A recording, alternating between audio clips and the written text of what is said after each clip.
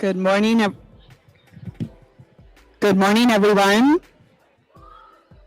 If we could start to find a seat and find a beverage. There's coffee.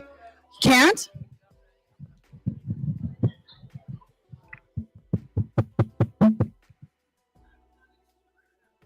It's not very loud. Do I control that? Do I just yell? I don't want to yell all day. Can we? Okay. That's better. There we go. Thank you, Aubrey. All right. How's that, Robert? Okay, good. Everybody in the back? We got a thumbs up. Perfect. Good morning, everyone. It's so nice to see a full house this morning and see so many familiar faces and colleagues and friends that I get to call colleagues and vice versa. So thank you all for making time this morning, especially with the sun out. I know what happens in Alaska when the sun comes out. So hopefully you'll make it by noon. I did want to say thank you to the Chamber of Commerce and the staff here for accommodating us, for the setup, for helping us get this event kind of underway and organized. We do have a safety briefing, so you can see the doors that you came in this morning is the exit. There's exit here, then on the exit on the side. I imagine that the muster station would be on the other side of this parking lot if there's an event. Let's hope this is the only event that we have today. Also, the bathrooms are out this door, out the front here, and to the left, there's men's and ladies. And I think that's kind of the details of that part. So I did want to make a note that on the agenda today that we had Terry Eubanks as the welcome presenter, and he had some things that he was in, then he was out, then he was in, then he was out, now he's back in. But he is here. I just want to say good morning to Terry and thank the City of Kenai for their support as well for this event. We rotate around to all of our municipalities on the peninsula, and last year we were in Soldotna. Usually we go to Seward after the Soldotna year, but they're having their cruise dock terminal being built, and we decided that next year when it's built, that's where we would locate. So we kind of did some switching around there. But I do think the City of Kenai, it's always nice to be really close to home and see so many familiar faces and people make the time for this event. And I did want to point out that we've been seeing some uncertainty. We have been seeing a little bit of change and shift in the last few months. And I have decided to take that uncertainty and turn it into opportunities and identify what opportunities could be on our horizon for the peninsula. We are a diverse region. We have geographically we're diverse. We have mountains, we have glaciers, we have oceans, we have farmland, we have mariculture, we have fishing, we have tourism, we have mining, not mining, but oil and gas. We have natural resources, and we have a great amount of leadership here and vision in this room that takes all of that and takes it into the future and creates opportunities for us. So I do think that's the message that I'd like you to take away today, is that there's a lot of opportunity for us to be going forward as a collective region and as an economy with everybody's attributes that they bring to the table. And so that's my pump up speech.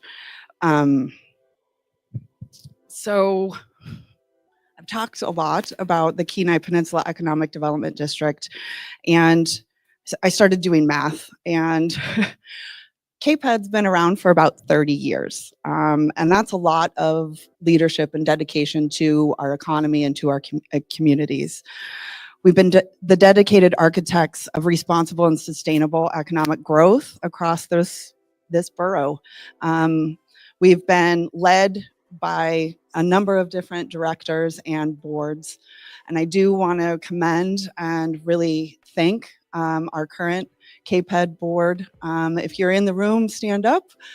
We have a great team. I call them my team of 16 members that are a diverse group of people that represent all of our communities, our municipalities, our tribes, our small business, and all of the creative, unique makeup of our economy. And so please, thank you so much for taking the time and volunteering and being part of KPED.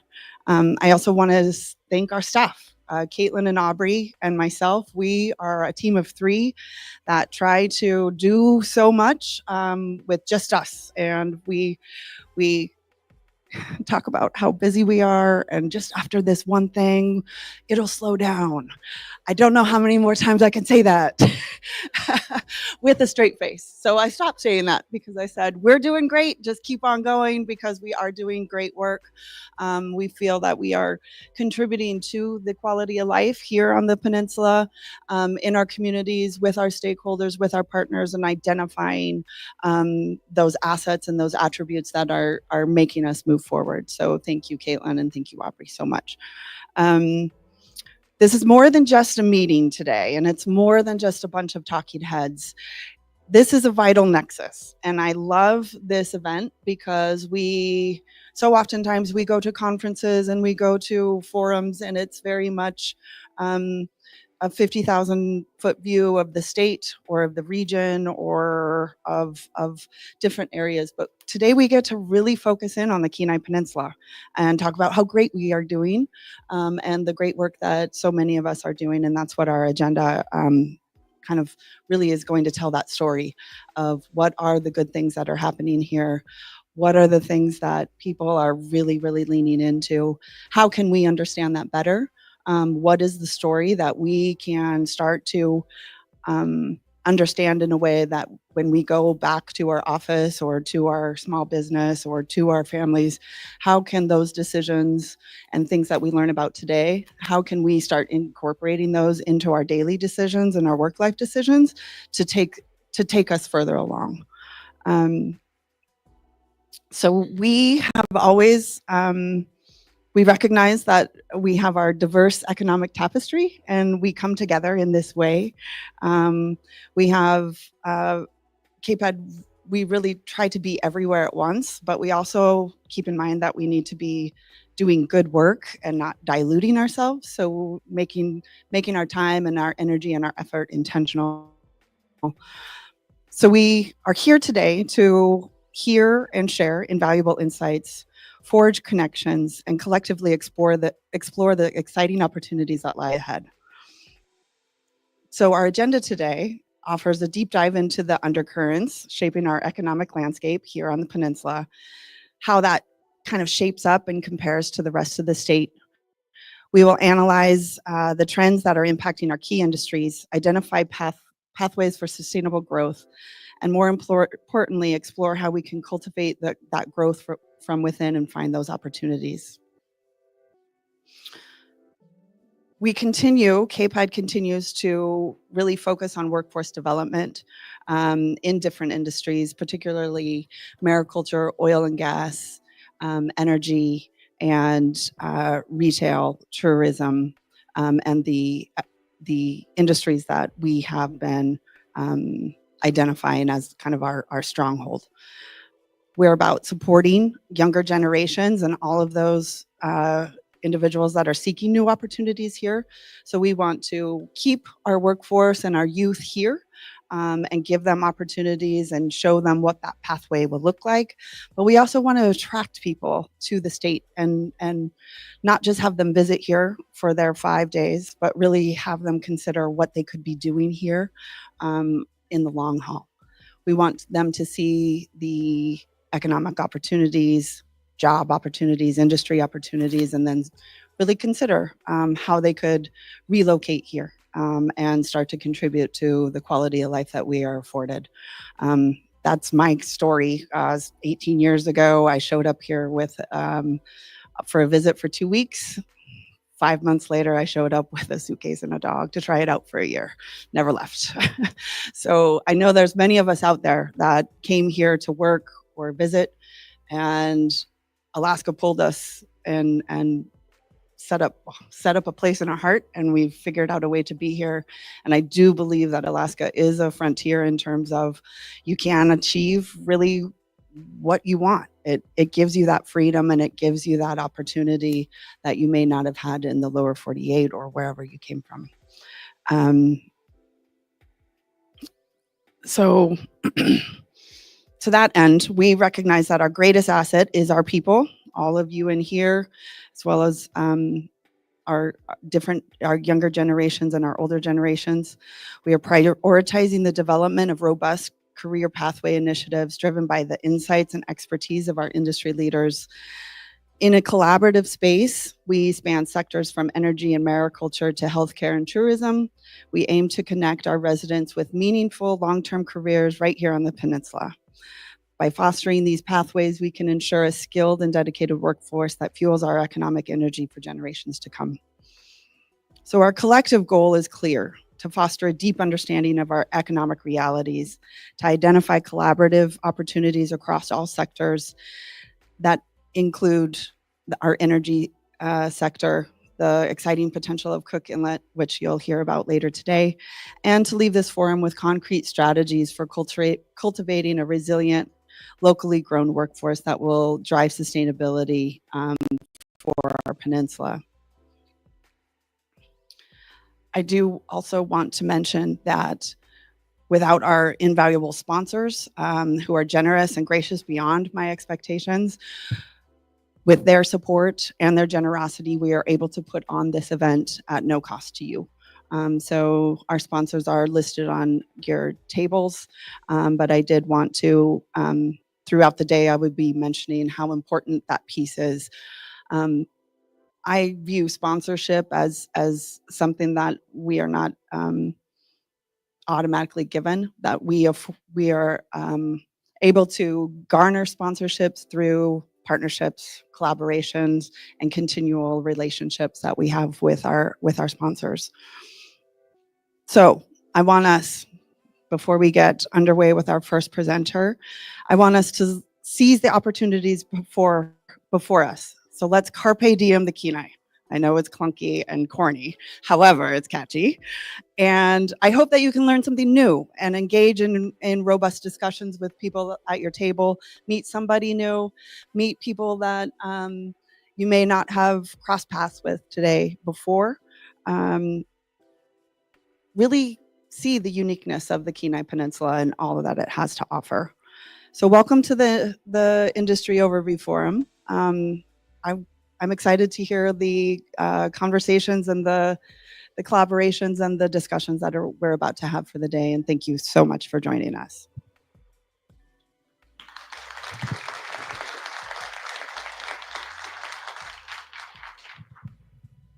So to kick things off is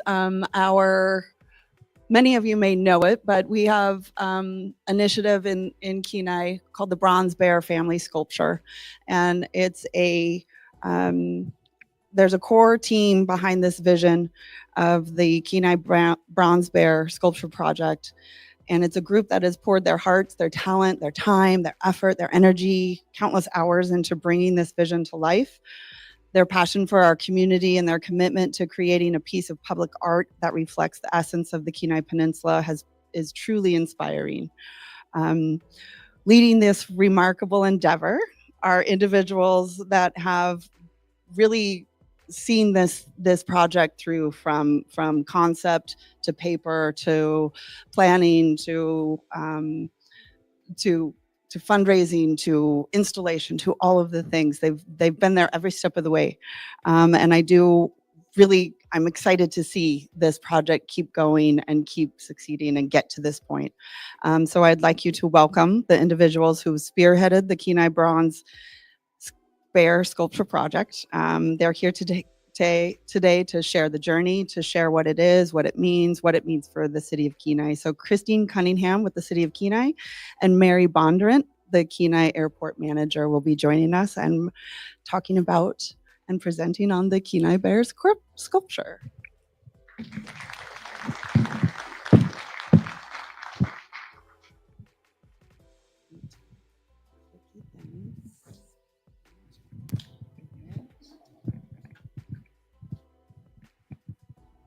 Thank you. So, former airport manager, I'm retired. Okay. Thank you for having Christine and I here today.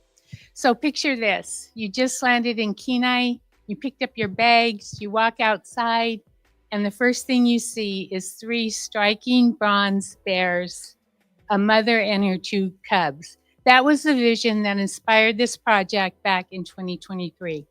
With the support of the Airport Commission and the City Council, the idea took off, and over the past year, our dedicated committee has worked to refine the vision, ensuring that these sculptures aren't just pieces of art, but symbols of Kenai's wildlife, culture, and artistic heritage.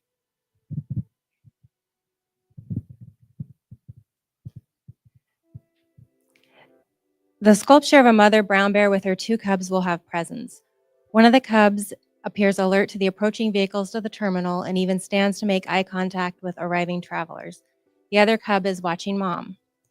It's a moment that feels alive, like you caught them mid-scene, and it's not just a sculpture, but a story, one that inspires respect for nature and celebrates our community's culture and connection with the wild spirit of this place.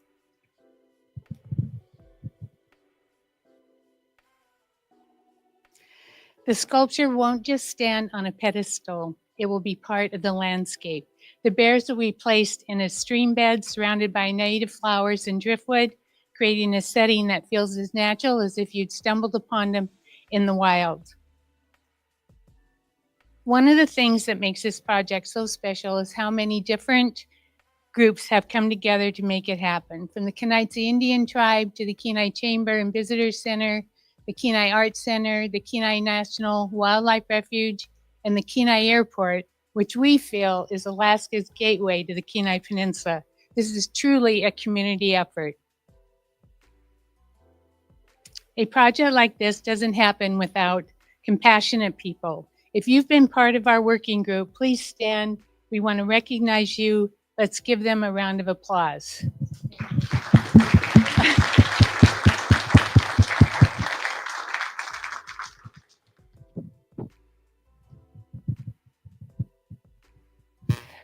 From day one, we knew this sculpture needed to carry a message rooted in the land, wildlife, and the people who've called this place home for centuries. One of our first meetings, Michael Bernard from the Kenai Indian tribe shared a blessing he learned from revered elder Peter Kalifornsky. He asked for safe passage when entering the woods, and we all fell in love with it. It felt like it was the perfect welcome message. The message was approved by the Kenai Indian tribe, and I'd like to read it to you. Grandfather Gaga, we are entering your forest. We won't stay long and we won't take much. We ask that you grant us safe passage while we are here. I love that message. It honors the Dena'ina people and conveys a theme of respect and safety, which are important when we're coexisting with bears. When you go into the forest, you do want to come back out. This spring, we hope to have completed our fundraising and finalized the contract with the artist. So by this fall, these bears will be at the Kenai Airport welcoming visitors. Let us know if you would like to be involved, and all contributions will be recognized, and we still need more partners to make this a reality. Every great project needs champions. Grand Aviation and Three Bears Alaska were the first to step forward and support this vision, showing their belief in bringing the bears to Kenai. They truly are a catalyst for this project. We are grateful to each of our sponsors and everyone for helping bring this project to life. The bronze artist, Stan Watts, sent us a miniature bronze for final approval. It is currently in display in the Culture Center here at the Visitor Center. If you haven't already, please make sure you take a look. This small version allows us to confirm the details with biologists at the Kenai Refuge before a full-size sculpture is cast. And yes, Bronze shrinks slightly in the process, which is why the final review is so important. We're thrilled to share this sculpture, not just as art, but as a symbol of what's possible when a community comes together. And yes, there are still ways to support this project and future public art efforts. You might spot a donation box at our table, and feel free to feed the bears. All that annoying spare change, loose bills, feed the bears. Use the slot or the QR code to see the different recognition opportunities for individuals, families, and businesses to create our lasting visibility at the Kenai Airport Terminal. If you and your organization would like to be part of that legacy, we'd love to talk to you. And thank you to everyone.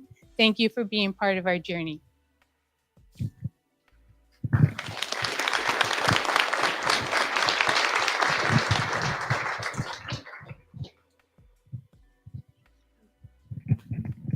All right, thank you, ladies. Yeah, and the box is back there. Just reminder, feed the bears. Okay, before we get to our next presenter, I do want to bring attention to this sheet that's on your table. This year, the HEA Board of Directors election is currently open. They have changed things up a little bit, and I just wanted to make note, it's kind of an important change. You're not receiving paper ballots in the mail anymore. So to vote, you scan this QR code and cast your vote that way. And I think that's an important thing in case you're waiting for that paper ballot. But please, HEA's election, it's open. Ask Carrie Ann for any questions. Green dress. There you are. Okay. So our next presenter brings a wealth of experience in healthcare administration and has a deep commitment to serving the Kenai Peninsula communities. As CEO of Central Peninsula Hospital, Sean Keefe is pivotal in ensuring our residents access to quality state-of-the-art healthcare. He serves as a visionary for our healthcare system, and he'll provide us with an insightful overview of the hospital's current initiatives, labor force, and the future of healthcare on the peninsula. So please join me in welcoming Sean Keefe.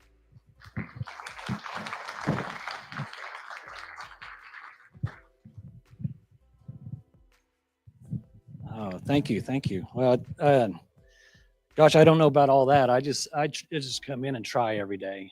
That's my purpose in life, is just to do my very best on a daily basis to make a difference and to be better tomorrow than I am today, and better today than I was yesterday. So I appreciate the opportunity to speak today, and am honored to go through some of these slides. I've got 20 minutes. There's so much to talk about with healthcare. It's hard to push it all into 20 minutes, but we're going to do our best to address some of the slides here. And during this process, we're going to talk a little bit about healthcare as an industry. I was telling Cassidy before we started that, healthcare, you don't want to see people sick. You want to see people healthy, but if they are sick, you want to see them be able to stay at home and receive their care close to home. And so sometimes it could be tough to talk about healthcare as an industry, but we're going to get into it, talk a little bit about what comes from the outside into the Kenai Peninsula, and how that is an economic engine for the peninsula in general. Talk a little bit about the hospital growth over the years, new technologies that we've brought on over the course of the past several years, our employee numbers and emerging sectors, and then partnerships that we have, and then some of the future goals. So before we start with all of that, let's talk about our mission. So CPH mission and vision. Mission is nurturing our community by promoting health and wellness and emphasizing the wellness piece through quality healthcare. And then our vision is focused on the needs of individuals, guided by people's preference and values in a culture of quality, compassion, and partnership. And this vision and mission was revised about a year and a half ago through a big effort of someone in this room that I want to recognize, Steve Horn, who was the board president at that time. And a lot of what we're going to go through, I want to thank him for all of his leadership during the course of the past several years in his partnership with me on that. So looking at healthcare as an industry, first, I think it's important to understand how our healthcare system is designed. What's the structure? So who owns the hospital? How does it function? Who runs the hospital? The Kenai Peninsula Borough owns the hospital, so all the assets belong to the Kenai Peninsula Borough. In 1992, the borough initiated the start of Central Peninsula General Hospital Incorporated, which is a 501c3 nonprofit, 11-member board. That 11-member board actually has an operating agreement with the borough, and the board has one employee, and that's the CEO. And so the system by which we have this structure, it works extremely well. We've had other organizations, other hospitals in Alaska that have asked us about our structure and why we're so successful here. And that is the start of it, having that ability to function in that way. And so some of our main services, and these are main services, we have tons of other services that we provide, but looking at our main hospital, 49 beds, we'll be seeing that increase real shortly for the fact that we're just busy. 49 beds is not enough beds for us at this current time. We've had patients holding in the ED for months because we've been so busy. And so we'll see that increase over time. And we're having those discussions in our master planning process right now, which we'll talk a little bit about later. Operating rooms. So we have 4 operating rooms in the main hospital, as well as a procedure room, 2 endoscopy suites, C-section room, and then the surgery center over here in Kenai has 2 surgery suites as well as procedure room. We have a cath lab that opened up in 2020, new obstetrics, so a new OB department, which opened up at that same time. If you haven't had anyone or know of anyone that's been in the old, my daughter actually delivered in the old OB, and she just missed it by, gosh, weeks. I wish she could have been in the new OB because it's just beautiful space. And then, of course, our emergency department, which we see about 18,000, we're projecting 18,000 visits this year. And then imaging, lots of imaging that goes on in the facility. We have 2 MRIs, 2 CTs, X-ray, lots of redundancy, inpatient, outpatient. And then, of course, the ultrasound rooms as well. Laboratory and pathology. Pathology is something that has been added over the past several years. At one point, we just farmed out all the pathology, and what we did was hired 2 pathologists and said, let's bring pathology in-house. And so that it's not going outside of our area, it's staying inside of our area. And so we opened up pathology. We have 2 pathologists. We do all of the pathology for the specimens in our service area, as well as Homer. So we have a courier that brings specimens up from South Peninsula Hospital, and our pathologists read those. And then, of course, rehab. We have rehab center over here in Kenai, 2 over there in Soldotna, 13 clinics. Now, this is something that's unique for our organization, our hospital. Majority of the medical staff falls under the umbrella of the hospital. And so, which is very unique. If you go up to Anchorage, you have the hospitals and hospital operators, and most of the clinics are private practices. Gives us the ability, and we started this in, I believe, 2007, bought our first clinic, and the purpose of that was we wanted to decrease disparity for those individuals that were private pay, Medicare, Medicaid, that quite honestly, the private practices just couldn't shoulder all of those individuals. And so we opened up our first family practice clinic. We actually bought it. It's over here in Kenai. We're still operating it. And then over the years, we've just added. So it's all of our primary care as well as all of our specialty clinics. We got an infusion center that's on the 3rd floor of the River Tower, and then Heritage Place is our 54-bed long-term care. And then our behavioral health program is very robust, 10-bed detox unit. You graduate out of that into a 30-day 3.5 substance use disorder unit. And then you graduate out of that into a 3.3 substance use disorder unit, which is 16 beds, where we're helping you at that point integrate back in the community, get your license back, fill out applications and whatnot. So very robust in that area. So to kind of give you an idea of money that comes from the outside of our area into our area, our net operating revenue is estimated this year at $280 million. So we bill out about 3/4 of $1 billion, so about $750 million after we take contractual adjustments, because when you bill Medicare or Medicaid, they don't give you 100% of what you ask for. You take adjustments for that.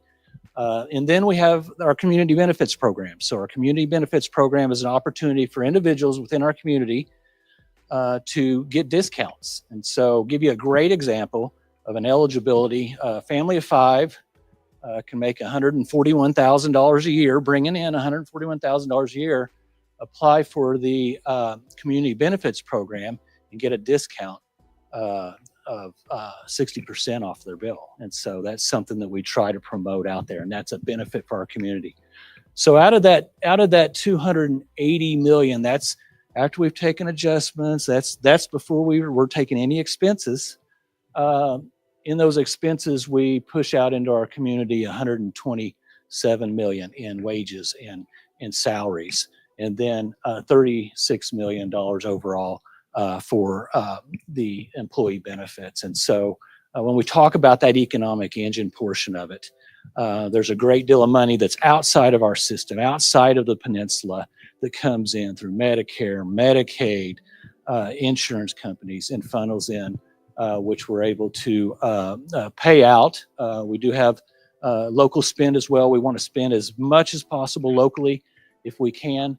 And so, but this just kind of gives you an idea of that economic engine side of it.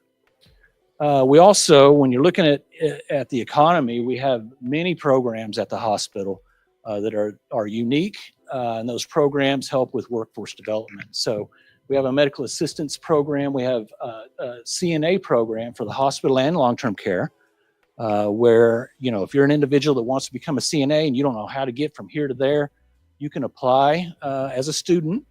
While you're taking your didactics, we're paying you to do that. The class is free. We're paying you to do your didactics. We're paying you to do your clinical. And then when you get out of that, you have a job. You can apply for the full-time positions. And so very good program. We also have a biomedical tech program, surgical tech program, sterile processing tech program, polysonographer program, lots of programs. When we get at a higher level, we just recently, within the last couple of years, started an internal medicine residency program. And so that's taking place at Central Peninsula Internal Medicine. We have our first 2 residents who will be here in July, and then we have 2 more coming in the next July. And so a total of 4 overall. These are physicians that are going through residency who hopefully will commit to our area on the peninsula and be future medical staff members. We have a couple of workforce developments in the future. We're having some discussions on nursing. We do have a nurse residency program where UAA sends individuals down to get trained in our facility, but we're having some discussions about potentially expanding that to help individuals that go through the CNA program and say, hey, I want to be a nurse. Let's show you a path that we can help you get there. And then information technology apprenticeships is something else that we're looking at. And so continuing to work on providing paths for our youth to better themselves in our community and hopefully keep them here, as I'd want my kids to stay here as well. So talking about the hospital growth, one question would be, how do we identify growth? Well, every 3 years, because we're a 501c3, we're required to do a community health needs assessment. And so that's going out soon. And so this is one of our years to do that. So really appreciate anyone that when it goes out, it'll be on our website. You can click on it. You can answer all the questions. It really identifies what we need to do over the next 3 years, what the community needs are. And so if I go back to our last one that we performed, 2022, number 1 was mental wellness, mental health.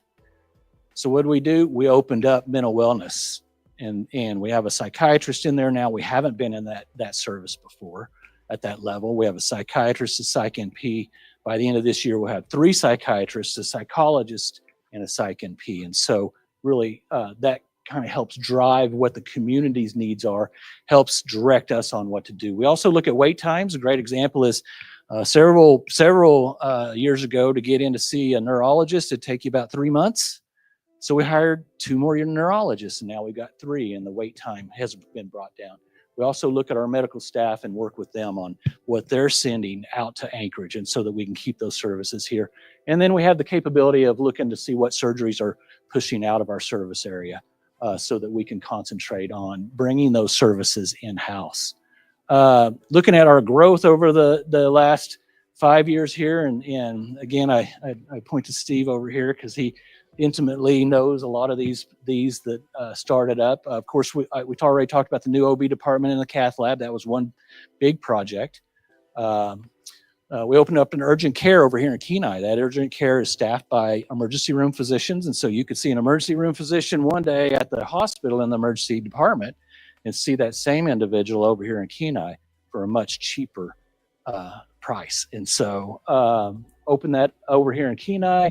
Mental wellness came straight off the community health needs assessment. We brought on 2 hematologist oncologists. Prior to, we just had 1 medical oncologist. So we've added that service, bringing on the hematology side of that oncology service. And then, of course, added many physicians as far as the physicians that we see in our internal medicine. We also brought some on in family practice as well, and additional pediatrics and neurology and a gastroenterologist, and opened up our diabetes clinic. One of the items on our community health needs assessment was weight, obesity, diabetes, and so we opened up a clinic to address that. We've also brought on a hip and knee robot, and so that's something that when we look at emerging sectors in healthcare, robots are a big topic in that. And then, of course, as we talked earlier, we increased our bed capacity in our detox center. We have that detox center. We increased that by 3 beds so that we could address issues and shortages there. I just want to I know this is a busy slide. There's only a couple things that I'm going to note on here. This is our statistics last year compared to what we're projected this year. You can see they're all in the green. Births, we're looking at about 392 births at the hospital this year. I also want to point out the emergency room visits, 18,000 emergency room visits, which is up 1,000 from where it had been in the past. There's only one other one that I want to look at. Really, it's 2. When we look at family practice clinics, so this is access to care. That was on our community health needs assessment too, the top 8. Number 6 was access to care. People didn't have access to care. And so we brought on additional physicians, and we're looking at just under 10,000 additional visits this year compared to last year, and that's a lot. That's just due to access. So new technologies at the hospital. We have a Da Vinci robot. General surgeons use that, as well as the GYN surgeon. We'll be getting a second robot this year, the Da Vinci 5, to give us more capabilities. We got our ROSA hip and knee robot. We're looking at a Medtronic's Mazor X spine robot right now that has not gone to the board yet, but that's something that we're looking at. Rapid AI is another technology advancement, and so this really has to do with individuals that come in and they have stroke type symptoms. We can get the CTs, get the images done as quick as possible, run them through the rapid AI, and it's much quicker. Helps us care for those patients much quicker. So that's and then Copilot is a scribing system. So if you've ever gone to see your doctor, now you might get their back turned and they're typing, or maybe they're typing and they're asking you questions.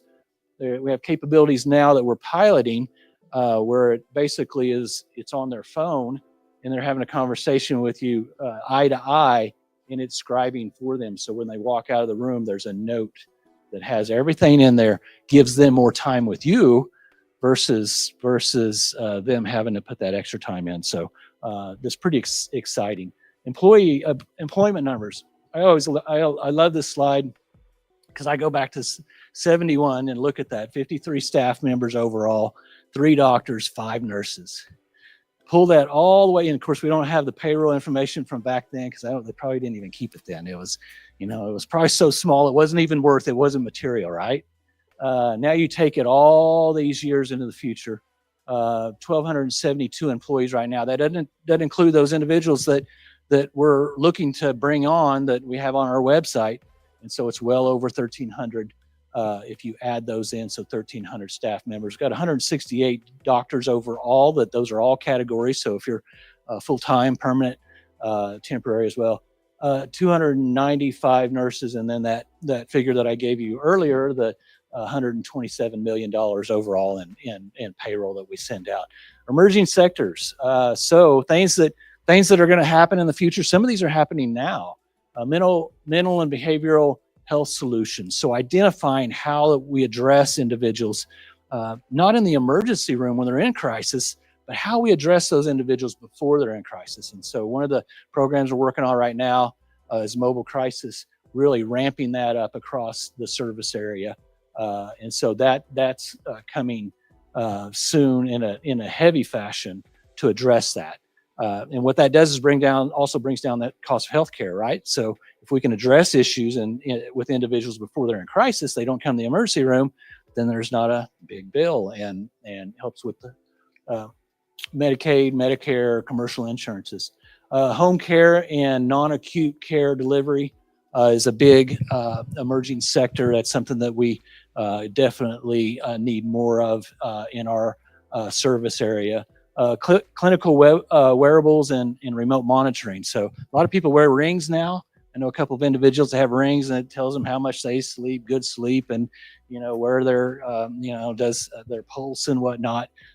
That's something that is going to continue to be looked at, as well as the remote monitoring. When we look at remote monitoring, being able to have individuals at home, and we're monitoring them, capable of monitoring them from the doctor's office. And so when they're having events, we can address those in a much quicker fashion. And then generative AI and in healthcare automation. When we really talk about this, scribing is a great example of this. Scribing, the robotics is another great example. At some point, being able to self-schedule and use AI, so you're not going through a person, you're going through a self-scheduling process.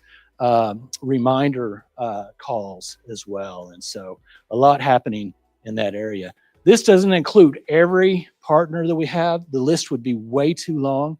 But these are just some of the partners that we have that we work with routinely. 100% Communities, Change for the Kenai Community, or Kenai Community College, Alzheimer's Association, of course, the Hospice of Central Peninsula, Aurora Integrated Cancer Foundation, which they have the radiation oncology, and then several others. Great partners. The last three I could not put on here. Kenai Peninsula Borough and our mayor are great partners for us, and we really appreciate that partnership because it helps us to succeed and make a special place for the community members that we have here on the peninsula. And then our medical staff, that's always a great partnership in our community members. Having that partnership with our community members is important.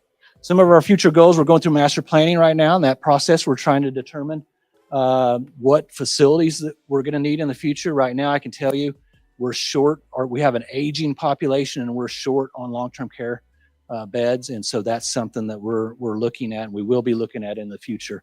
These are very premature discussions right now in the master planning process. We should complete that process at the end of July. We started it in November. We're just about to get into phase 2. Wellness programs, working on well care versus health care. If we can keep individuals healthy and well, then they won't need as much health care. And so that's something that we're really focusing on. Medical hospice is something we need in our community, and then increased cardiology coverage are some of those. Questions. I'm up for questions. I don't know where I am on my time. I've probably blown it all, but if I'm good, yeah, if I do blow it, you just gotta say, hey, get the hook to pull me out. So this I've got to tell you, and I've said it many times in the last, even in the last week, the healthcare system you have here is an anomaly. It's a phenomena. When you compare this healthcare system And it's all the decisions that have been made over many, many years. If individuals here can look back and think, if you were here in I think it was 2010, there was discussion about selling the hospital, and it was turned down at the 11th hour. We're not going to sell to the for-profits. We're going to keep it within. And that decision was pivotal. We pay all of debt service, and so it's not that the community does not pay taxes to operate the facility. There is a mill levy of 0.01, and that only helps to fund some of the audit that's performed on an annual basis. The borough is required to do an audit of all departments, and we're a department. And so aside of not taking any of those, I look at 2010, and the taxpayers threw $2.1 million at the hospital in operating taxes. We don't get any of that anymore. We gave all that up back then. And if the facility had been sold to a for-profit, you wouldn't have the community benefits program, the opportunity to get discounts within the community. And I think over the course of that time, I think $88 million is about the dollar figure that we've given in free care since that decision was made. Paid all the debt service over the course of those years. The Mountain Tower was on a GO bond, and we paid that off last year. And we've got 2 revenue bonds that are out there right now, one for the River Tower and one for the Cath Lab OB project. And one of those will be up in 2029. Again, we pay all those debt services as a hospital. The community doesn't have to pay those. And so it is an anomaly. It's an amazing an amazing facility, amazing healthcare system. The rest of the world down south is on fire. There are dumpster fires everywhere in healthcare. Facilities that are wondering if they're going to make payroll this week, and we're not one of those facilities. And I just want to thank, I want to thank everyone from that one moment of saying we don't want to sell the hospital, we want to continue and we want to do it right.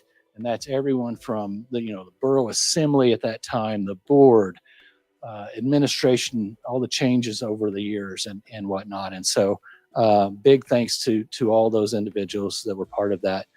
For making your hospital, your healthcare system great, helping to lead it in that direction. And any questions? Sir?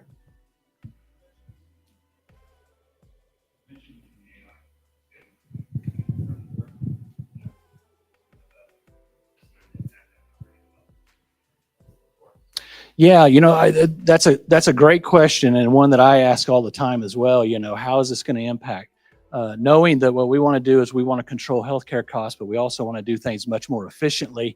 We don't want to lay off people. It's kind of like when COVID hit, we didn't lay off anyone. We held them all harmless, and because we knew that if we didn't do that, it would impact our community, our economy, as well as the loyalty that we had within that.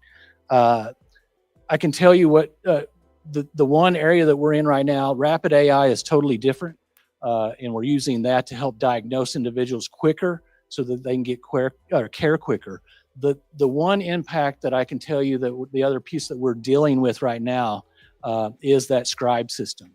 And what that's allowing us to do is if you're a physician and you used to have to do your notes either after the visit or during the visit, you're spending more time on that piece, what they call clicks.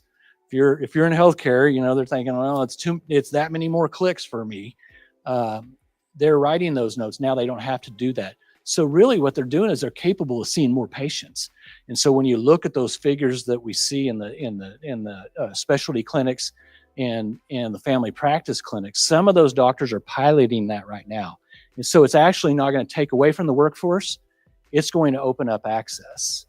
Now the self-scheduling in the future, the reminder visits, that does take a task away from an individual that's sitting on the front line, but it allows them to pay more attention to the patient and give more. It's not a matter of decreasing overall. It's a matter of increasing quality of care. I love that question though. I look at AI and I'm very cautiously optimistic, and I think everyone should be cautiously optimistic and thinking about the impacts of of AI into the future. And so, great question. What else? Well, if not, I really, like I said, I'm honored to be able to speak today. Appreciate this forum, the opportunity. Cassie, thank you so much for allowing me to be here. Thank you so much. Thank you, Sean. So I remember healthcare changed. I recognize that healthcare on the peninsula has changed so much. And when I start to think about healthcare, I think about not having to go to Anchorage for 3 days for appointments and staying in a hotel and spending a lot of money. So it saves me time and money in that regard. And I think that those small things that we get to do, which is go to a doctor's appointment the same day and then go back to work or go pick up the kids or whatever it is, it creates a higher quality of life. And that's something that we prioritize at KPEDD, is making sure that those components in high quality of living are being sustained, being enriched, being supported. And I just appreciate Central Peninsula Hospital's presence on the peninsula and all of the services that they provide, as well as just being an integral part of our economic infrastructure. It starts to really ripple out, and we could stand here and talk a lot longer than 20 minutes about the impacts and the indirect and direct impacts of a quality healthcare system. And I think that that is just one of the shiny assets that we have here on the peninsula. And I just thank you, Sean, for your leadership. And I love the workforce piece and all of the training programs that you have. So I'm going to talk a lot about workforce and the importance of workforce and making sure that our generations have access to certifications, skills, education, opportunities that are going to take them down career pathways that are going to lead to careers here on the peninsula. And I believe that the hospital is doing a lot of great work in that space of making sure that those opportunities exist. For our next panel, I'm going to invite each individual up to speak on their prospective organization. But as a whole, we're talking about workforce development and what kind of things that are happening on the peninsula that are affecting workforce development and cultivating that, right? So we have 3 presenters. We have Corey Ortiz. He's the new director of AvTech, which is very exciting to be able to be introduced in this space and have him here. We have Marnie Alcock, the CEO of the Challenger Learning Center of Alaska, who is she's passionate about STEM education and also preparing our future workforce and all of the initiatives that they do, and is very much a large presence here, not just in the city of Kenai, but on the peninsula. And then we have Alex Dothett, who is the owner and the instructor for the Kenai driving instruction. So if you look at this panel in a lens of workforce development and what people are actively doing every single day to make sure that there's opportunities and pathways for not just younger generations, but anybody. If you're wanting to change a job or change your career, there's opportunities and options here on the peninsula, and these are the people that can help you do that. So first, Corey Ortiz. Please come up. Please welcome Corey Ortiz, the new director. Thank you. So much like healthcare, I'm going to struggle to get all of AvTech in 15 minutes. There's a lot to AvTech. So to start, I actually just want to spend just a brief moment to introduce myself. My name is Dr. Corey Ortiz, the new AvTech director. I'm coming from UAS Juneau. I was the Dean of Career Education most recently. My entire career has been rooted in career and technical education. I'm a former K-12 shop teacher, turned into a CTE work-based learning coordinator, turned into a post-secondary university faculty member, and then higher education administrator. One of the neat things I've been able to do throughout my career is I've spent time working with all 3 levels of technical education, from really K-12 into the technical college and into the university system. And I have been able to see firsthand some really amazing connections between the different layers of the way the different systems can interact and work together. And I think that's important to say because that will guide a lot of my philosophy and my goals for AFTEC moving forward. And I'll spend a couple of minutes towards the end of the presentation talking about that. So during my K-12 career, I spent a lot of time teaching in high poverty schools, and I was able to really see the value of technical education when done well with workforce development. It was really a ticket out of poverty for a lot of students. So with that, a little bit about AFTEC. So AFTEC is a statewide serving institution. We're located in Seward, Alaska. We are also the only Council on Occupational Education accredited institution in Alaska. Our accrediting body is really important because it does give us a slight, we're different from the university system. The way our accrediting body operates, we have what are called occupational advisory committees that govern our curriculum and our academic programs. And so by the very nature of our accrediting body, we are charged to be really responsive to industry. Every one of our long-term training programs that we offer is bound to have an occupational advisory committee with folks from industry guiding and advising all of our curricular decisions that we make. The goal of that being, we want all of our graduates to graduate through a program and enter into the workforce quickly and get a job. And we want to make sure our training is aligned with what industry is looking for. And so we rely on industry to serve on these occupational advisory committees to keep our programs relevant, valid, and going.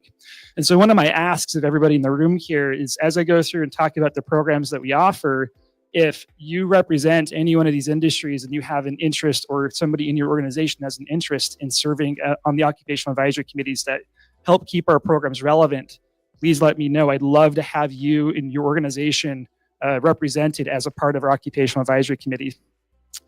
We've also been around for over 50 years. We've been accredited by COE for over 25 years.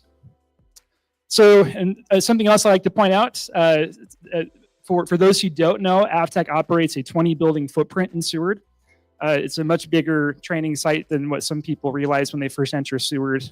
We have buildings really all across the main part of Seward. We also have a maritime firefighting center located across Resurrection Bay. And so I have just some of the general footprints of some of the buildings that are listed. On diesel shop, we're a tad over 16,000 square feet. Our structural welding, 3,000, pipe welding, 2,500 square feet, plumbing and heating, 3,200 square feet. And one thing that's really neat about all of these spaces is they're really purpose-built for our training, where we really do everything we can to provide the facilities, the laboratory space for our students to do the training and do well by the training. And so the other neat thing about our training programs is they are segmented either by a 90-day training program or a 180-day training program. When the students show up, they train basically from 8 to 4, Monday through Friday. And so it's a lot of really intense training. It's a lot more time working in like welding or working on the diesel engines, for instance. So I like to also talk a little bit about who our students are. Right now, a lot of our students are coming from Mat-Su or from South Central. Our students are also starting to trend younger and younger, which is something interesting to me. We used to be a little bit older of a student demographic. They're about 25 to 35. We're seeing a lot more students now in a slightly younger demographic coming right out of high school. And that also will lead me to some discussion towards the end of this presentation about how I want to engage with high school students and start really crafting some of these pathways from K-12 into post-secondary technical education. So I'm a pitchers guy. I think pitchers do a lot more than me talking about what we do in our various different programs. And so as we go through the training programs, I actually don't want to do too much narration, but I have a whole bunch of images that really showcase what the training programs look like and students in action as they go through and do their training. So we have a refrigeration program. This is a 90-day training program. This is a couple of shots of students that are doing some of the training in the refrigeration space. And I also have a video that I'll show towards the end, hopefully, if the video will work. We have an IT program. In the IT program, students get to do a lot of physical infrastructure support as well as work physically on a computer. And so students get to work on servers, switches, things of that nature. Plumbing and heating. This is a program that we're trying our hardest to expand. We know the demand around plumbing and heating is immense. One of our struggles is we have a fantastic instructor, we have a fantastic space, but we need to get more students in the pathway. We know anybody who goes through a plumbing program right now, they can walk into a job and almost name their price. Diesel heavy equipment. This is a program that we train students for both the disassembly, the nuanced parts of a physical diesel motor, as well as the students get to spend some time on heavy equipment doing basic maintenance, diagnostic work, electrical work, things of that nature. Industrial electricity. This is another program that is a very hot program right now for us. The students who come through this program, graduation here is in a couple of weeks. Every student in that program right now has a job offer and is signed an employment letter prior to completion of the training program. We're working to expand this program. Right now, our training capacity is about 18 students. We're hoping to increase that to double that, hopefully close to 40 by adding a second instructor. One of our big bottlenecks here is in education. As we know, the pay isn't necessarily what you can make in industry. So we've had an open recruitment for an instructor for industrial electricity for about 9 months, and we've had no applicants.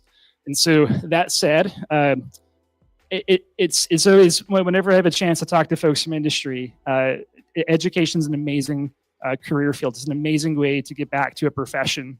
And so I know we can't pay what folks in industry make, but the prospect of having, summers off, schedule where you're home every night, and a solid, 8 to 5, it's a pretty solid way to end a career. So if you know of anybody who wants to come to AFTEC and teach industrial electricity, please also pass my contact information along to them. We also have a culinary arts program, construction technology, industrial welding, which includes structural welding and pipe welding, and industrial machine and maintenance. And if I can get somebody to click on the right side image, it's actually a video. You might be able to get it to play if you click on that right side, maybe. The industrial machine and maintenance program is one of our newest programs. This is a program that's dedicated to training students on anything from precision measurement to computer-aided drafting to hand machining, CNC machining. And one of the neat things with this program is it seems like so often something breaks, and if you want to get the replacement part, it takes 3 weeks, 4 weeks from the lower 48 if you can find a replacement part. And so we had students, as a part of a fun project, we had a printer at AFTEC that broke, and the part was actually not something that you could go buy. And so our students took the part, took some precision measurements using dial calipers and micrometers. They took it to the computer, did some computer-aided drafting. They 3D printed the component and fixed the printer, which both saved the printer from the landfill, but also saved AFTEC having to buy another printer, and gave the student a really pretty cool learning opportunity to boot. AFTEC is also home to a maritime training center. What's neat about the Maritime Training Center is these courses are all what I would consider to be short courses. They tend to be anywhere in length from 1 day to 4 weeks. We train anything from maritime firefighting to getting your captains at a 100-ton license to polar operations. We have everything from 3 full mission bridge simulators to maritime firefighting field to lifeboats, so you can then launch and have students do the proficiency in survival crafts.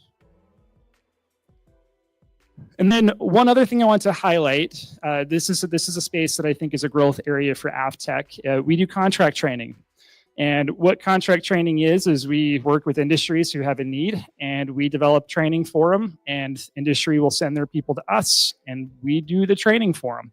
So we do this right now for the Alaska Energy Authority. It's a program that's only open to folks that are sent to us from Alaska Energy Authority, and they run through diesel electrical generation, bulk fuels training with us. We're also doing some work with Trident Foods, and this is an area that I would like to look at expanding. And so if there's a need within one of your organizations across the peninsula, I would love to support training folks from really any industry in which we have expertise in, by developing customized training for what your needs might be. So one other thing about AFTEC that's really cool is, based on our accreditation, we have to track both placement and completion rates. Placement means the student is working in an industry in which they've studied at AFTEC, or they've moved on to some other post-secondary education option, or they've joined the military. By and large, our graduates are entering the workforce as opposed to the other two options. Sometimes they choose to go on to the UA system or some other post-secondary, but that's not necessarily that's more of an exception to the rule. Our placement rate is 90% over a 5-year average across all of our training programs. And our completion rate is 92%, which is a stellar, amazing statistic. And the bulk of our students who come to us, they complete, they enter the workforce, and most of them enter the workforce here in Alaska, and they stay in Alaska. We're also a residential campus, so we have dorms, we have a cafeteria, we have student residential life, we have fun things from like a rock wall to a gym to a racquetball court. Lots of other fun activities around Seward too. If anybody likes, or students who like to do things in the outdoors in the wintertime, or if they get some time in the shoulder season to do some hiking. And with that, there's also a quick video I want to show. This is one of our recruitment videos that we have on our website. If I can get somebody to click the play button on that, that would be. I don't think I set the staging quite right.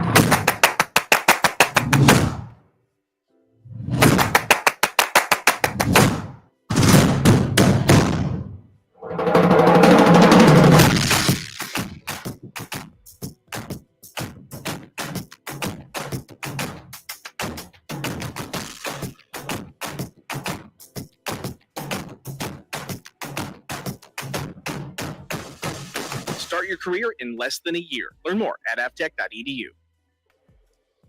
So some of my goals for the future with AFTEC, one of the things that's really important to me is that we find entry points from what we have training already going on around the state into our pathways in a way that makes sense for different students and where the students are doing their K-12 training or what experience they might be coming in with.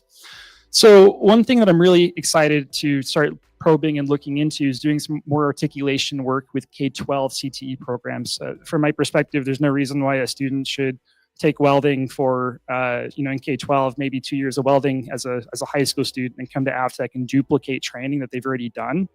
So we are looking at ways to embrace more of a competency-based model for training in a way that would allow students to come into AFTEC and check off some of the different styles or portions of training that they've maybe already done as a part of their K-12, which would hopefully then get them through AFTEC at a potentially quicker rate. Our accreditation allows us to give competency and credit for existing training. This is a very new approach to AFTEC and something that probably will take a few years for us to really roll out. We're looking at exploring this option beginning with our welding program. Right now, there's no way for a student to enter pipe welding if they come in with a lot of structural welding experience from any other training site around the state. And so I believe that'll be a very big successful program when we start that, using articulations from K-12 into our programs, and that'll provide the framework really for us to map that to the rest of our training pathways. And a part of that is I want to really work on developing more entry points into AFTEC and exit points out of AFTEC. Meaning, I really want to look at our feeder pathways, our K-12 partners, as for ways to articulate credit to competencies that are developed as a part of K-12. And then I also want to look to the university partners and other post-secondary training partners as ways to then maybe feed our students into the university system after they're done with their training, maybe after they've chosen to do some work in industry for a little while, so that the student could hopefully then take the training from AFTEC, workplace training, and then maybe work that into an associate's or a bachelor's degree. And these are very early ideas still that we're working to lay the groundwork, but hopefully we'll have some good stories to share about this in a year or two. Something else that we're having to do some work on is we have to match our resources and our demand. We have a few programs that we have, but for the industrial electricity program, I had to turn away more students than we could accept, which is never a good thing, partially because we only have one instructor, but we had 40 applications for a program that could take 18. We had those 40 applications in the first week we started taking students. We also have other programs that don't quite have the same demand. And so what we're looking to do is try to balance our resources so we can hit the programs that have more demand, both from students coming in, but also from industry. And I really want to look to expand our partnerships both for our long-term training pathways, but also for contract training. There's a lot of other opportunities here that AVTech, I think, can be as far as a resource in the state of Alaska for workforce development training. And with that, I would welcome any questions, or if you would rather me take questions at the end. At the end, okay, perfect. Thank you.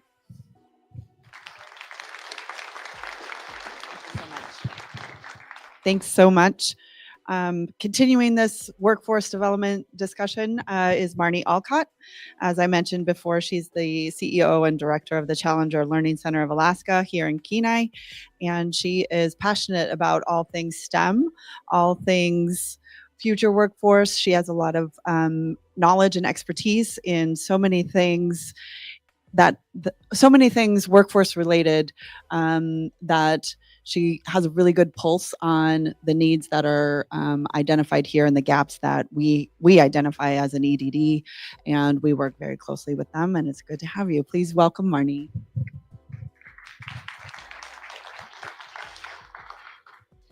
Thank you. And thank you, Cassidy and the KPEDD team for giving Challenger the opportunity to share what it is that we contribute to workforce on the Kenai Peninsula. I don't often think that, I'm going to set this over here so I don't knock it off as I flip through my notes.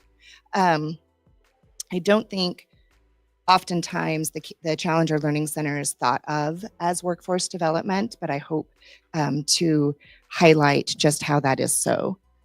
Going through this. So the Challenger Learning Center has been here for 25 years on the Kenai Peninsula. And like we like to say, we are inspiring Alaska's greatest natural resource, our students. I do believe that our students are our future.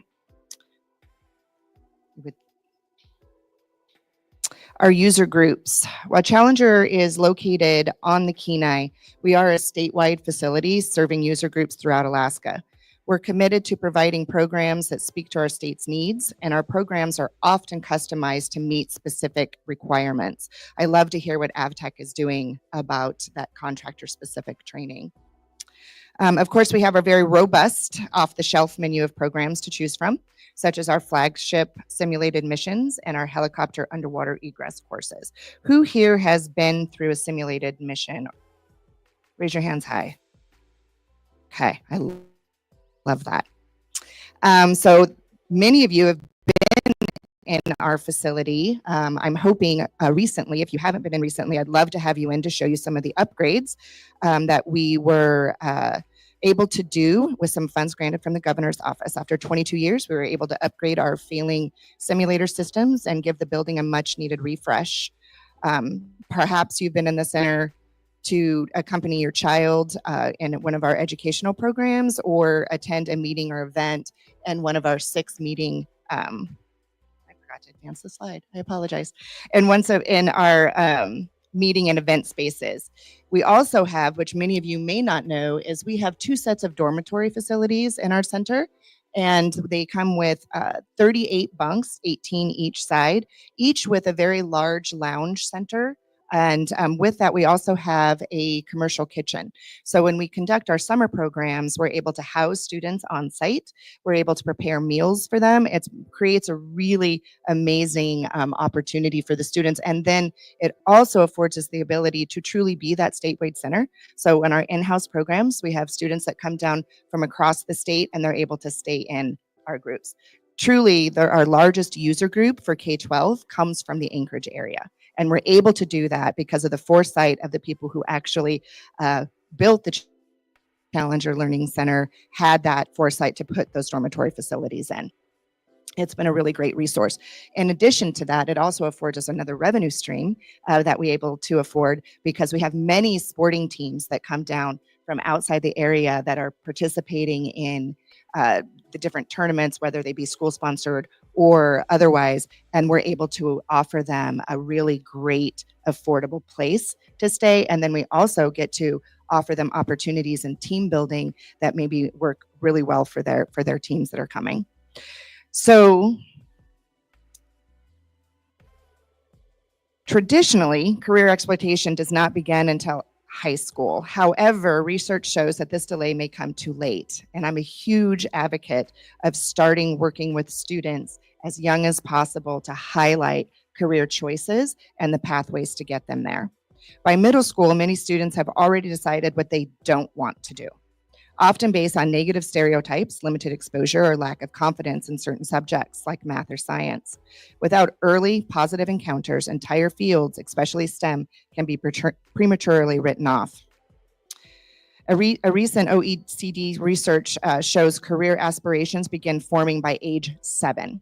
So as I was putting this together and I was talking to some of the educators within the center, and I said, was sharing, some of the research of which they know, but overwhelmingly, every single person in the office, every single one of the staff said, I know what I wanted to do by the time I was 8 years old. I know what I didn't want to do by I was 8 years old. So in a recent Microsoft STEM study, found that 38% of students lose interest in STEM by the 8th grade, largely due to lack of exposure or confidence. At CLCA, we counter these trends by making career exploration fun, relevant, and empowering, providing positive role models and representation, giving students early success in communication, collaboration, and critical thinking. They may not know what they may not know what they want to do, but they'll leave knowing what is possible.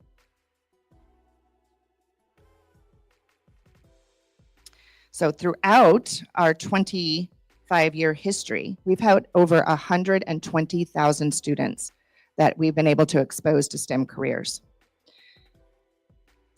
Students statewide, through immersive STEM programs, we don't just talk about careers, participants live them through hands-on simulation and real-world challenges, whether it be participating in a CSI camp, working alongside real FBI agents, taking a tour of our local FAA and interacting with air traffic controllers, working as a technician or medical officer as their role during a simulation. Students are not just learning about what those jobs may entail, they're also learning the importance of teamwork and communication.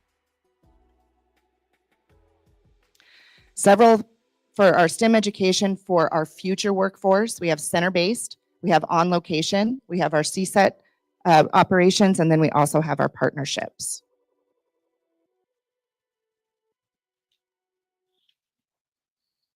I need another hand up here.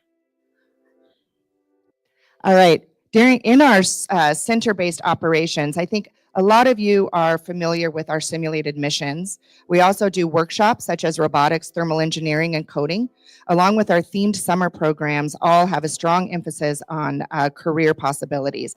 For example, each one of our 4 simulated missions have 4 to 6 weeks of curriculum aligned with state standards that allow for a smooth integration into the classrooms. As part of that curriculum, students research more than 14 STEM careers integral to mission success. Then they apply for those positions, simulating real-world processes such as application interviews and team selection. During the simulation, students take on authentic responsibilities such as collecting and analyzing data, performing calculations, responding to emergencies, commuting through chain of command, logging scientific research and mission data. These are not just pretend roles, they mirror actual workforce demands in aerospace, energy, healthcare, communications, and logistics.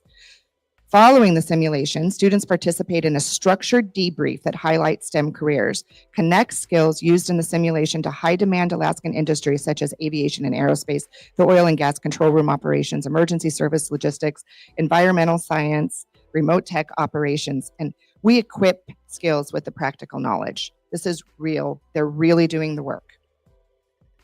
With that, I do want to give a shout out to Marathon here, because if you have had a 5th or 6th grade student on the Kenai Peninsula, in the Kenai Peninsula School District within the last 18 years, it is probable that their participation in one of our simulated missions was generously sponsored by Marathon. And they've done that consecutively and consistently for 18 years. And we are so very, very grateful for that. We want to thank that for not only what they do for our organization, but what they do for the community. On location programs incorporate many different things. We work directly with the organization and the school that we're going to determine what their needs are. This particular picture shows a survival sciences camp that we did in Nenana. In tandem with that camp, we also did a week-long aerial robotics and coding workshop for the younger age set. It was an amazing opportunity for us, as well as the students and the community members. We have a long history of going into some of the remotest areas of Alaska and delivering week-long programs. So just about anything that we can do, with the exception of taking our simulator on the road, we can do in remote location. When it comes to our CSET operations, our CSET division started out with our industry-based marine and aviation safety training. We quickly realized that these courses needed to be offered to our youth who participate in some of these same industries. We've offered youth courses now for over 10 years. We love to showcase how STEM is very much a part of safety and survival training. And of course, careers, teamwork, and communication are all highlighted in every course. Some of the courses that we offer are vessel safety, cold water survival, drill conductor training for ages 16 and up. We can certify for that. That's a Coast Guard approved certification. Wilderness first aid. We actually have the last day of a wilderness youth first aid class going on at Challenger this week. First aid, BLS, CPR, AED, child and babysitting safety, land survival and survival science. These are actually some of our most popular summer academies that we have. And then we also do drone part 107, and not just the test prep, but also flight. And that, again, we can certify for 16 and above. Partnerships. We as well love partnerships. They're essential for the success of any organization. We work closely with our partners to not only ensure best practice, but also to develop and fill any gaps that exist. We aim to complement our partners and utilize our core values of teamwork and communications in doing so. Just some of our partnerships that we have are Alaska Space Grant Consortium, Alaska Wilderness Medicine, the FAA, AMC, Alaska Office of Boating Safety, the Coast Guard Auxiliary, YMCA Armed Services, Kenai Peninsula School District Migrant Program, and the Anchorage School District Migrant Program. We work a great deal with the migrant programs, and we're very, very proud of that work. We work a lot with the commercial fishing industry here on the Kenai Peninsula. And then advancing Alaska's workforce, we offer teacher professional development, corporate team building, and communication, and then courses for our industry as well. We offer mission-based teacher trainings in addition to custom single or multi-day professional development based on specific needs. Oftentimes we'll be contacted and say, look, this is what it is that we want to do. What can you guys develop for us? So we really, really excel at that. Teamwork and communication is, again, a core focus. One of our newest opportunities is our KP Drones for Teachers program. This program has a robust instructor-led virtual component, which includes Part 107 test prep, in addition to a multi-day hands-on flight component that allows teachers to gain the skills and confidence of actual hands-on flight experience. During the hands-on portion, teachers also learn and practice how to not only plan for flights with their students, but how to incorporate it into the communities. Ongoing support is offered to the instructors from our team of instructors and educators. We're very excited to start rolling this program out. That was born out of a collaboration that we actually had with the school district, as well as KPC and the middle college, where we developed a semester-long course that our instructors delivered into the community. And from that, we don't have that instructor capacity to continue in that model. So we developed this, so we're able to then train other instructors to be able to deliver that program throughout the state. We also do corporate team building and communication. We customize to meet the specific needs of each group. We love to throw in extra emergencies for our adults. Who's, as an adult, has done a mission for team building? Bruce has, and you came in for a whole evening of team building exercises, which was wonderful.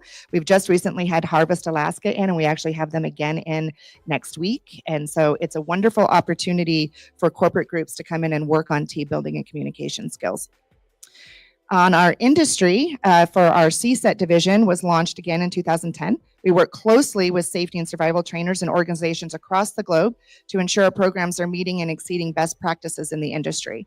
Our instructors and divers are highly qualified and routinely participate in ongoing education. We've expanded that to include our drone program from where we first started, which was our Hewitt program. Has anybody in here been through our Hewitt program? Which is helicopter underwater egress training. Alex back there, he's been in our Hewitt program. We like to say we're saving lives one dunk at a time. So as we dunk them routinely in the unit, we are building skills necessary to survive an event. So courses we offer the vessel safety, cold water survival with and without compressed air, Helicopter underwater egress training, again, with or without compressed air. We like to train very specifically to each client that we have. Whatever you're flying in, whatever you're utilizing as safety equipment, that's what we're going to train you in. Like, for example, we just had the North Slope Borough and their search and rescue teams completely catered a 2-day course to their specific needs, what they're utilizing as far as safety gear, what they're flying in, and their emergency equipment on board. That's very, very important in any type of emergency training that you're doing. Not on this slide, in addition to our AVERT and our vessel stability, land survival, first aid, CPR, wilderness first aid, first responder, and also our first wilderness EMT courses. In partnership, we partner with Alaska Wilderness Medicine. We also do, again, that Part 107 test prep in addition to hands-on flight instructions for inspections, confined space, search and rescue. We often customize, like I said, our training to specific standards. And we also, Greg, who heads up our program, he also works very closely with some companies on developing their training standard. So some companies come to us and they don't have that training standard, and Greg works with them in the development of that. And then who we train, these are just some of our clients: Alaska Earthquake Center, Hill Corps, North Slope Borough Search and Rescue, Life Med, Independent Commercial Fishermen. I mean, I could go on and on, but these are some of the ones that we are on our recent training. We at one point held the Shell contract when they were here. You guys would remember that. We also acquired an E&I contract for training. So if there's any training need that the industry, I would offer that at as well. As far as safety and survival training, we are here to help. We're actually working with some local aviators and fixed wing to develop a course that's not only a ditching incidents in water, but also a land course. And we'll be speaking at a symposium coming up shortly for that. So some of the biggest questions that we get: what, you're funded by NASA, right? No, we are not. Nor do we receive any public funds for operations. We are able to charge about half of what our educational programs actually cost us to facilitate. So how do we make up that deficit? Facility rentals, dorm rentals, our gift shop, CSEP training revenue, and with the contributions from our community and corporate supporters. Again, a huge shout out to Marathon and the individual supporters in this room who routinely donate to support our educational programs. So it does break down into the program revenue, industry and corporate support, facility rental, dorm rentals, and then we are successful on some competitive grants. We all know how that works sometimes. So, and then we do get a small grant generally each year from the Alaska Space Grant that helps support our current operations. What's coming up this year is our 25th year anniversary. So our theme is where we started, where we are, and where we're going, and the details are landing soon. We're putting together a committee to help facilitate this event that we're having. And if you were a part of Challenger history, we want you. So if you would come and talk to us, Steve Horn, we'd love to have you be a part of our 25th year anniversary. So with that, just if anybody has any contacts, I'm Marnie Alcott. I'm the CEO of the Challenger Learning Center, and Amber Kiker, who's our Director of Educational Operations, who is unable to be here today. And then Greg Alcott is our CSET Director. Thank you.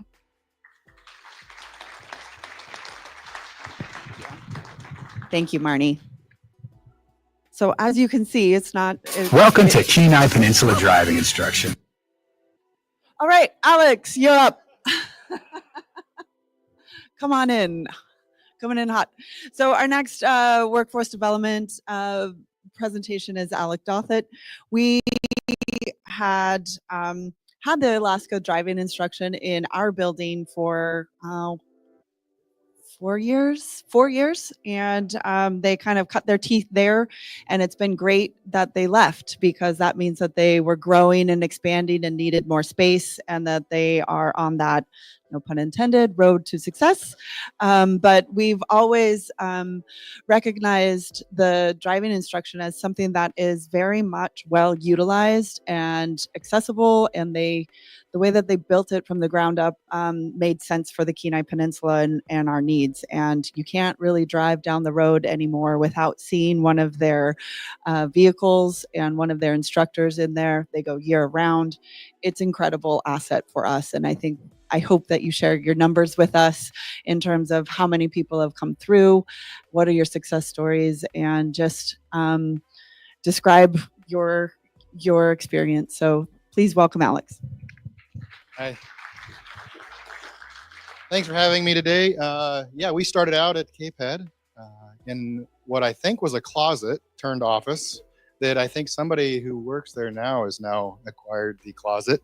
But just me and my wife started out. I was a sole instructor in the beginning, started out doing just cars and worked our way into a long drawn out process to be able to get to the commercial truck side of things. We recently, with the help of a First National Bank here in Alaska, we're able to acquire our own property and build our own facility right at the corner of Wildwood Drive, which is you're seeing here. We also recently, in the last 2 years, opened up a DMV side of things. So now we're kind of a all-inclusive driving facility here. If we would, we can just go play this real quick video, and then I'll just talk some statistics about our students and graduation success and all that kind of thing. This kind of, with the help of Martin Media, who I think I saw around here somewhere, also developed this video for us. They've done a lot of great videos for us, and this just kind of gives you an overview of what we do in the community. Welcome to Kenai Peninsula Driving Instruction, where we've set a new industry standard for top-notch personalized one-on-one CDL driving instruction. At Kenai Peninsula Driving Instruction, we're always growing and improving to provide you with the best experience and service in driving instruction. We've invested in a brand new CDL training facility, and our fleet has grown as well. We now offer manual and automatic Class A and Class B tractors, ensuring even more training options for our students. Experience the benefits and success of one-on-one instruction, making sure you are fully equipped with whatever comes your way. And once you pass the test, we can issue you your CDL. KPDI is the only facility in Alaska that offers start-to-finish commercial driver service. Get on the road to success with Kenai Peninsula Driving Instruction. Give us a call today or check out our website to learn more. Kenai Peninsula Driving Instruction. If you listen to the radio, you may have heard that. My son did that when he was like 6 or 7, and now he's 12 or 13. It's not quite as cool for him now, but he's infamous on the radio, but we always play that. This video kind of illustrates our CDL training side of things. We also have a very vibrant new driver, which is non-CDL, driver's education facility, which works out of our DMV center, which is right in here in the heart of town. And we do everything DMV related, just like the DMV state offices can do as partnerships. We have, I'll pull up the statistics here. As far as opening in 2017, we've gradually grown. Some years exponentially more than we expected. Right now, since the beginning, we have trained approximately 1,280 CDL students since opening in 2017. We are on track to do about 300 this year. We are adding new trucks and expanding our facility even more than what we see in that picture right now. Approximately 94% of our graduates are already employed prior to graduation. The success rate, we have about a 99% success rate for our average over the last several years that people come through and complete it and obtain their CDL. It's much higher with the driver's education side of things. Right now, we have since opening, we've run about 1,600 new drivers through our facility. This is the non-CDL side of things. And then we're expecting to put in around 400 to 500 students this year through driver's ed. I know AvTech did a little ploy, so if there's any teachers that want to come and work part-time this summer doing driver's education in the cars, look me up. I might have a position for you. It's going to be a lot of those 16 to 19-year-old age group getting their license to be able to get out in the community and get those entry-level jobs too.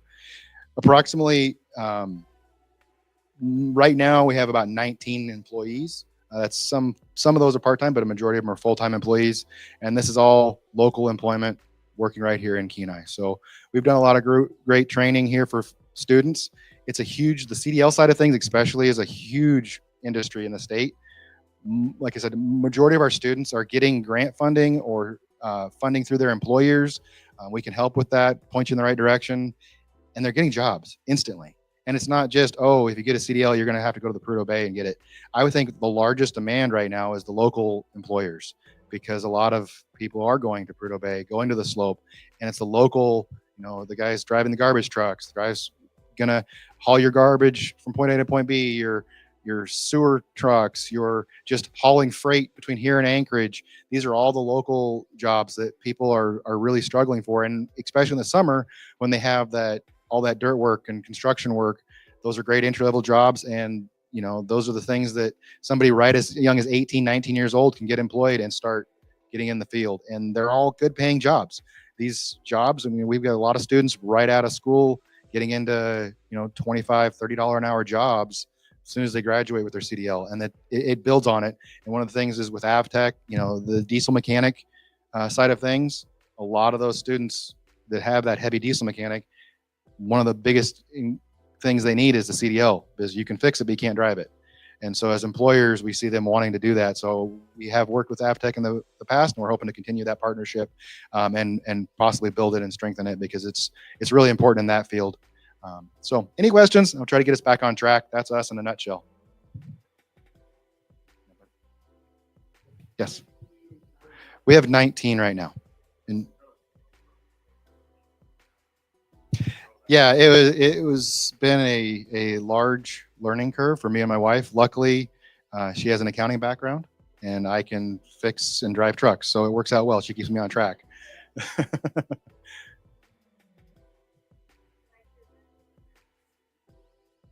We are working on it. Yes, it's not up and running yet, but we did acquire a large trucking simulator that looks kind of like that marine simulator that we are trying to figure out what we're going to do with it. But that's going to be something we'll probably bring to like trade shows and things like that to show people how to drive a semi truck and let them play with a little bit. But as far as integrating into the training, we're not sure how we're going to do that. But the deal presented itself, and now we have it, and it's taking up a huge part of our facility. So I got to figure out what to do with it.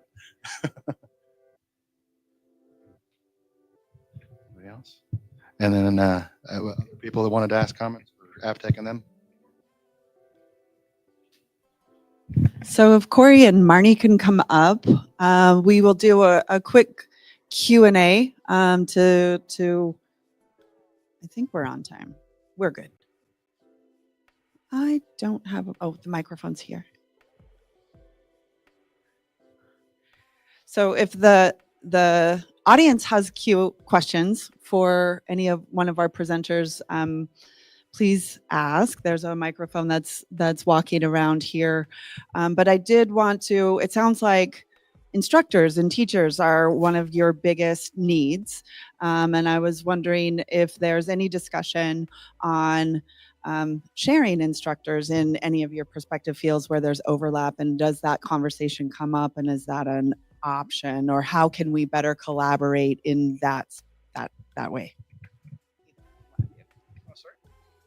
We don't have any electrical instructors, I'm sorry. But we do possibly have some marine and aviation safety trainers that we'd love to. I mean, there's so many opportunities to collaborate here, especially with wanting to go into that K-12, so that I'm excited to continue conversation. As far as I know, AvTech really hasn't done a lot of creative thinking through some of the instructor questions, but that's something I'm hoping we can find ways to share resources where possible, especially instructors. I know quite a few people who want to teach in the space, maybe don't want to teach full-time either. Maybe they want to do it as a retirement gig. And so I'm open to any ideas.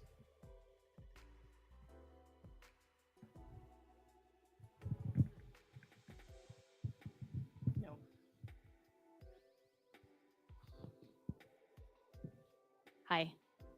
Is this on? Nope. We're gonna have to talk loud. It was just quiet. It was on, but quiet. Yeah.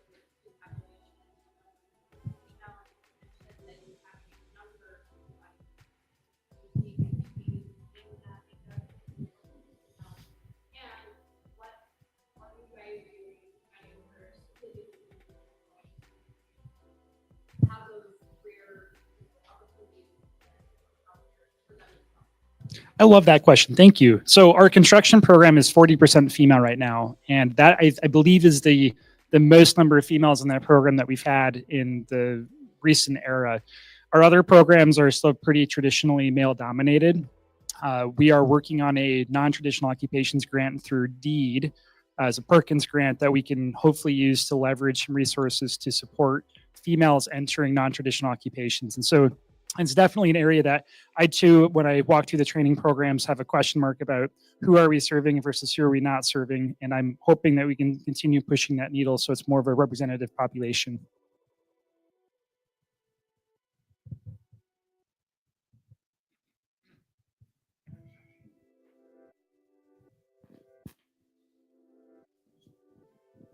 I was wondering specifically for ABTEC Academy, is there some type of tuition assistance that can help students get into the program? Yes, we are Title IV funding eligible, so we do accept FAFSA. All of our long-term training program students can, if they apply for federal financial aid. The bulk of our students are either on Pell Grants, VA, or some form of scholarship tuition or student loans. So yes, we do have that. We utilize a lot of, we have in-house granting that we get through a program we apply for, STEP grant funds that we can help allocate, which are from state grant funding. And then we also do workplace development, workforce development through the Job Center. And they can help with a lot of job placement as far as helping with grants for the students to apply for that. We do have some employer-based pay where they can, the employer themselves can apply for a grant. If they have an employee who's been doing pretty well, they can apply for this grant and get reimbursed from a state grant agency to pay for that employee's funding. So there's different facets to where we can help with funding. Some do get all 100% coverage. Some of those fundings cover a percentage of it. But yeah, there's lots of opportunity for grant funding for the CDL training side of things, especially just because of the employability of these individuals once they obtain that.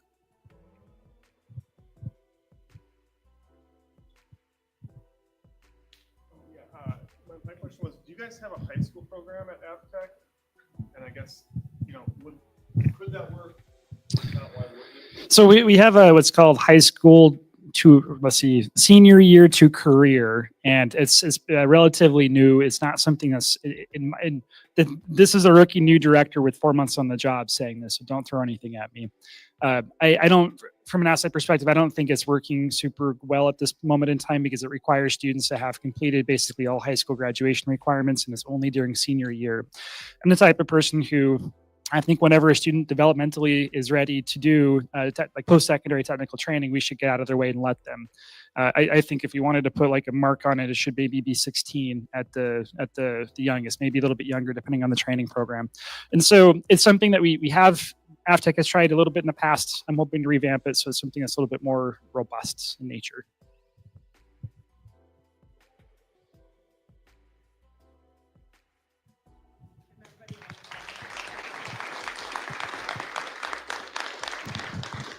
Thank you, group. That was fantastic. And we're on time again. Okay. So our next panel, and if you guys need refreshment or need to get up, please do so. This isn't a restricted menu at all. So I do want to make sure that you do know that you can get up and take phone calls, whatever you need to do. Our next panel is our Cook Inlet Energy Powerhouse. And when we think about Cook Inlet, and when I think about Cook Inlet, I think about the past, the present, and the future, and where we've been, where we are now, and where we're going. And there's a lot of discussion and conversations around Cook Inlet and its energy potential.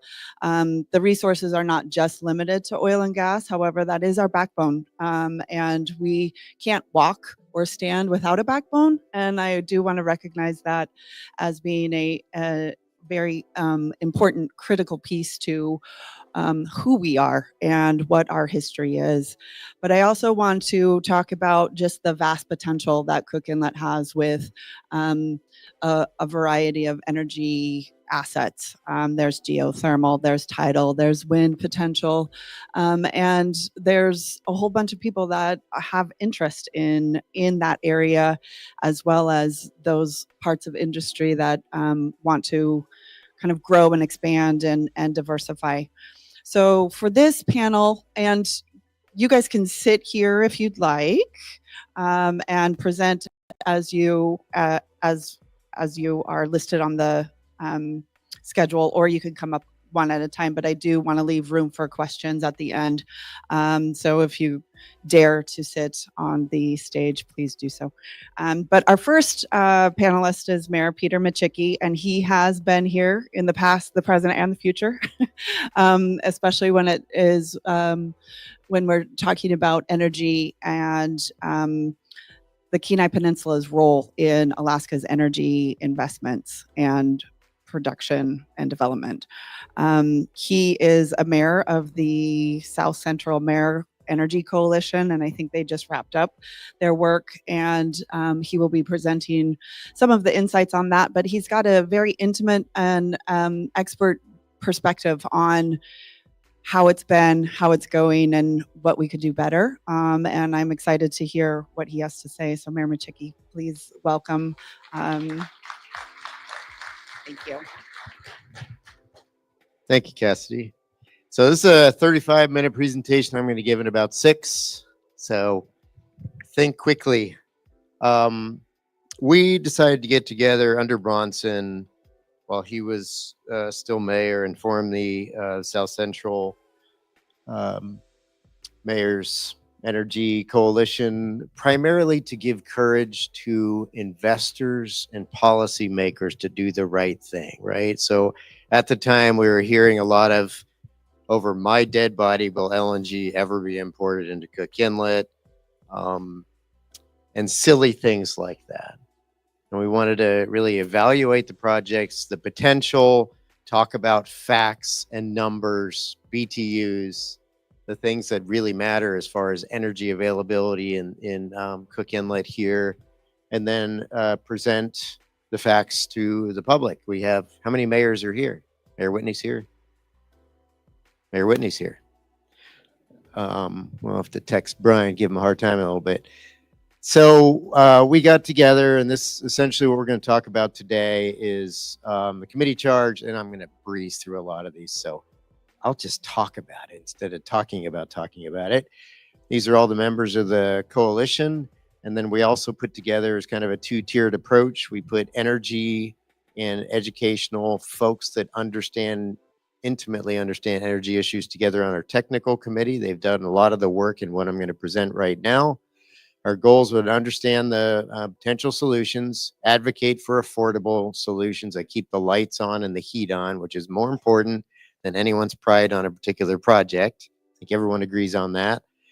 What we did is we invited sponsors of the various proposed energy projects. We asked them the time frame for their projects, financial backing, projected cost of power or natural gas, energy output, roadblocks, and how we could advocate to move their projects forward.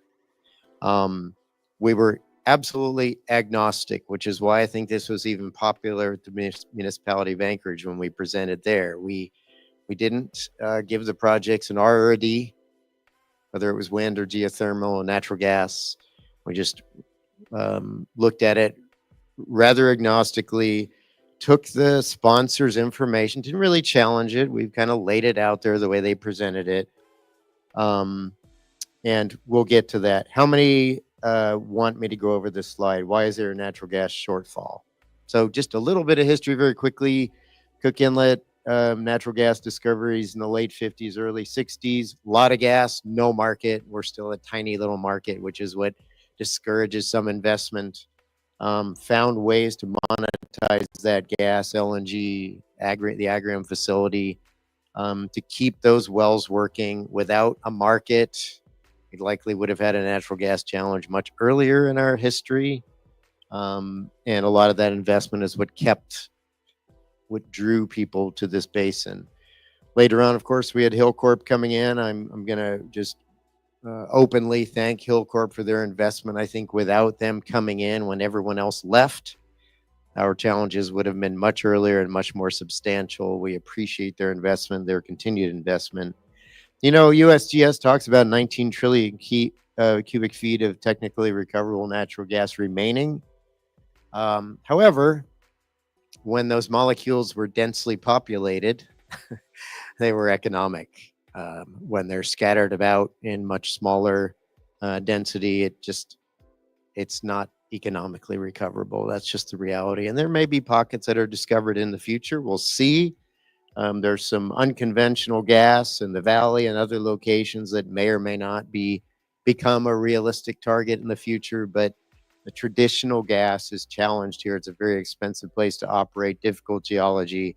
We always have that small local market problem that's just going to remain. So we still have ongoing exploration by smaller companies. We'll talk about that in just a moment. This is essentially the outlook that we see. So we've used 70 BCF a year in Cook Inlet for decades. As our electrical usage has become more consistent, our population has grown, it's stayed relatively consistent. But we know by a very cold winter in 26 or a normal winter in 27, we're going to have some challenges. And we have contract challenges because of that. That's just the reality. And yes, we've been here before, but we haven't been here before when the basin was as mature as it is right now as far as natural gas exploration. So it's a little bit more critical at this point. What you see here is the green that the industry uses for production, the 35 BCF that's used for space heating, and the 25 BCF a year that's used for power generation. And you see how that becomes very challenged if we continue using as much natural gas for power generation as we're using today. So we evaluated these projects. I'm not going to go over them. And of course, we have one of them here today that's going to talk about their project. We're looking forward to that. But essentially, if they all came online, you'd be looking at about 965 megawatts of electrical or 22 BCF a year equivalency. If they all came online, that'd be great. Some of them have been in FID for a very long time. Some are challenged by current policies that weren't as challenged by past policies. The reality of it is the way we modeled the next slide is if we were successful with the vast majority of those projects, and that's everything from wind to geothermal to coal and other projects. So other possibilities, of course, Hillcorp, who continues ongoing 15 to 20 wells a year. If Bluecrest becomes successful, they've been 3 years from FID for more than 3 years. Several 3-year periods of time. I don't know if they get there. They have their challenges. Hex Fury, John's drilling right now. Hopefully we get great results out of that development, and all of any success out of these groups. I already thanked Hillcorp for their investment. Can push that foot out somewhat, but they better get busy, and they better get busy quickly. So this slide takes into account if those projects were successful, just as an aggregate. And the reason you see the black line going down is that's the amount of natural gas that's used for electrical generation. So if you took the demand off of the natural gas supply and it was only used for space heating, industrial uses, and for production, if they were all remarkably successful, it would push. Am I boring you that much already? Oh no, you started early. If they were remarkably successful, it would push that foot out further into the 30s. We still run into that problem, but it would extend it because we're not using as much natural gas for electrical generation. That's a best case scenario. Very unlikely to occur. And all of those dates when we began this study have been pushed out. So that challenge becomes more impending. I don't want to say ominous. I don't think this is an ominous thing. I think when you see the results of what we're talking about, that you'll see that there are some solutions. But is that easy to understand? That if you shifted the amount of gas that's generating electricity to other generation, that it would give us another decade before impending cold and dark. So North Slope gas, we've heard some good news lately, I think. I don't know if tariffs bring investors to the table, if there's some kind of a deal, but I will tell you this. I sold natural gas in the form of LNG to Japan for decades. You don't become the number 3 economy on the planet by being careless. Bringing the Japanese to the table and some other PAC-RIM investors, particularly if the Ukraine-Russia war comes to an end and those Russian volumes become available, is pretty tough economics. Those economics are going to continue to be tough. So we've been talking about that project since I was a very young person. The word puberty comes into mind. I'm 63. Puberty was a while ago, and those economics remain challenged. So not sure what Andrew's going to cover, but I'm not sure that goes away every night or overnight. But Andrew works for somebody, so his job is to discuss that from a lens of that is a very necessary project in one form or another, and we hope it comes to fruition. We're all working very hard to make that become a reality because the long-term need for AK LNG is very important. Imported LNG, we have a couple of options. The reality of it is our quickest response to an impending shortage is importing LNG in small volumes. The gap is very small initially. It grows over time. There are 2 options: the Harvest 2 Gatch brownfield rebirth of the Kenai LNG facility. Scott Jepson and I have been pushing that project when we realized that the scheduling of AK LNG is not going to fit into the scheduling of a shortage in Cook Inlet. It is the least expensive option for short-term adequate imports. And when you think about the fact that we're going to have, once Hillcorp completes their permitting of 50 BCF and SINGSA expands to 13 BCF, that we could have a winter of storage available at all times. Those small volumes of imports can really make up that gap for quite some time. You fill storage by November, the coldest of winters, and you have adequate gas supply available in the ground, ready to go to market. So it is the lowest cost for the short term. Star Glen Farm, talking about something a little larger that is certainly viable. However, a much larger investment, and larger investments, you have to cover the cost of that larger investment. So could slow down other potential projects just due to that, recovering that cost. My number for the Harvest 2 Gatch Old Kenai LNG facility investment is lower than the numbers they're using right now. Jepson and I have been correct so far, so we'll see how fancy they want to get. And then as they scale back, it is likely a lower cost, significantly lower cost investment, probably 15 to 25% of the other facility. So we'll see what happens there. Takeaways: exploration potential may be large, but Cook Inlet is not attracting significant exploration investment. Eliminating the need for natural gas for power generation does not solve the long-term natural gas shortfall for heating. Renewables are important. They're unlikely to meet the schedule. We'll see what federal policy looks like to see if those projects are a reality. Certainly an important part of our portfolio going forward. Not going to meet the immediate need. North Slope gas, a possibility.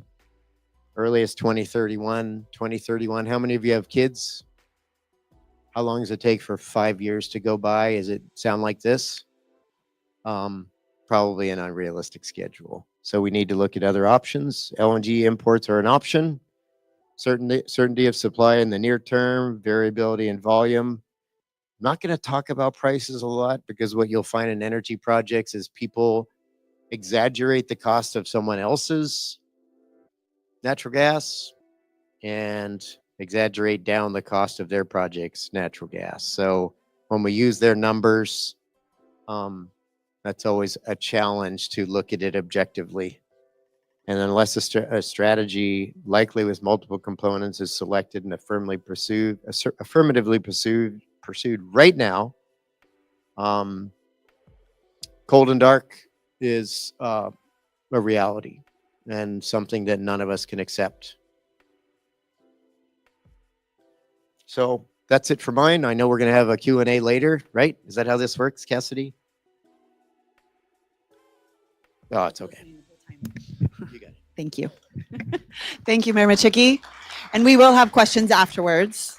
But this isn't an ominous event. This is an uplifting event. And I'm hoping that our next presenter will dovetail with what Mayor Machicki just presented on, and give a perspective on the state's view of Cook Inlet and how it fits into our future and our situation at currently.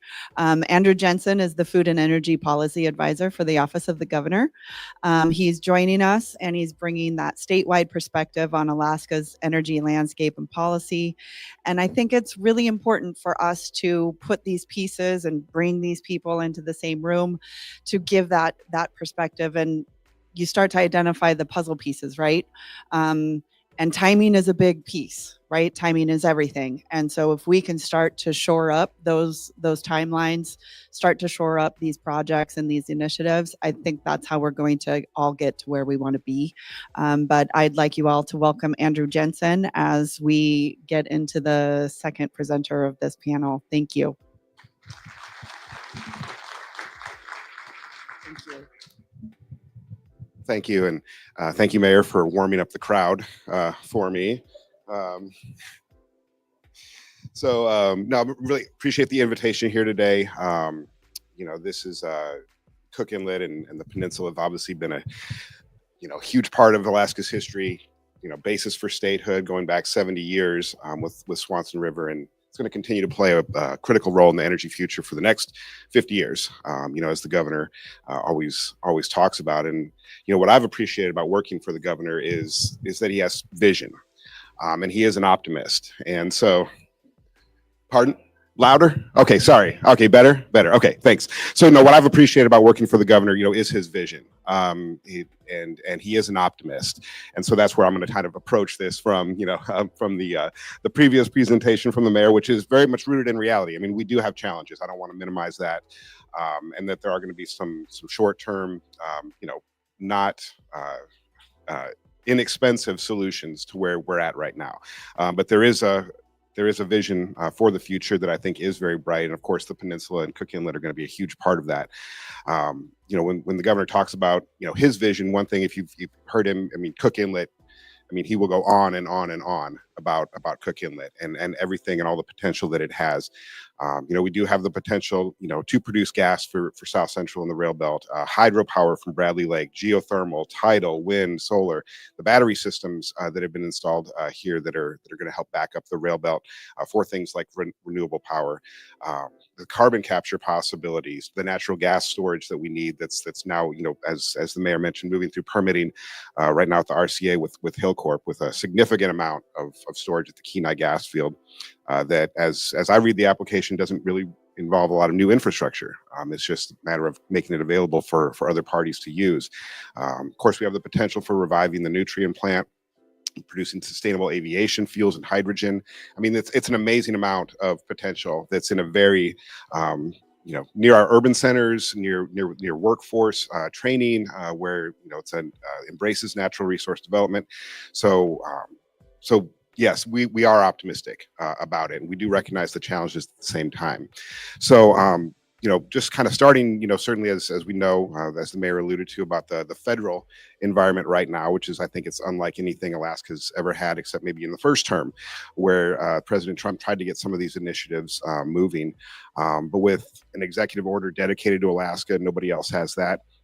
other executive orders around critical minerals, around big, beautiful coal, ANWR, NPRA, of course, in AKLNG.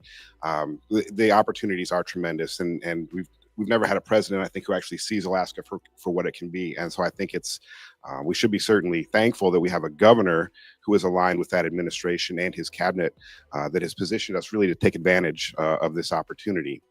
And with the LNG project, it's not just an export project anymore. It's a major part of the trade negotiations that are going on right now with our Asian allies.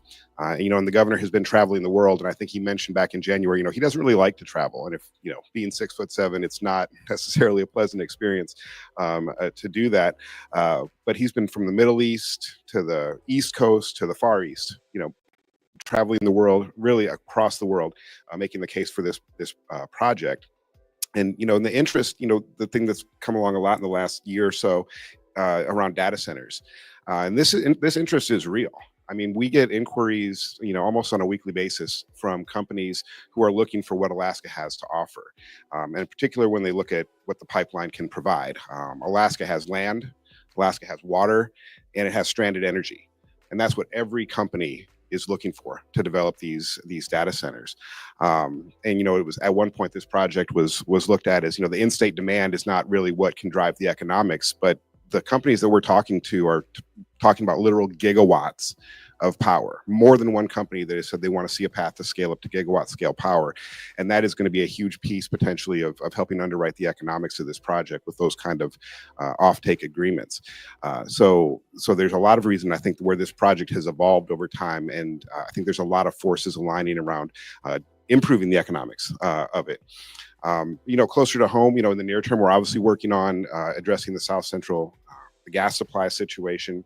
The HB 50 that passed last year, provided for regulating gas storage and Cook Inlet. We all have heard that's a critical need. The mayor alluded to the necessity of this to manage imports, to store sufficient amounts, and Hillcorp is in that regulatory process now. With I think in the permit I'd seen for 38 BCF of capacity at Kenai Gas Field, that's more than half of the annual demand in the rail belt. And then we've taken a combination of actions through DNR and with ADA to help incentivize the Hex Fury operation. So DNR granted royalty relief in February. It was retroactive to last September. And then around that same time last fall, in October, ADA authorized a $50 million line of credit for Hex Fury, and that money is now being put to work. There's a $40 million drilling operation that is ongoing, as the mayor mentioned. They're permitted for 2 wells to drill this year before Hillcorp needs to take it over for their own program. But what we've seen from the well that they were able to drill last year in the shoulder season in November, I had DNR run some numbers for me, and they pegged it at, from the November production number to the February production number, there was a 55% increase in production at the kitchen lights unit. So that is certainly helpful, especially when you look at the broader field decline in production in Cook Inlet. So the royalty relief helped provide a lower price for NSTAR supply contract, benefits their ratepayers and Homer, who relies on NSTAR for their gas supply. And just to touch on ADA one more time, that they're such a critical part of our energy future with the Ambler Road, the West Sioux Access Road. They certainly did the right thing by holding on to those ANWR leases because they certainly have an opportunity they didn't have before to monetize those. And so what we're doing at the state level is everything we can do within branch, with the corporations, the state agencies, where we do have the ability to try to move the needle on some of these things. And one of those entities is the Alaska Energy Authority, which is also, of course, playing a crucial role in this. Of course, we're very familiar with the Bradley Lake project down here, but Dixon Diversion is on track towards initiating the FERC licensing phase. This is something all the rail belt utilities support. It's supported within the capital budget, even in this lean budget year. The governor asked for $6 million, and that came out of the Senate Finance capital budget. And then AEA is using $6.5 million in interest that it's earning on the bonds that it sold back in 2022. And so that's putting another $6.5 million for a total of $12.5 million that should take them fully through the FERC process, with potential construction later this decade and potentially be operational by 2030, which I believe would relieve around 7.5 BCF of annual demand on the electrical side of things, which then makes more gas available for heat. So obviously a very, very positive thing that's moving forward. And, I would congratulate AEA and their board of directors. They've been very creative in these fiscal times and how they've used the bond proceeds to, use the interest earnings to help fund Dixon. They've repurposed about $50 million in those bond proceeds to use toward the GRIP match. We know the GRIP match, that's a great project. It was a great award, but also came with a $206 million need for a match. And so that $50 million that they've been able to put toward the project, that turns into another $50 million in the federal match. And it is a go.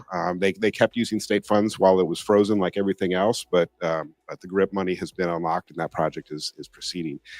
Then they also use some of the bond money to invest in the battery systems for, in Homer and South Central and potentially up in Fairbanks as well. So they've really been creative, I think, with the money that they do have access to keep these projects moving.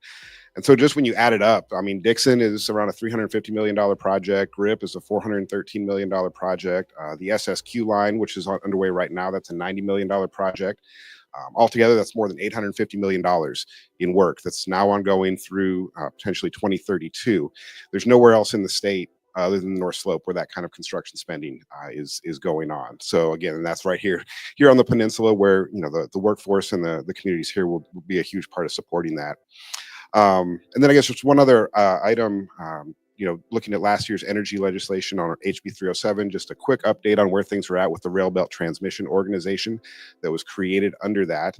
The RTO is now in the progress of getting its certificate of public convenience and necessity, or CPCN, at the RCA, with the plan to file its tariff, by the July 1st deadline. But it's important to have good expectations about this. It's going to take years to implement this, to adjudicate it at the RCA, and then to implement it through the rate structure. And it's not necessarily a silver bullet that reduces costs on its own. I think one of the big benefits of the legislation is that it really did force the utilities to work together with a legislative mandate, legislative deadline. Without those kind of binding requirements, I don't think we'd be seeing the progress that we're now going to have on treating the rail belt transmission system as one system versus 5 systems, or 4 owners, and then an AEA is another major owner of infrastructure. We've all agreed, it's been agreed upon for years to get rid of wheeling rates, but there was no sort of voluntary way to do it, and a lot of these arguments played out at the RCA level. And I know that Brad will probably have a different take potentially on this legislation. This was the only part of the state we didn't get votes in support of the legislation, but I do think that this is going to be a positive for at the future as we look at upgrading the transmission system with the goal of being able to move power from north to south without any artificial barriers. We have physical barriers right now that we're working to address through upgrading the capacity of the transmission lines, but we definitely want to remove any artificial market distorting forces that are in there, which wheeling rates were and are currently. And so although I know right now, because of the gas situation, there's not a lot of economy sales moving between regions, but we again don't believe that will be the case in the future. So we know that there's been there's a desire for independent system operators or generation and transmission entities, but we can't really take those steps until we have the infrastructure in place to run that. So but the other thing to remember about the RTO is that it's not going to be just the utilities figure something out and impose it on the ratepayers. Ultimately, the RCA is the adjudicator of this, and ultimately any tariff and the rates that flow from that have to be just and reasonable, and the costs have to be allocated according to the benefits that are received. So we do not anticipate that this is going to be a major cost shift or anybody's going to be unfairly burdened by the ultimate product to recover the transmission costs. And then just finally, I'd be remiss if I didn't mention the Alaska Sustainable Energy Conference that's coming up June 3rd through 5th. AlaskaSustainableEnergy.com is the plug for that. And this is another area I think where the governor has really shown a lot of vision when he established this back in 2022. The vision was to put Alaska on the map for the energy world, for investors, for project developers, people pursuing new technologies. And this vision has now intersected with a federal administration that's really promoting Alaska at every chance. So Alaska is on the map in a way it really hasn't been before. And this energy conference, as a result, we're going to have the best lineup of guests and speakers that we've ever had, literally from around the world and from the federal level. It's nothing I can announce just yet, but I would just encourage everybody to think about attending that, because it is really a realization of what the governor's vision was for that conference. And I think there's going to be real things that come out of it that are going to be exciting for Alaska. So just want to thank you again for the invitation to speak today, and look forward to asking your questions at the end. Thank you, Andrew. So the next presenter is a piece of this puzzle and is also at this table that we're setting here. So we have the mayor giving kind of that broad perspective of the LNG situation and just our gas situation and what's our reality. And then we have the state perspective on what that future could look like, what are the initiatives and the priorities of the governor and the policies that are in place. And now I'm pleased to introduce David Clark, who is somebody that's coming to the table with a solution, project that they've been working on for much longer than I've been aware of it. But we met last year at the Sustainable Energy Conference and got to start talking. And this is something that I think is very tangible and very real. And there's so many existing pieces of the project and infrastructure that are actually here on hand. I'm going to let you explain it all and describe what you've been working on. But this is an exciting piece to this whole conversation in terms of not just relying on LNG or putting all of our eggs in one basket, but looking at what the diversity of our portfolio could look like. And David and Alaska Marine Power is a big part of that. Thank you, Cassidy, and thanks for giving us the opportunity to talk about Alaska hydrogen this morning. This is a very, very condensed version of a presentation that we gave to the Japan-Alaska Arctic Symposium back in January, and then an hour-long presentation that we gave to the Alaska Hydrogen Working Group earlier this month. So Alaska Marine Power was formed by myself and Simon Harrison, who's sitting down there in the back, about 3 years ago, with a mission to develop the renewable energy resources in Alaska. We've both got oil and gas backgrounds. We're both engineers. We've both had many decades of experience working with BP around the world in major projects development in both the offshore and in Arctic environments. And actually, a lot of these skills are very, very relevant to developing offshore wind. What I really like to concentrate on today is to talk about how Alaska can supply low carbon hydrogen to Japan. They're looking to up to 8% of their requirements by 2040, looking to do this from the early 30s onwards during phased developments and using Alaska's significant energy resources. Renewable energy resources. The Alaska Hydrogen Project, we're very confident that it's competitive, it's executable, and that it's bankable now.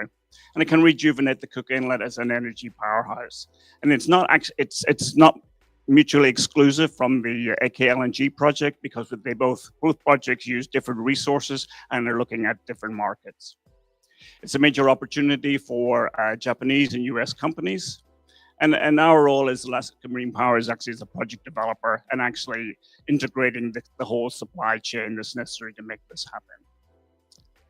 So Europe is importing low carbon hydrogen. This is the NOAM project in Saudi Arabia. They're using onshore wind and solar to produce up to 200,000 tons of hydrogen per year. And they will export that as liquid ammonia. This project's currently under construction. It's an $8 billion project, and it's looking to start up next year. And they will export the low carbon hydrogen to markets in the UK, Germany, and the Netherlands. Japan also wants low carbon hydrogen. They actually passed a landmark law last October called the Hydrogen Society Promotion Act. They did that because they want to reduce their carbon greenhouse gas emissions.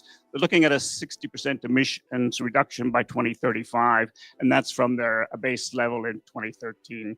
They're looking to decarbonize their electrical power. They're looking to import low carbon hydrogen, blend that with natural gas in their gas turbine power stations.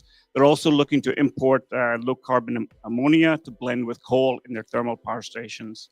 They're also using hydrogen in their transportation, and also to decarbonize their heavy industry, particularly cement and steel manufacture. And they're looking to promote long-term energy growth in a hydrogen technology. And they're throwing a lot of money at this. This is almost $45 billion in subsidies. And they're encouraging Japanese investment in the supply chains. They really want you to partner with Japanese companies. So how they're doing that? Today, the vast majority of the hydrogen used in Japan comes from natural gas, by 43 million tons a year. Their 2040 target is for low carbon hydrogen is about 12 million tons a year. And they've been very, very pragmatic here. They're not looking for pure green hydrogen. They're looking for hydrogen that meets a certain carbon intensity as about 3.4 kilograms of CO2 per kilogram of hydrogen. So it's about 70% green. And that's a lot easier to achieve than the pure green hydrogen that the Europeans are looking for. The tool they're using for this is contract for difference. This is a tool that was actually pioneered in the UK for the offshore wind. What they will actually do for a period of 15 years is pay the difference in the price of the low carbon hydrogen and gray hydrogen. And this really promotes early movers and allows projects to be funded. It's a very, very flexible mechanism and very, very pragmatic. So Australia is already hard at work on this.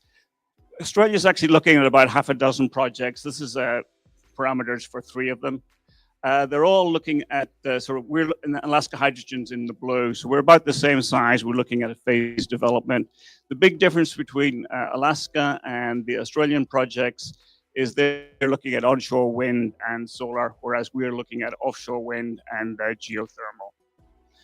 All the projects will be looking at exporting the hydrogen either as liquid hydrogen or as ammonia. We do have an advantage over the Australians. We have more subsidies and we're actually closer to the market, particularly for the projects in Western Australia. All the projects we're looking to start up in the early 2030s. So we feel that Alaska Hydrogen can compete, particularly with the Australians, which are our main competitors. We're looking at about half to 1 gigawatt for the first phase of power to produce 50 to 100,000 kilotons of hydrogen a year. And then there's potential to go up to 10 times that. What makes Alaska stand apart is great geography. We have a world-class offshore wind resource. We're close to the markets in Japan. We've got a fantastic brownfield site and deep water port at Nikiski. And we've also got potential for significant hydrogen storage potential. We've got a long history of exporting energy from the Kenai Peninsula, coal, oil and gas in the form of ammonia and LNG. And we've got very good bilateral relationships with Japan. We also do have a fairly large trade imbalance at the moment, so this will help address that in the longer term. Picture here is of a wind turbine installation vessel that's currently being built on the Gulf Coast. The great advantage of actually offshore wind as opposed to onshore wind is one of these vessels has got like a 2,200-ton crane. So you can actually install very large turbines. Our base case is a 15 megawatt turbines, but 20 megawatt turbines are currently on the drawing board and expected to be widely available by the end of the decade. Let's dig into the Cook Inlet wind resource. This is some work that was done by the National Renewable Energy Lab. The darker blue colors are the best wind. You can see there's fantastic wind in the Aleutians, but it's very remote and it tends to get into deep water very quickly. So we're actually concentrating on the excellent wind resource in the lower Cook Inlet. What makes the Cook Inlet stand apart is the gross capacity factor. 64% is abnormally high. It's double what it is at Fire Island, just offshore Anchorage.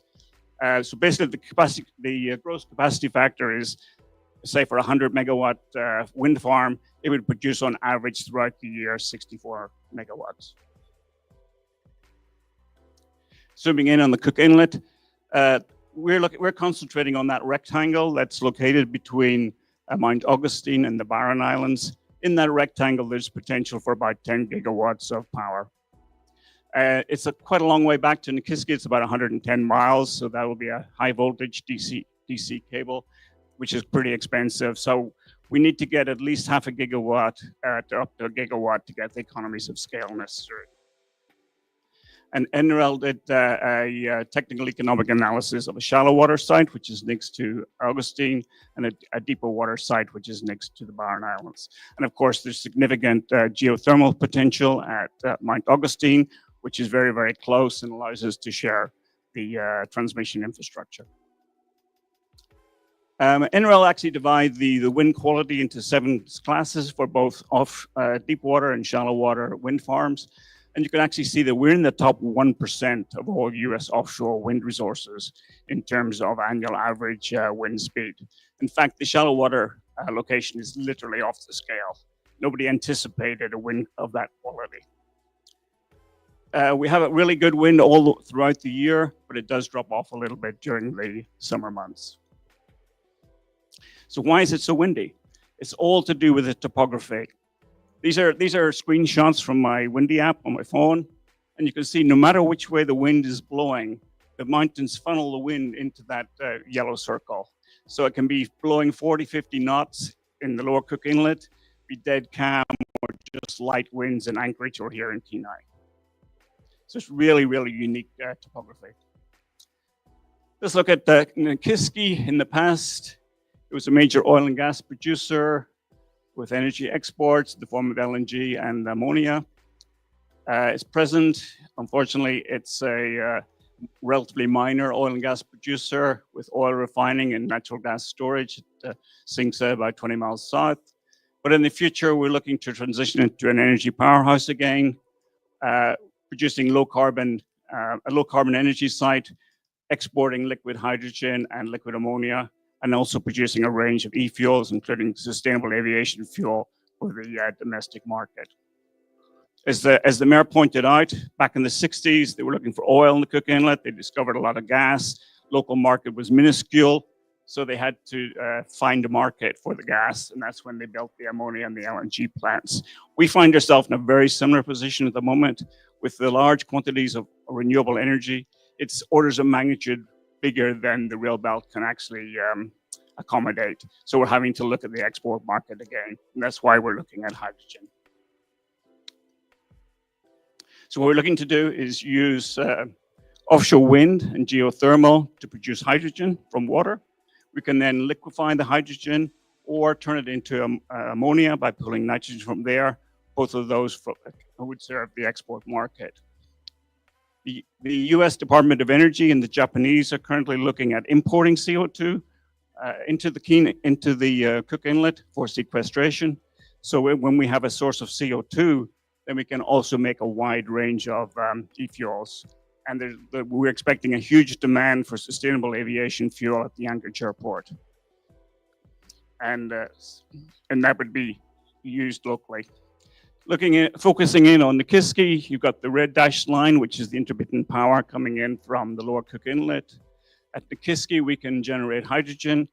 The ideal reservoir storage reservoirs are just located south of Nikiski. And the national labs did a study for us. They analyzed 90 reservoirs in the lower Cook Inlet, and they identified the top 6 that had the ideal characteristics for storing hydrogen. The best reservoirs for CO2 storage are offshore in the Cook Inlet.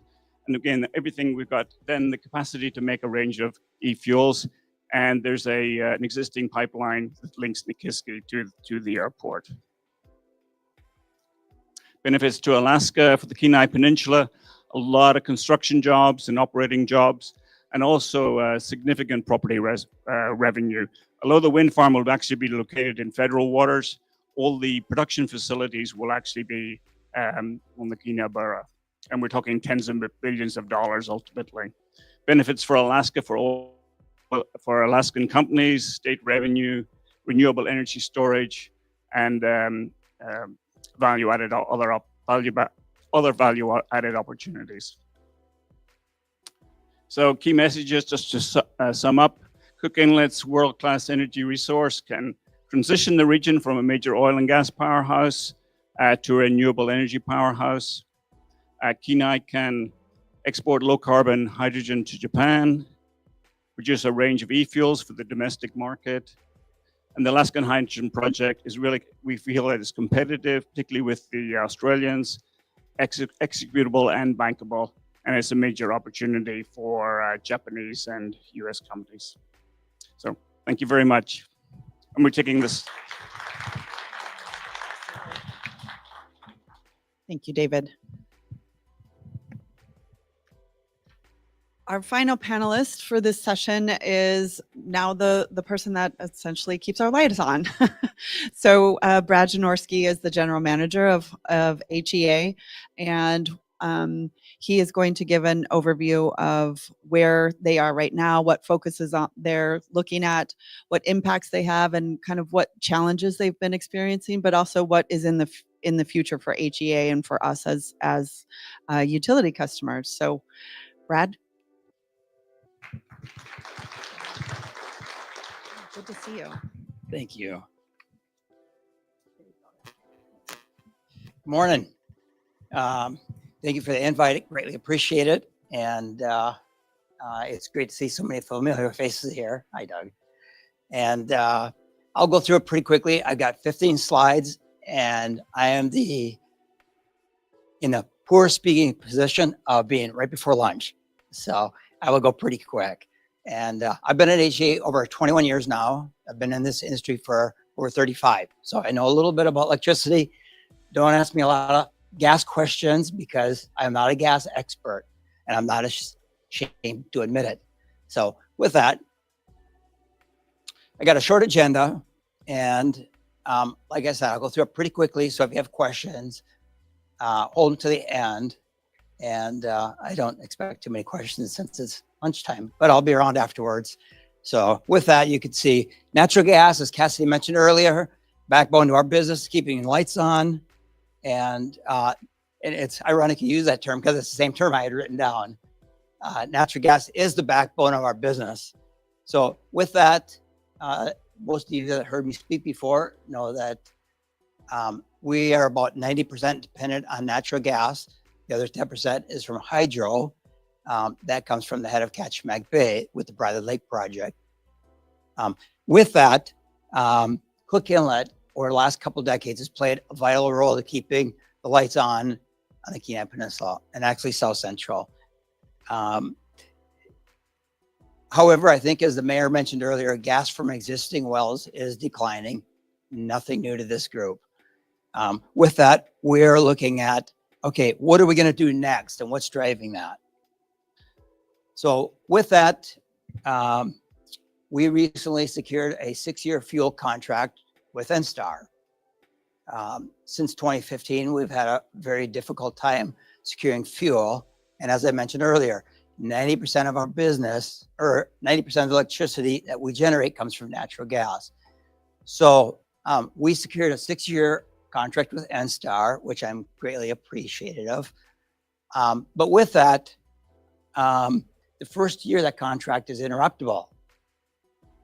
So, and you go, well, there are some nights in the winter in Alaska, it's dark out. Some nights the wind's not turning, the wind's not blowing. So interruptible should be a cause for concern. And I encourage you to go online and look at Winter Storm Uri back in 2021 in Texas. Even firm gas contracts were interrupted. And I've told that to my peers. I said, interruptible doesn't mean anything in this day and age.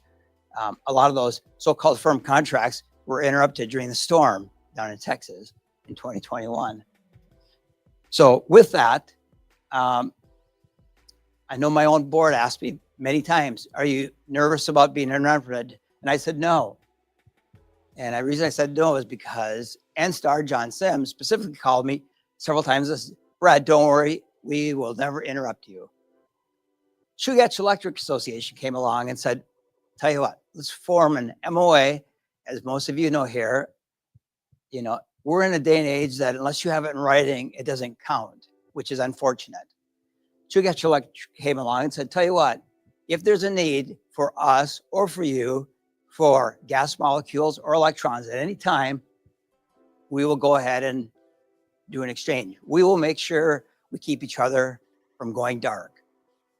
So, and it could be Mount Spur blowing, and if the winds are from the south and it impacts Anchorage and they need something from us, or we need something if we run out of fuel or have a fuel problem.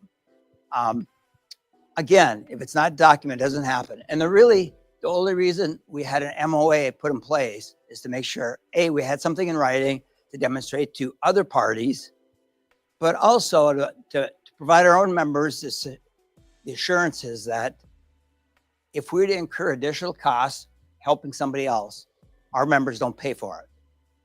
And it goes both ways, and it's worked out great. So we formed an MOA between us, and it's something that, you know, we always knew that was it. And it's kind of funny, I heard earlier a comment made about the utilities not getting along, and I go, that's crazy. From an operational level, utilities have always gotten along for decades since I've been here. We have different constituents. It's ironic, when I spoke to a group of legislators a year or two ago up in Anchorage at the LIO, I said, you know, it's a fallacy. Utilities do not get along. I said, yeah, we disagree from a business perspective, but we have different constituents. And I said, do you guys agree on everything? And they all started laughing. They're like, okay, we get it. And, you know, what you're doing today, every legislator has a different constituency. So, but they still get things done. And the utilities are in the same boat. We may disagree, but we will never, ever let one of our peers go dark. Fast forward into, I'm sorry, Carrie, I'm back up one. And then the last one. I think, as the mayor mentioned earlier, declining gas from Cook Inlet from existing wells. One of the things that we're looking at is replacing, well, we're not looking at, we're going to replace the combustion turbine and combustion turbine generator that we use adjacent to Agrium. It's what provides almost 90% of our electricity today on the Kenai Peninsula. The new units that we install will use about 20% less fuel for the same output. So it's a big deal. In addition, we're in the process of leveraging federal funds through the PACE program, Powering Affordable Clean Energy, to build other resources such as solar on our system. So fast forward, I think a lot of this was covered already. I think everybody's got the clue that natural gas is a backbone of our community and very important to us. We are looking at some options. Historically, we have not had many options. So those options that we see before us today include Cook Inlet natural gas, declining production from existing wells. But I think, as the mayor mentioned earlier, John's out there drilling some new wells, and I hope he's very, very successful. It appears that is the cheapest source of gas for Cook Inlet, for the utilities in South Central. But we also have some other options that were mentioned earlier. One is LNG. The second and third bullet I got up there. I remember a discussion with Senator Murkowski. She said, Brad, you can't do LNG. I said, Senator, we have to have LNG as part of our equation. We don't have a choice. A pipeline will not come along fast enough, and new wells in Cook Inlet will not develop mature enough to bring online. And she said, that's impossible. I said, no, that's the reality. I said, if you want the lights on, we're going to do LNG. And I said, it's not an easy conversation. It's kind of like trying to explain to Alaskans that farm salmon's good for them. She laughed. So that's where we are. There's two LNG options out on the table right now. And I would love it if they're both successful. I have no idea. As my caveat I stated right up front, I am not a gas expert. So I hope one of them come to fruition. And then one is the end state pipeline. And I think there was a big announcement yesterday on it that I won't reiterate on that. So all of them are very exciting. I hope we're successful with new wells in Cook Inlet. I do believe that we're going to have to import LNG, whether we want to or not, at least during the interim period. And I don't think it's a 5-year, well, let's import for 5 years and be done. There'll be enough infrastructure associated. In fact, if you look at that top picture I got in the middle, the yellow is the LNG import only option. The rest of that photo is a pipeline coming to Tidewater from the North Slope to Nikiski, and the rest of the facility as envisioned by Glen Farm. I'm looking at my watch. Hazard trees and wildfires. It's kind of ironic when the lights go out. It's no surprise to anybody here that the impact the spruce bark beetle has had on our system. If you look since 2020, we've had a 568% increase in outages. And the biggest driver to that has been the spruce bark beetle. Our biggest challenge today, and most of you that live here know, we have a lot of property owners on the Kenai Peninsula that don't live here.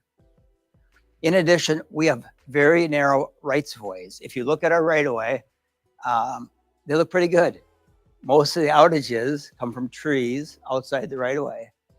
And so we've got a program in place that using federal grants and working at the borough, that we are targeting those areas of our system. Most of them are on the north end of our system, where trees from outside of our right of way are impacting our lines.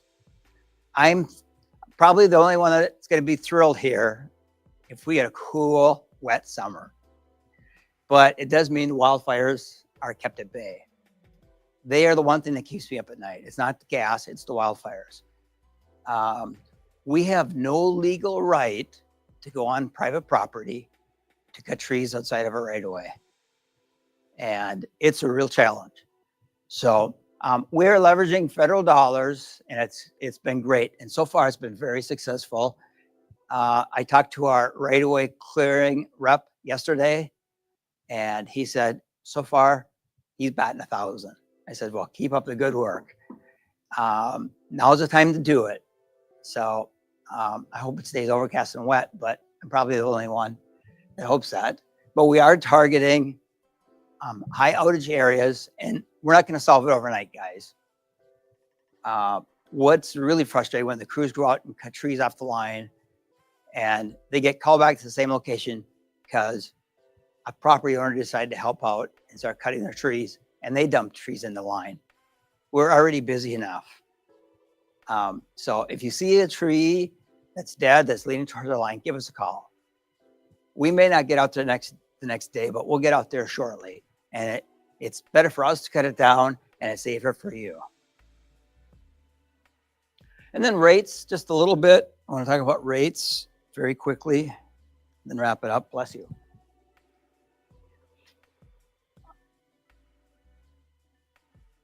Our largest cost driver, just briefly on rates. I love this, and it is dated.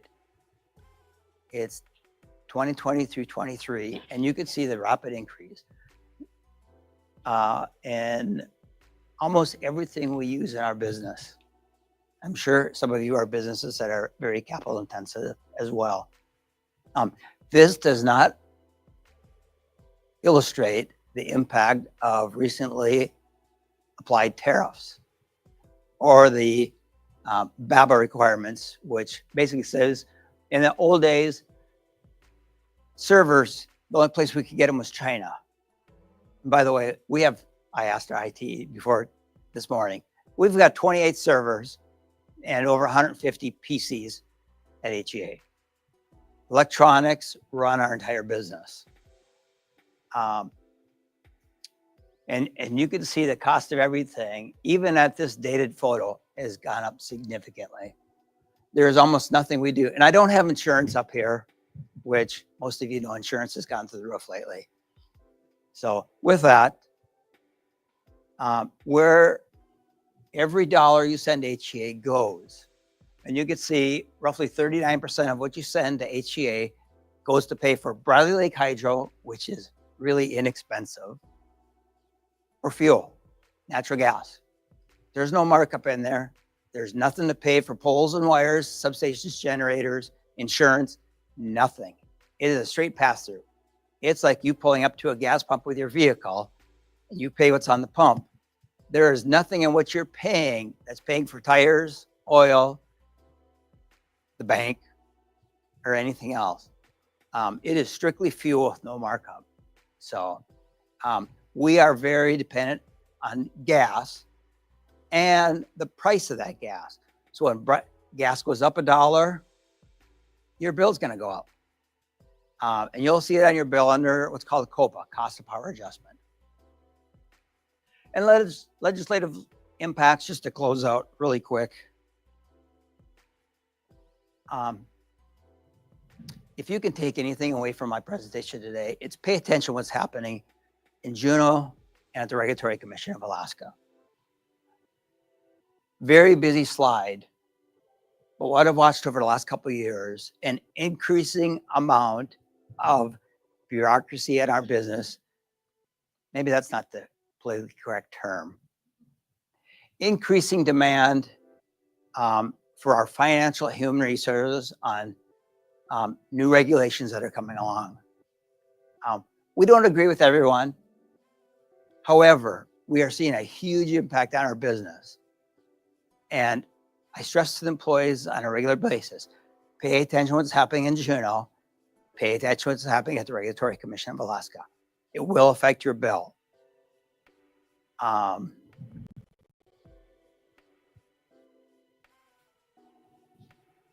guess I'll let it go at that. I said enough. And then the last slide, our annual meeting a week from today, next Thursday evening at the high school just down the street. And you'll see a very similar presentation. And it's a great event. If nothing else, come for the free food. And if you want to leave, get informed, vote, and then leave if you want to. I'm going to have a surprise drawing there. I'm not going to tell you what it is. And I don't think my staff knows what it is either. So, but it's worth attending. So with that, I'll turn it over back to you.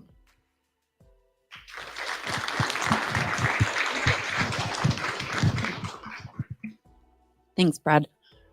Does the group want to come up for a quick Q&A? I know that we are facing lunch, and I understand that, but we'll just be just a few questions for the group. Do you dare to sit? Oh. Yep. Lisa Parker has her hand up over here.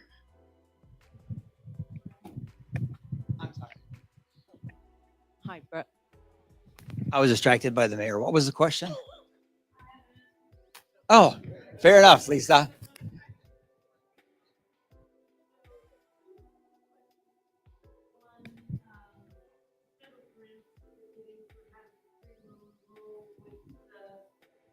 Uncertainty we have with federal grants these days, is there any issue with those? And then the second question,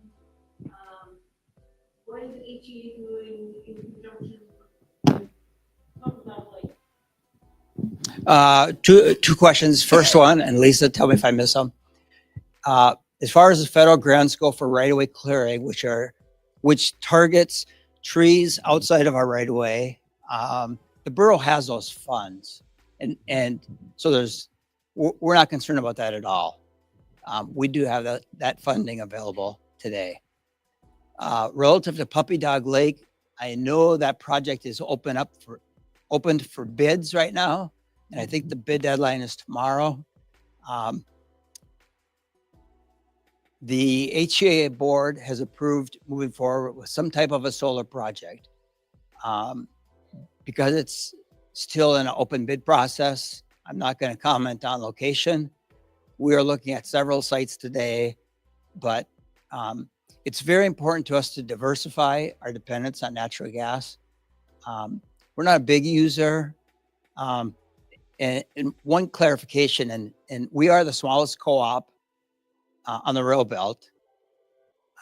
with Chugach, Matanuska Electric, and Golden Valley Electric up in Fairbanks. It's kind of ironic when you hear people say there's four small utilities. And I go, hold it. Homer Electric is the smallest utility of the four cooperatives. And yet we cover a very large geographic area, and we're twice the size of the average electric cooperative in the lower 48. So it tells me they really don't understand our business.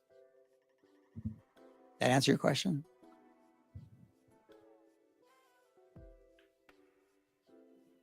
We climbed all the way up here. I'll direct this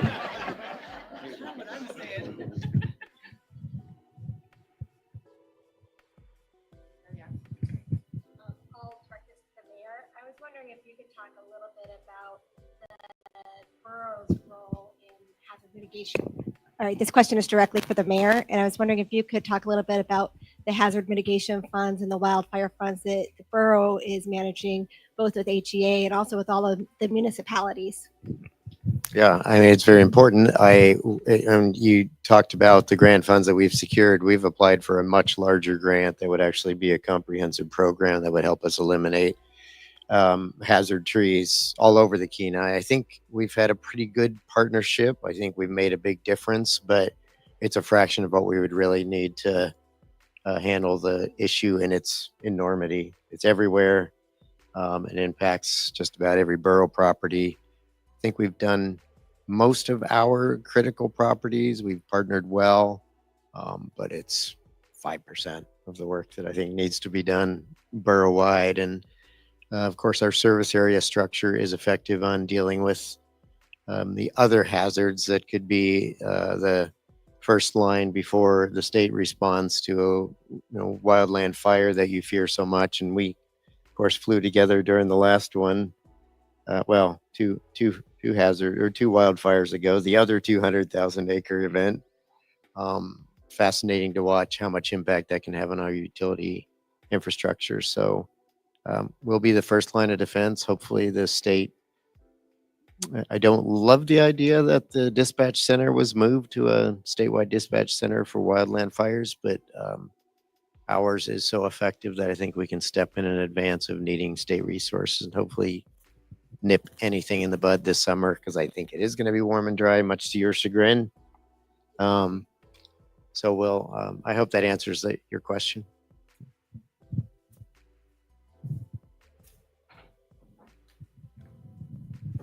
How you doing, Mr. Mayor? Jason Oak. For a while, this is my neck of woods. I'm from up in Powder Valley, the auditor up there.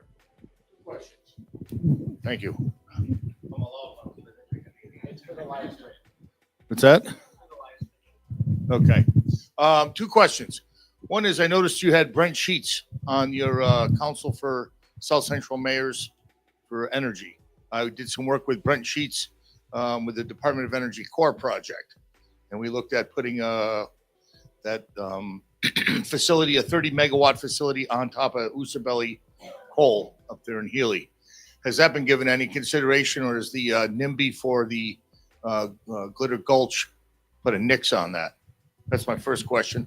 Second question is, out in my neck of the woods, your former colleague John Coghill paid for the engineering and feasibility of Teakle Dam, 160 megawatt hydro project that would run year round, that I wrote a white paper on that would connect Valdez to Whittier with an undersea intertie for a fraction of the road belt intertie cost. Have you looked at any of those considerations outside of the rail belt realm? Yeah, so what we focused on, and I have reached out to your mayor to join our coalition because we're all intertied. There's no, yep. Pardon? Okay, you said Coghill's region, so I was talking about his mayor, but I think it's pretty important that Fairbanks join our coalition as well. We're open to evaluating any project in conjunction with this consideration. I was just talking to Andrew, who happens to be a legend. Well, and then he got a job and he's got to, write differently and all that stuff. But he's an amazing man and very insightful. The Susitna-Watana project. I don't know why hydro doesn't have higher consideration. I don't think it's just the NIMBY. I think our society struggles with hydro for various reasons, but the bottom line is look at what Bradley Lake has meant to our system, right? So we've kind of pushed aside hydro as a serious consideration because of the environmental challenges. Well, I won't say environmental challenges. I'll say the environmental lobby is powerful. But if we continue to struggle with other, and I'm like bullish on the Kenai. If I came across as negative, I'm painting a reality picture on schedule challenges. I'm not painting a challenge on our success. We are going to get through these issues, but for today's scheduling challenges, that was what it was about. I think we have to push to look at realistic options. I mean, there are some really solid ideas. I mean, your project is a real project. I've been looking at Windy since we spoke. We've got a resource that is undeniable. There are so many different things that we should be looking at. Renewables are real life. Our challenges are all schedule driven, but I think we have to evaluate every option. And if there's little resistance, we have to push past it. If it makes sense and we're safeguarding fish and still able to produce enormous amounts of power with a forever source of fuel, it needs to be a realistic consideration.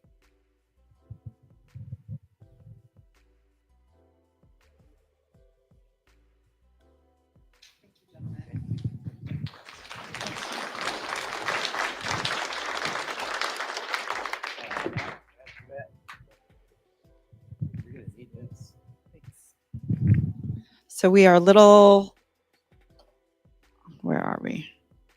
So we do have, we have a video address from Senator Sullivan, and I think that it would be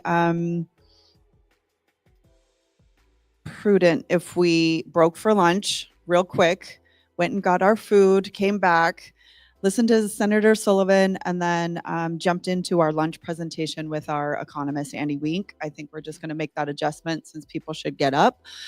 Food is in the conference area back there. So you're going to have to, Caitlin will direct this flow.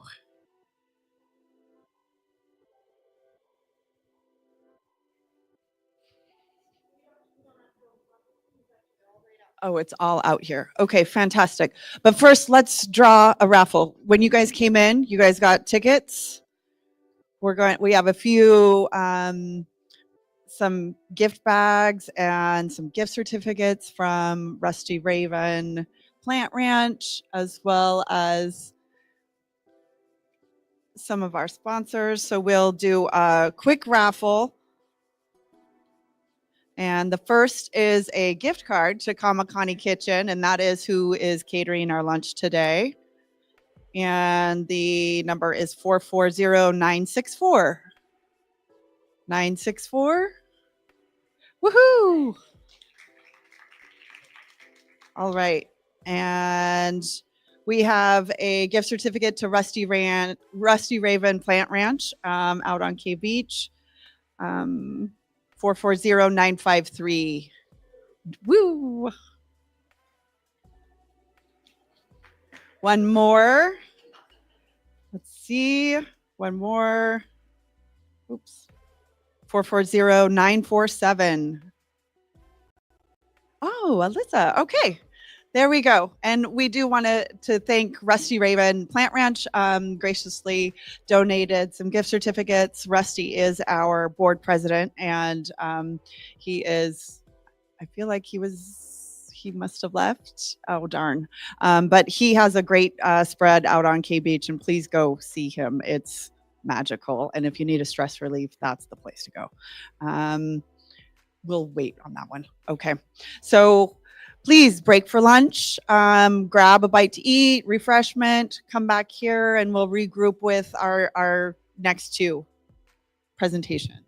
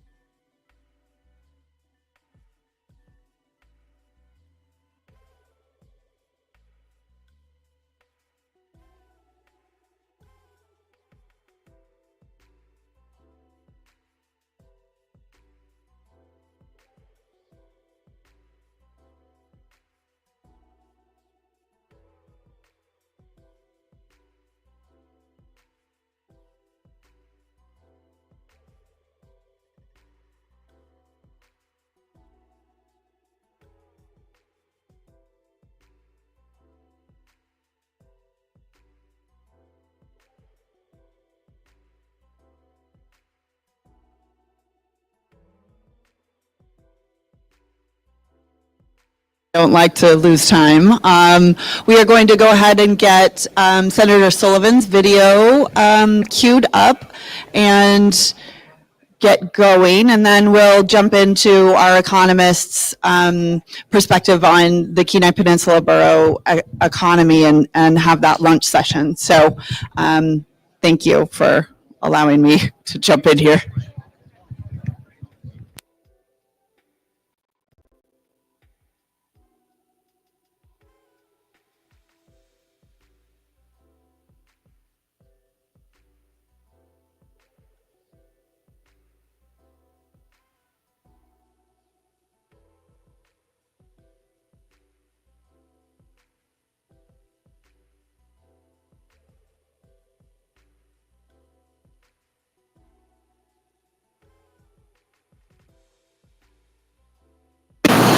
Hello, Kenai. Greetings from Washington, D.C., and thank you for the opportunity to say a few words at the annual Kenai Peninsula Economic Development Forum. By the way, I was just on the Kenai Peninsula 2 weeks ago. Boy, oh boy, the can-do attitude of the Kenai is very strong. I went around with my very shy regional director. You guys know Elena Spraker. Hopefully Elaine is there. I'm sure she is. She's very shy. She's kind of a wallflower. That's just a joke. She does a great job for me in the Kenai Peninsula, but we went everywhere. The Boys and Girls Club, they got a new development there on the Kenai.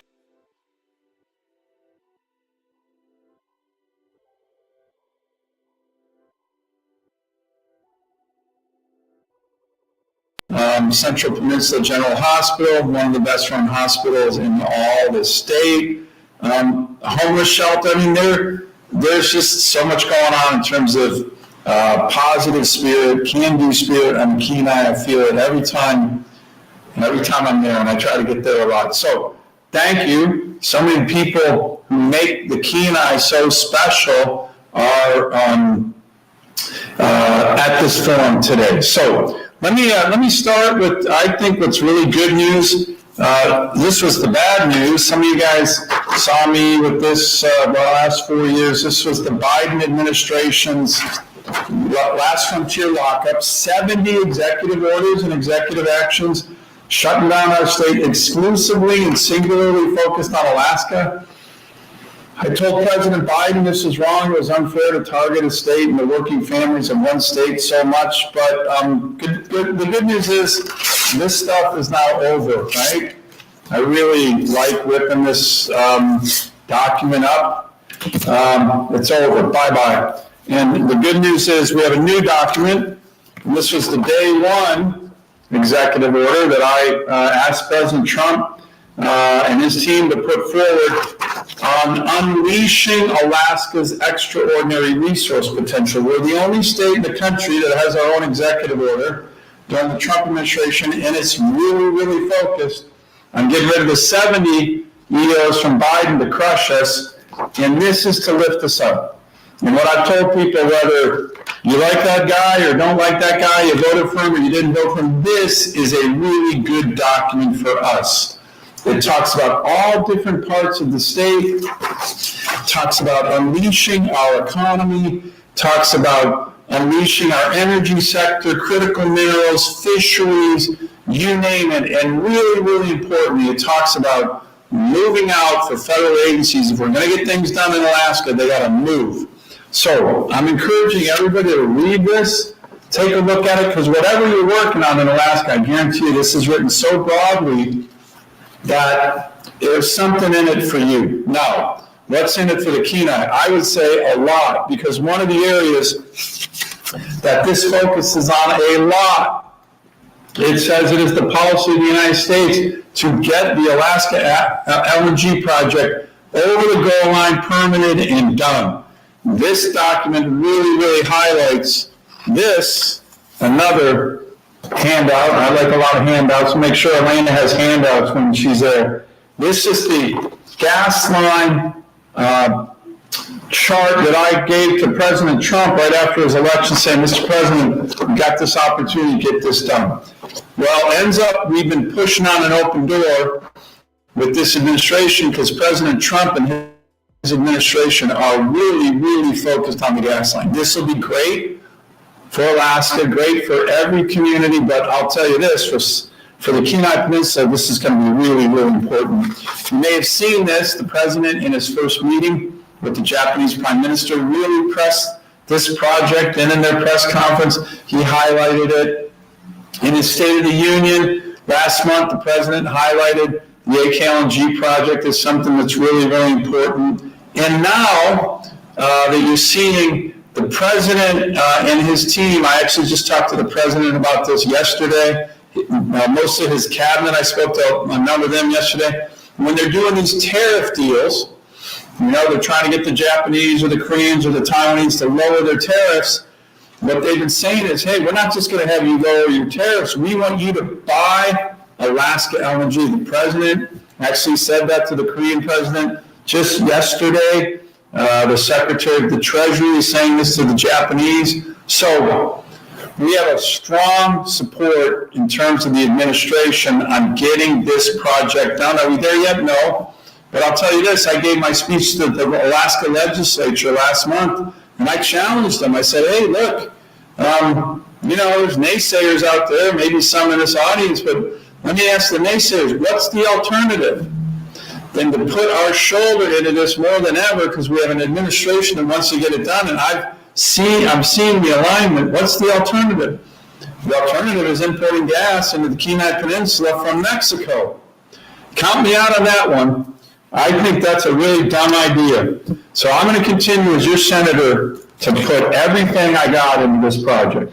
And to be honest, if you think the president wrote this executive order and highlighted the AKLNG project and his meeting with the Japanese, with the Koreans, and the State of the Union, this is us. This is the governor and I working with the president, directly with the White House, saying, you got to make this happen. It would be great for Alaska, great for our military, but also really good for our allies. This is one of the most important construction projects we can get done in America, and it's right in our backyard, so it's exciting. So we'll all continue to work together on this, and for you naysayers, I know there's not any on Kenai, that who write in the Anchorage Daily News, hey, we'll never get there, yeah, whatever. Good luck. We'll import Mexican gas, and that's not a good future for us. So I'm optimistic, though. Fish. We all want sustainable fisheries. The Kenai is one of the most world famous places on the planet for incredible fishing. I am very, very focused on sustainable fisheries. Some of you are familiar with my legislation that created the Alaska Salmon Research Task Force Act. It's bringing the best minds that we have in Alaska, state, federal, local, tribal, university, indigenous, saying, why are some of our salmon runs doing great? Think about the Bristol Bay sockeye salmon runs. Why are some of the other runs, the iconic runs, Yukon, Kuskokwim King, Kenai King, not doing so well? What is happening? This brings the best minds that we have in our state to try to get to what we all want: healthy, sustainable fisheries, healthy, sustainable salmon runs, and we're going to keep working on that. The other thing we're going to keep working on, which is a challenge, is housing. Every community in Alaska, every community is seeing housing shortages. This, of course, chokes off economic development, it chokes off jobs, it makes it more difficult to live affordably in our state. So we are going to continue to focus on this. I have legislation that would create higher brackets for the low-income housing tax credit program, which is a really good way to build out our housing stock, to increase that cap so that those kind of houses can go to middle-class Alaskans, firemen, teachers, nurses, electricians.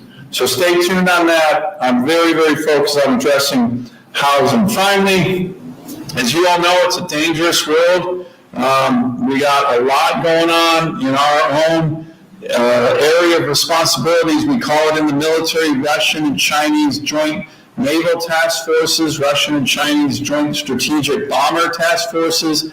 And as your senator, I continue to remain very focused on building up our military. We are doing that, and we are building up our Coast Guard. You're going to see more of that happening this year. I've been highlighting a whole host of things, like opening a naval base in Adak on the Aleutian Island chain because of the aggressiveness of these adversaries of ours, and getting a much bigger Coast Guard in Alaska, on the Kenai, down on the Seward, in terms of the fast response cutters. So there's a lot going on in terms of building up our military. And then the service industry, shipbuilding, companies like JAG and others on the Kenai Peninsula doing services of these major ships.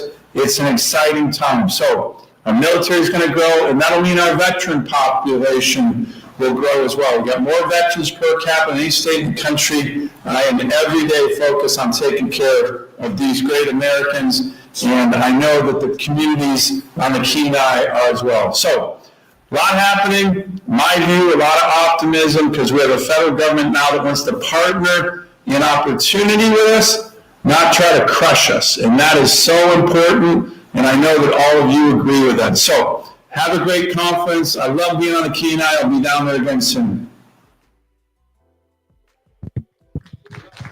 Thanks, Senator Sullivan. Thanks, Elena. I think you're in here. Oh, there you are. See you. Before we head to our next panelist, I did want to just mention once again our sponsors and how we couldn't make this day happen without them. Without that support, we wouldn't be able to do this. We wouldn't be able to bring people together or present this really, I think it's incredible information and data and perspective on our economy.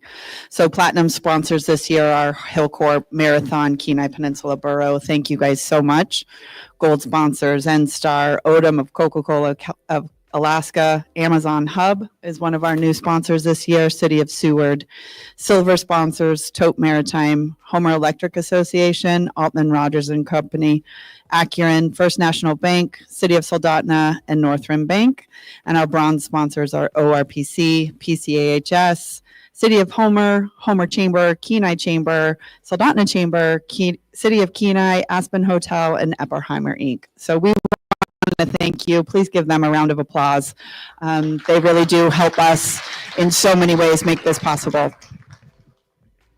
And without further ado, I'd like to present our next presenter, which this is the stuff that I really enjoy about my job, is to be able to look at numbers, look at data sets, and kind of see what makes our economy tick.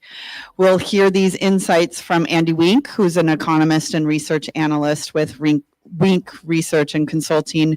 And last fall, we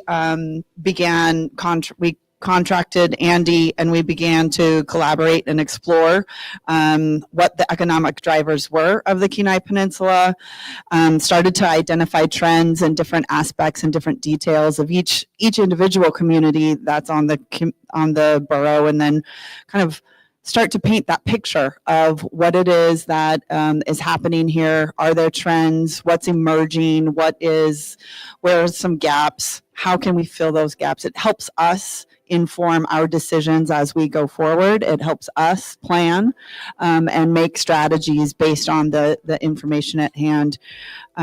His insights have been invaluable, and it's given us a clear understanding of what influences our economy and our vibrant communities. Through his storytelling, you'll be able to see data sets and see your communities within those data sets specifically. To see what is happening and how we can all plan ahead and strive for more opportunities and analysis as we go forward. So I'm really excited about this one, so I'm not going to cut him short. I hope he can have 2 hours if he wants, but he's not going to. But his expertise in the economy is very important to this entire discussion, and not just this day, but as you guys go back to your offices or your homes tonight, I hope that some of what he shares today sits with you and starts to get you kind of motivated in thinking how we can better serve the communities and the industries that we are working in. Andy, please come up.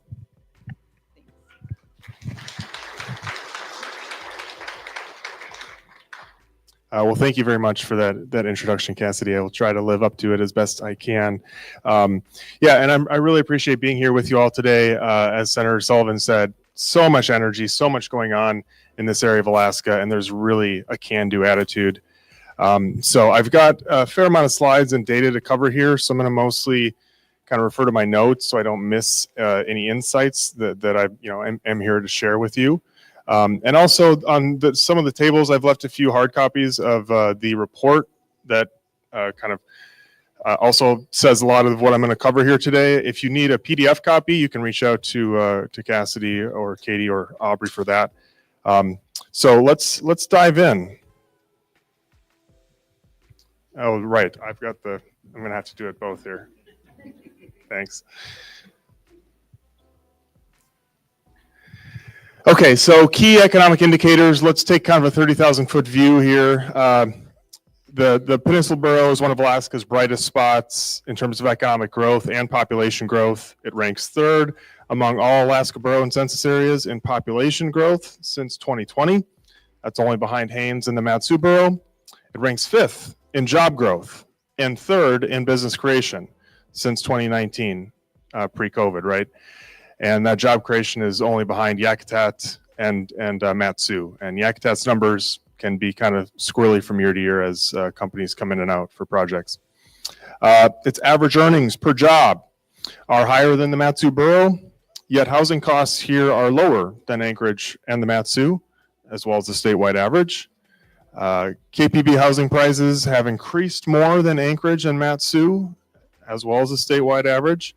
And that demand for housing is a pretty good economic indicator, and it reflects economic conditions as well as quality of life factors.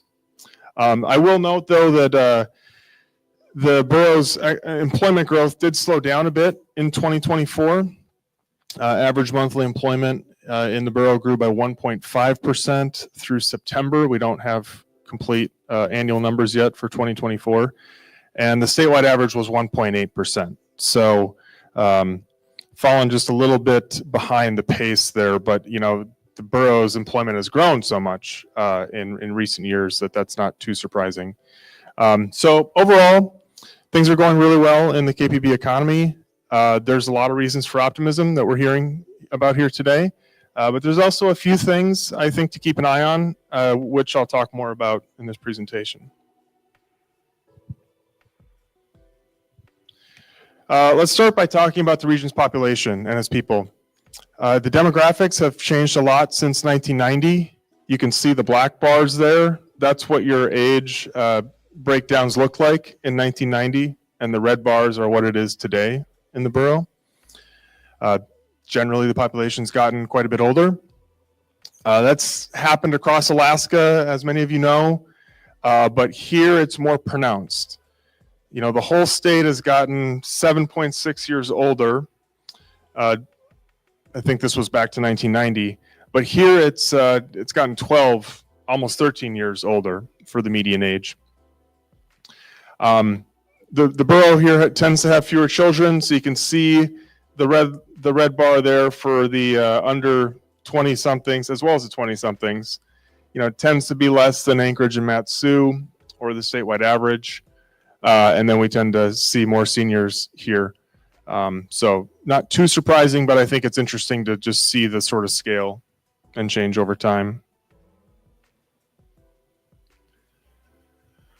Digging down a little bit further, this is what your guys' population change and current population looks like by community. In general, communities near Homer and those on the west side have grown the fastest. Communities in the southern part of the borough or those on the east side have tended to grow slower. And I will also state that you know, Alaska's kind of unique when it comes to demographic and population data. We've probably got the best data of any state, and that's because of the permanent fund dividend.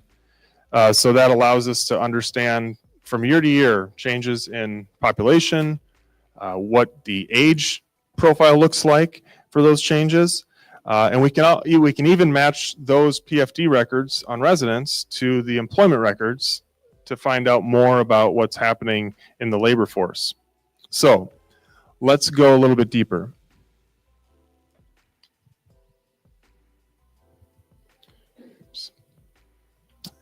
I worked with an Alaska labor economist, Gunnar Schultz, to look at migration in and out of the borough.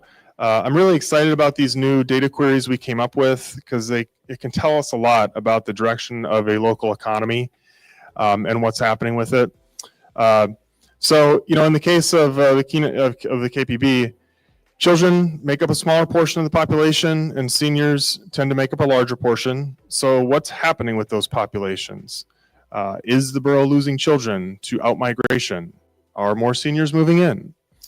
You know, I guess the answers to those questions are no, you're actually gaining children in terms of migration, or at least you were up until 2024. So on the top right, that is the net amount of kids moving in and kids moving out, presumably with their parents, right? And so let's hope. In 2024, you know, that number drops way off, and we've heard a lot about the housing challenges, about, you know, maybe workforce shortages because there is so much going on here.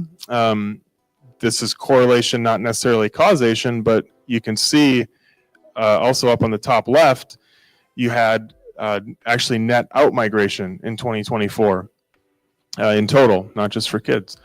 So, you know, that's maybe a data point where things have gotten so tight that you're not seeing that anymore, or at least not in 2024.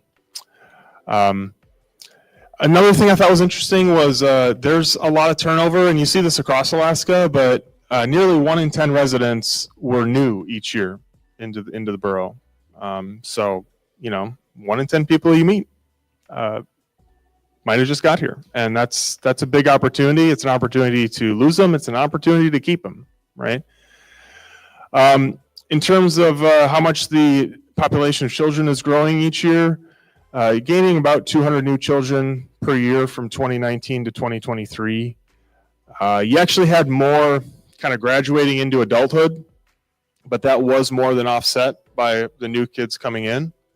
And hopefully 2024 is just an outlier on that. In terms of seniors, you're gaining about 500 to 700 new seniors per year. And you've got about 550 on average moving in. And then you've got a bunch more people that are kind of graduating to that age class. And people are living longer, so not as many people moving out or down, I guess. And so, yeah, that's the trend, 500 to 700 new seniors. And of course, that triggers huge policy needs, right, for care and housing. So there's more about that in the report. I'm going to talk more about community specific here in a bit, but we'll keep moving. As I said, we can tie these records to employment records and figure out, are you gaining workers? Are you losing workers? What about money? You know, people move, but also money moves. And so when you look at this on average, I mean, it jumps around a little bit from year to year, but there is a clear trend of more workers migrating in than are migrating out. The average age of your new workers is about the same as the workers that left. So there's not really a clear trend there, which could be that you've got a lot of seniors coming in. They take some jobs, brings that average age up. So that could just be what's happening there. In terms of the money earned by new workers coming in, that tends to be about 50% higher than the workers who left. Now, a lot of times that's like somebody moving in to fill a job that was vacated by someone leaving, but it's a good sign of a healthy economy that, you know, workers coming in are making good wages, generally better than the ones who left. So that's a very good sign, in my opinion.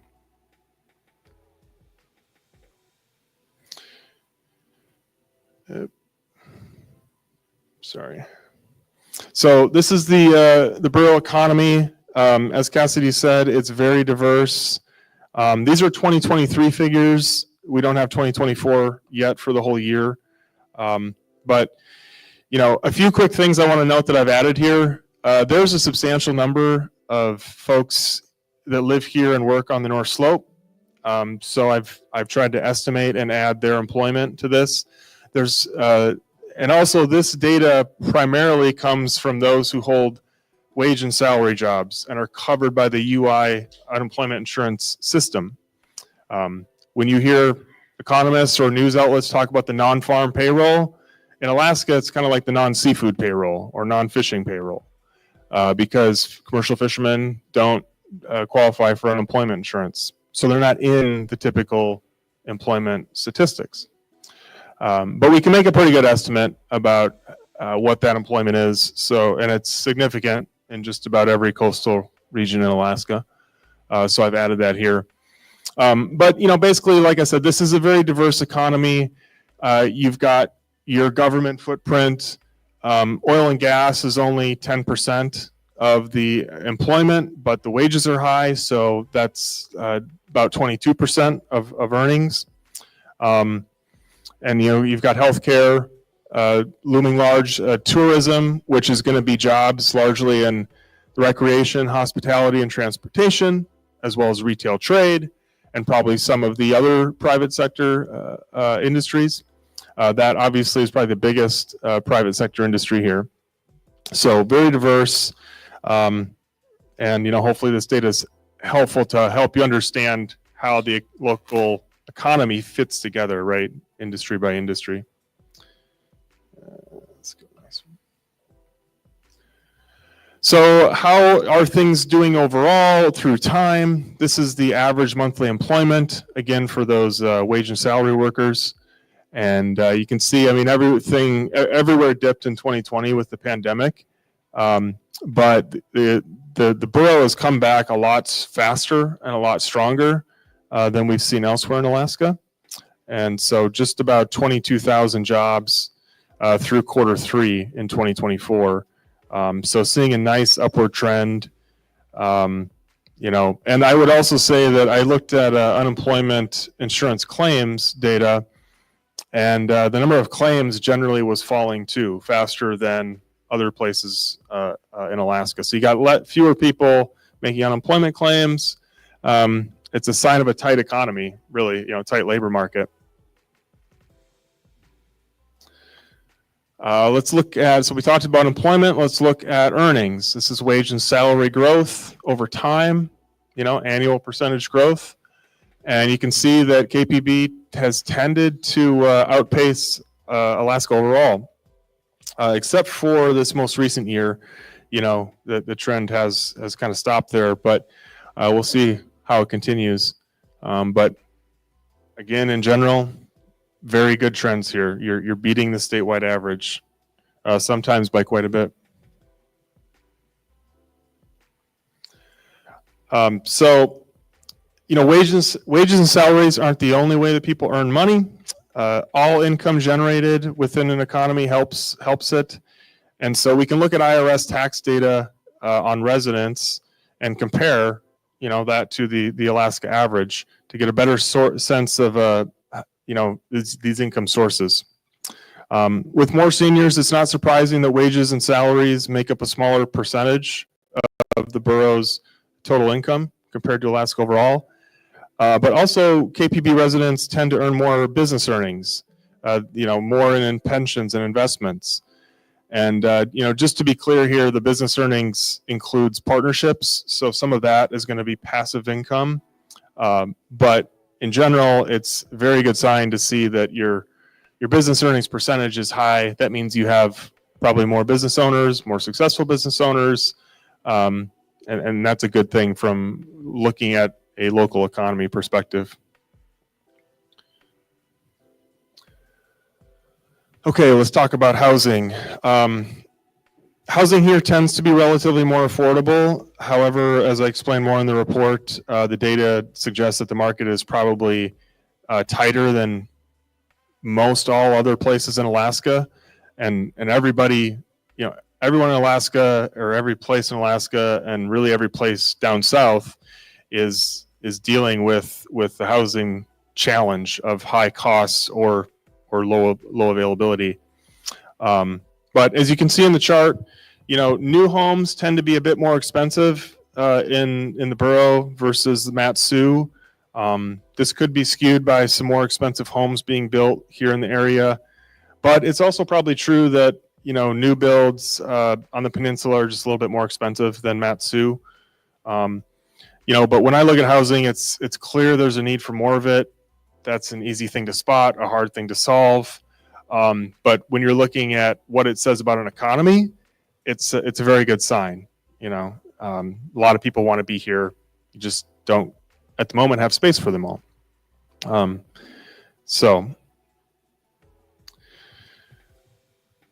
Next, let's talk a little bit about the key industries here on the peninsula. We'll start with tourism. Employment in tourism sectors has rebounded substantially since 2020. It's risen to levels well above where it was prior to the pandemic. This is a great sign, and I think really a credit to all those in the tourism industry, as well as all the various groups which work to advertise for people to come to the peninsula. So again, very good trend there. Seeing it continue to grow in 2024. In terms of spending, I looked at sales tax data for key tourism sectors, and not surprisingly, we see this grow quite a bit as well. It dipped a bit during the pandemic, and maybe the reason why that pandemic dip doesn't look as drastic is a lot of this is driven by retail sales, right? So those figures did dip a little bit, but even when you look at accommodations and guiding and transportation, restaurants, it didn't dip as much here in the peninsula as you might have expected. And that's because we had a lot of folks from interior Alaska and Anchorage Mat-Su come down to fish during those years. So that kind of helped off, take some of this thing out of the pandemic, because it wasn't all relying on out-of-state visitors who couldn't come up. Let's talk about mining, and which is, mining is mostly oil and gas here. So employment has been trending down a bit, pretty stable, but really popped up in 2024. It was actually up 23% through quarter three. 2 local gas producers are planning on drilling new wells, so it's likely we'll see employment increase in coming months and into 2026. You can probably add about 250 local refining jobs to these figures. So, huge industry here, obviously, stable trend. But I want to talk about, a kind of hidden source of employment. And so when you're looking at the data, and you might say, oh, there's about 1,000 oil and gas jobs here if you include the refineries. but that would miss the folks who live here and work on the North Slope. And that's a little over 1,300 people, which surprised me. I knew it was a fair number, but I didn't know it was that high. So, that's more direct oil and gas jobs than happen on the KPP borough itself. It's a very significant source of earnings too. The average North Slope oil and gas job pays about $166,000. And what was also interesting was, even though we're further here from the Ted Stevens Airport, on a per capita basis, you actually have more North Slope oil and gas workers in the Kenai borough. So I thought that was kind of interesting. The number that both you guys have and Anchorage Matsu has dropped over time. Part of that's because the head count on the North Slope is down over the last 5-6 years. But it's fallen more so for Anchorage and Matsu as well as Kenai. But I think Kenai has a unique natural advantage in that this is a great place to live if you're working on the North Slope. A little bit shorter commute, and good quality of life, and so it's a very unique natural advantage that other places just don't have. Maybe outside of Anchorage Matsu. Let's talk about construction. So the construction trend, you can see the employment's grown quite a bit, but retreated about 10% in 2024. This sector creates about 1,000 annual jobs in the area. It's not as peaky as I would have assumed it to be. You definitely see more employment in the summer, about 1,100 in 2023. So, there's still a lot of activity going on year round. Most of the borough's construction workers are employed in specialty trades, 57% there. 31% work in residential or commercial building contractors, and 13% are basically in infrastructure with heavy and civil engineering companies. When we look at this a little bit deeper and kind of trends over time, there's a lot of numbers here, and you can get a copy of this slide deck from Cassie and the staff, so don't worry about memorizing them. But what stood out to me was, even though construction employment is down in the borough, it's up about 10% in the Anchorage and Matsu area. Sometimes workers, especially those who move around a fair bit, get coded to an employer's primary area instead of where they're working. So, that's to say that actual construction employment in the borough might not be down as much as it looks like. Also, the declines that we saw in borough construction employment in 2024 was largely driven by fewer jobs for specialty trade workers and building contractors. Infrastructure employment in the Anchorage Matsu area was up substantially, and it's very possible that some of these jobs either took place in the borough or were filled by borough residents working elsewhere. Let's go to the next one. So let's talk about seafood, the commercial seafood industry. It employed about 2,100 residents in 2023. That includes 832 skippers, 944 crew members, and 327 resident processing workers. Plus, the area has about 13 oyster farms. Now, most of these resident commercial fishermen actually fish in other areas of Alaska. Local fisheries only accounted for 38% of the gross earnings. And that might even be a skosh higher, since some of the halibut and other ground fish tends to happen in waters farther to the west. So, like I said, most of the region's commercial fishing revenue is earned in other areas. But I think the key point here for the borough is that, while yes, of course, what's happening in local commercial fisheries is very important to monitor and develop, but you guys also have exposure to fisheries all over the state, especially salmon fisheries. So whatever's happening in Bristol Bay, Prince William Sound, Southeast, it affects you here as well. As you can see, in terms of like how are things going now, the permit value there, column with the most recent data. That's down quite a bit. Things are not going well in the seafood industry. But the outlook for 2025 is better. It's looking a little better.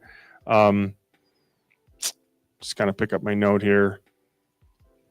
We could probably spend the whole day about talking about what's happened and why and where things are going to go from here. But to sum it up, I would say that Alaska seafood has been squeezed very hard by a strong dollar, higher interest rates, and rising costs.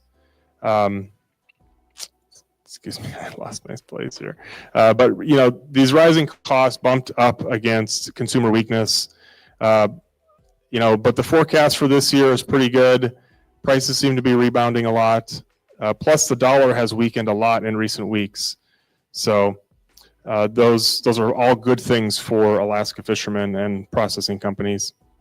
Also, I think the notion of freezing fish in the round, as Northline Seafoods is doing in Bristol Bay and Circle Seafoods is doing in Metlakatla, is a very interesting trend which could drastically reduce costs and leave more revenue to pay better ex-vessel prices.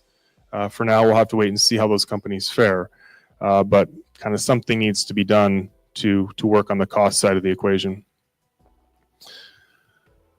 Let's dig a little bit more into these migration numbers, and this is for the Kenai area, kind of the broader Kenai City area, which would include Nikiski and Salamatov. You're seeing the number of new residents slow down. Average age of new residents is up a bit. We saw more kids coming in than leaving from 2020 to 2023, but lost children in 2024. We're generally seeing more senior citizen residents since 2019. And you've added more new workers in the last few years from 2020 to 2023, and a lot more new wages than the folks that left. So again, what I just kind of ran through there explains the trends behind what you're seeing with these numbers. Any questions on sort of, what these terms mean or what these numbers mean? Because I don't want to go through them real quick if there's confusion about what you're seeing here. No? Okay. Let's talk about Soldotna area. Again, seeing the number of new residents slow down. Average age of new residents is up a bit. Same thing that we saw in the Kenai area. Net workers earnings is up quite a bit. You're seeing a lot of new workers since 2020. The amount of 65 plus folks coming in, those new PFD residents, that's up pretty dramatically. The number of kids, the number of net new kids fell quite a bit in 2024, but you're still net positive on children. So that's a good thing. If that 49 is negative, then you would be losing children. And you're kind of seeing the percentage of new residents coming into the Soldotna area falling off. It goes from 12.1% to 10.5%. So again, that could suggest that your housing is tighter. Maybe there's not as many jobs in the area. I don't think that's the case in this situation. But I think these numbers help give you some quantifiable metrics behind what you might be feeling or thinking you're seeing in your local economies. Let's look at Homer. So Homer on the top there, you can see that the number of existing PFD residents each year is generally going up. The area is growing, and possibly that's because the area that I'm talking about here is Homer, Diamond Ridge, Fritz Creek, Kachemak City, and Halibut Cove. You're seeing, the new residents came down a little bit in 2024, and also down, I guess, from the few years prior to that. But you're seeing lower percentage of new residents coming in. The age of new residents was up a bit the last few years. It's kind of about stable in 2024. You're gaining kids. You're gaining new kids coming into the Homer area. Not as much as maybe some other areas, but it's still a net positive. and you're definitely gaining a lot more seniors moving into the area, going from 92 on average to 120 in 2024. And again, gaining new workers, quite a few. You're seeing that trend increase, so that's a good sign for the Homer area. Let's look at Seward. So Seward has some opposite trends here from what we've seen. You can see the number of existing PFD residents there at the top. That's come down a bit. The population has contracted. You're seeing less new residents coming in to the Seward area. You're seeing the age of those new residents coming up, so that kind of tells you that retirees are probably moving in general for the folks that are coming in. You're seeing the amount of kids coming down, and actually there was a net sort of loss of children migrating out over the past 4 years. Still though, the new workers are making more than the workers who exited, but that difference there at the bottom is not as big as we see in other communities. So as I kind of say in the report, it's clear from these trends that there probably needs to be more economic development, opportunity happening in this area versus the others. Housing is, a challenge everywhere, probably is in Seward as well. But this just kind of shows you some of the differences between the areas. I wanted to take a stab at an outlook for, various industries coming up here in 2025. There's a couple of big potential infrastructure projects we've heard a lot about today that would dramatically increase employment and activity here on the peninsula. We'll have to see if those get funded. Some are more likely than others, but there's a lot of upside for these big construction and infrastructure projects, obviously. As we kind of work our way down, tourism, I'm cautiously optimistic. It's very hard to predict, and I go back and forth, but right now I would say I'm cautiously optimistic. The air travel hasn't dropped off as much as I thought it would. The cruise ship companies are actually predicting, they're saying they're booked just at the levels they want to be. Bookings are pretty strong for this year for Alaska. So I think you're still going to see a good number of out-of-state residents coming up, out-of-state visitors. We'll have to see what happens with the king salmon restrictions and how that affects fishing tourism. That's something to watch, but there's a really good sockeye forecast. So I think you're going to see a lot of in-state visitors. Things are kind of trending up. On tourism, my final kind of thought there is I think there's probably more downside than upside. If it gains, it's probably not going to gain a ton this year, but I do think we'll see gains in general. For oil and gas, very optimistic. Oil and gas, when you look at the employment projections that the Department of Labor makes, they're projecting that sector to grow the most out of any in Alaska. We've got the new drilling and things happening here on the peninsula. So yeah, I'm very optimistic. There's probably a lot of jobs that need to be filled in oil and gas right now and for the next year plus. Construction, pretty optimistic about that as well. There's certainly a need for housing construction here and commercial as well. There's some big projects looming. We saw that dip a little bit, I think, as a few of the infrastructure projects tailed off. But again, I think we're going to see growth there in construction.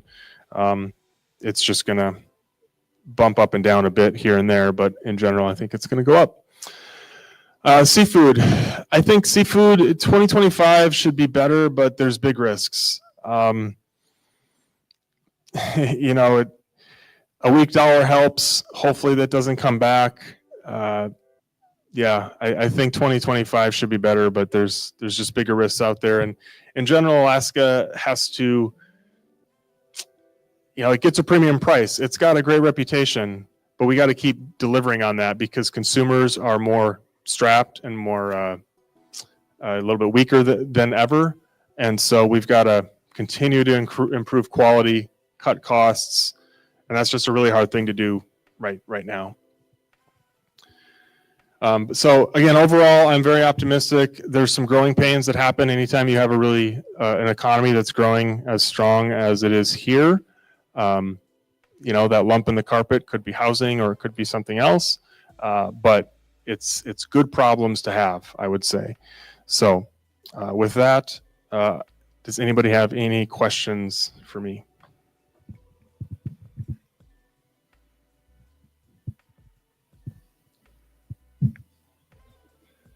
All right. Well, again, thank you very much for your attention. That was awesome. All right. I'm surprised no questions, but that's okay. And again, if the full report is on the tables, but if you guys want a PDF, it will be on our website, and you can reach out to any one of us, and we can get you a copy of it. It's good stuff because it kind of just lets you see what is happening and identify if that's really what you think was happening or if it is happening and if there's a number connected to it. So it's exciting. So I think so. So our next presenter, it is also an economic themed presenter. We've worked with Dr. Alyssa Rodriguez for many, many years. Many of you in this room know her, but she is going to be, she has kind of taken on the role of helping us with our annual update of our comprehensive economic development strategy. And we are responsible for developing this strategy. It's a 5-year document. We are able to put together kind of a whole bunch of data sets, quality of living aspects, SWOT analysis, quality of, I already said quality of living, but the aspects of each community that is making our economy tick. And then also being able to utilize that as a tool as we go forward with developing projects and infrastructure initiatives and community development, primarily through EDA and federal agencies. So if you're able to see yourself or your project within our document, our SEDS document, that's a leg up in terms of finding funding and making sure that your project makes sense for your community, because sometimes communities have opinions about certain projects that happen in their communities, and we want to tune in to what those values and what those kind of priorities are for a community and make sure they're represented here, and then develop a strategy and build upon that. So that's kind of the background of the SEDS. And Dr. Alyssa Rodriguez, she's a colleague, an economist, a contractor that we are collaborating with on this project, but also have worked with her on a number of things over the years.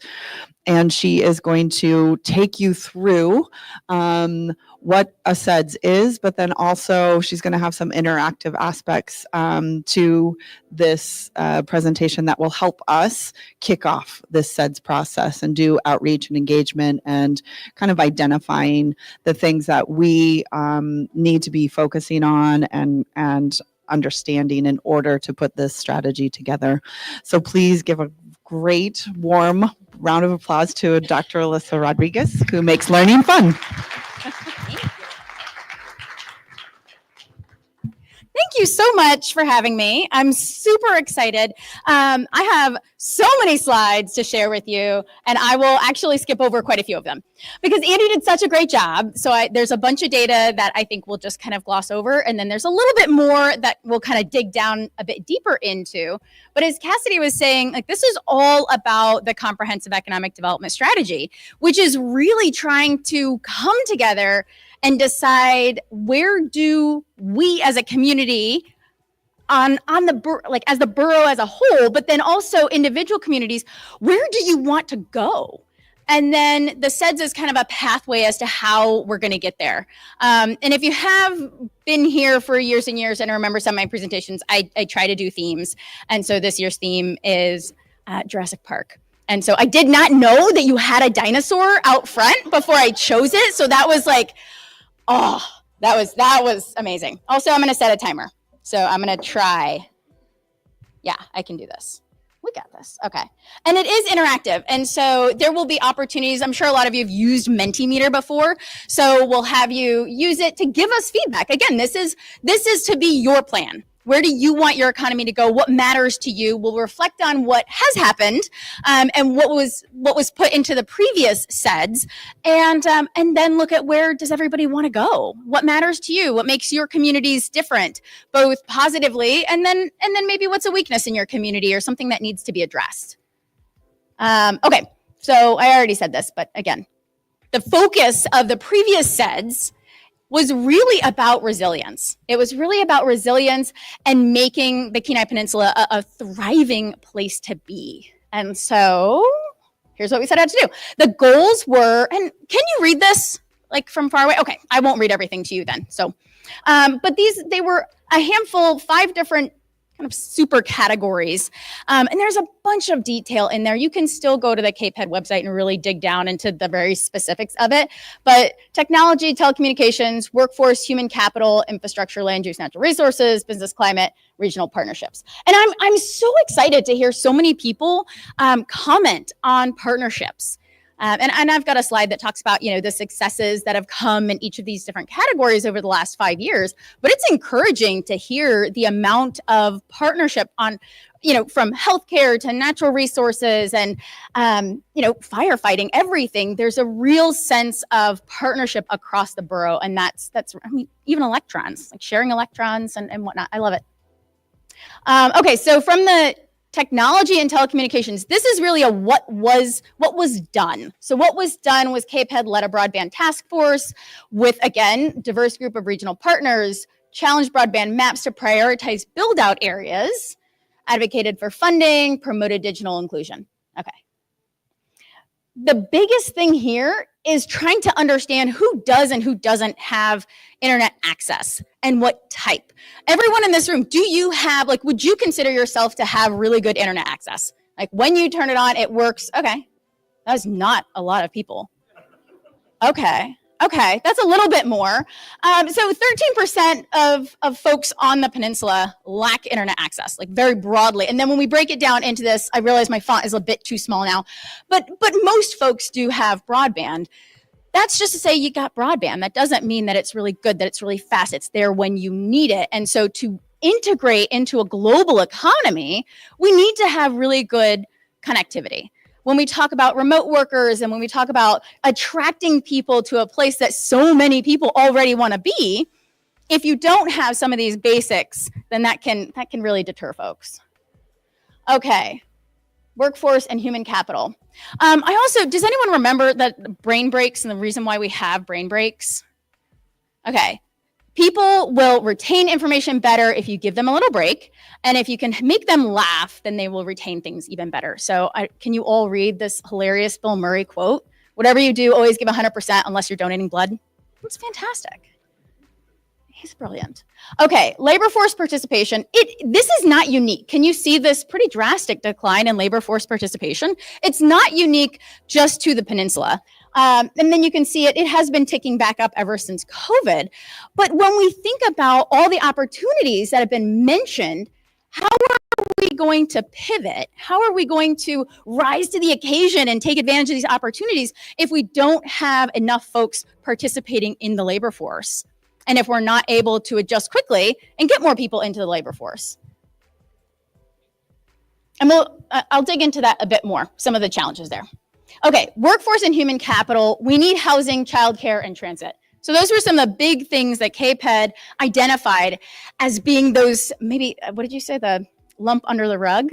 Yeah, that really needs to be taken care of if this is going to thrive. If this is going to be an incredibly successful place that has a workforce that can rise to the occasion, take advantage of opportunities, those 3 things really need to be handled. They made a Kenai Peninsula Workforce website, added GIS tools, and then improved employer and job seeker connections. So this is something I really want to touch on very briefly. When we are thinking about recruiting employees, we often don't think about the fact that that job is one of our products. We might sell any number of things, but when we are recruiting for someone, we are selling a job, and we have to market it that same way. I think there's a history of us putting a job out there and so many people want it, and we just expect them to come to us and work for us for a very long time. And things are different. And we need to recognize that that little job that you put out there is competing with a bunch of other people's little jobs, and you have to market it the same way you would a product. So that's just a small tidbit. I don't have a lot on that. Housing. Housing is one of those, I'm gonna say pee under the mattress, maybe. I don't know. But it's something that has to be worked on. And so this is just a little bit of the challenges when it comes to housing. 5% lacking indoor plumbing, 59% poor air quality. That's typically because you're using wood to heat your house. That's typically where that comes from. 29% drafty. Why does it matter? Why do we even care if your house is drafty? Inefficiency. It drives your costs so high up. That's one of the lowest hanging fruit when it comes to reducing the cost of living or the cost of housing in a place is just making places less drafty. It really can very quickly make your home a lot more cost effective. And then cost burdened. So Andy did mention that the home prices here are generally lower than Anchorage, Matsu, et cetera. That's great. They're still too costly because we still have a lot of folks who are cost burdened. That means they spend more than 30% of their paycheck on housing. So childcare.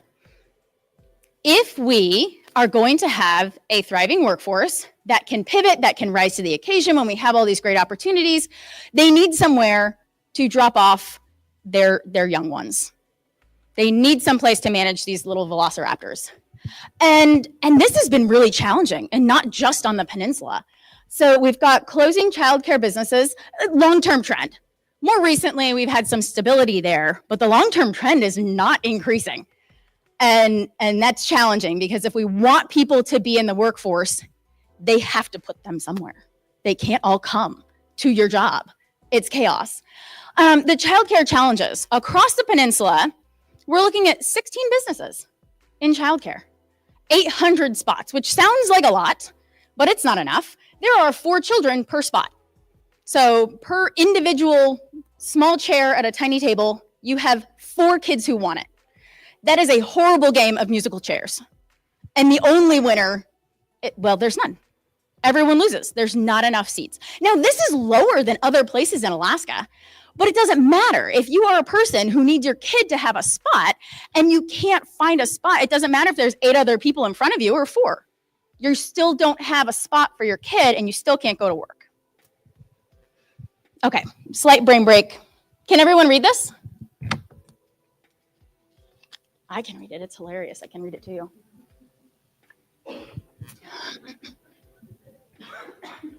Okay, you can read it. Good. Okay, so successes in infrastructure, land use, and natural resources. KPEDD supported mariculture development and investment, assisted with erosion mitigation, partnered with the Department of Energy, and led regional transportation planning. Excuse me. So just to kind of sum up transportation really quickly, over 645 miles of road that's maintained by KPEDD. And then we've got the Seward and Sterling highways. For aviation, there's a little bit more than 40 airports and runways, but the commercial service is really becoming a hindrance, a pea under the mattress in terms of resilience. If you can't get folks in and out regularly in a cost-effective fashion, that sort of thing, then it really lowers your ability to rise to the occasion, to take advantage of the opportunities that come to you. Marine highway access, the state budget cuts are something that could really, again, be a big challenge to resilience and being able to take advantage of opportunities, get people where they need to be when they need to be. And then rail is just limited to Seward. And we can see the impact when we have something that used to be used for natural resources and now is primarily used for tourism. And I am by no means trying to bag on tourism, but it is not the same as having natural resources or other industry. They're distinctly different. The seasonality, all those types of things. And so, as our economy changes, it's up to us to understand what we want it to be and how we can really be intentional and continually put investment in. I think it was Sean who mentioned the investment that went into making Central Peninsula Hospital like what it is. That wasn't just somebody had an idea and then it happened. Decades of intentionality got folks where they are. And so that's what we have to do here too. Andy mentioned aquaculture. I won't belabor this, but just to give you a general sense of what's shaking with aquaculture. We've got 2002, 2012, 2022. Business climate and entrepreneurship. So KPEDD supported grant applications, aligned local projects, revamped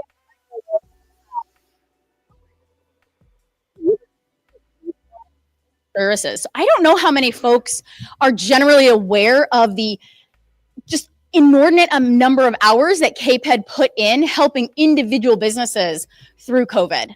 As the recovery happened and all those sorts of things. An enormous amount of just one-on-one help with that. And then not just one-on-one kind of regular business help, but also strategy, resilience planning, developing toolkits, all sorts of things.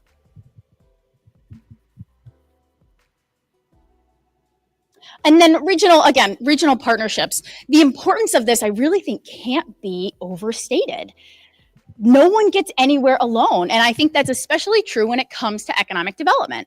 If you have a plan, if you are collectively deciding where you want to go and how you're going to get there, everybody's got to be rowing in the same direction or you're not going to make any progress. Okay.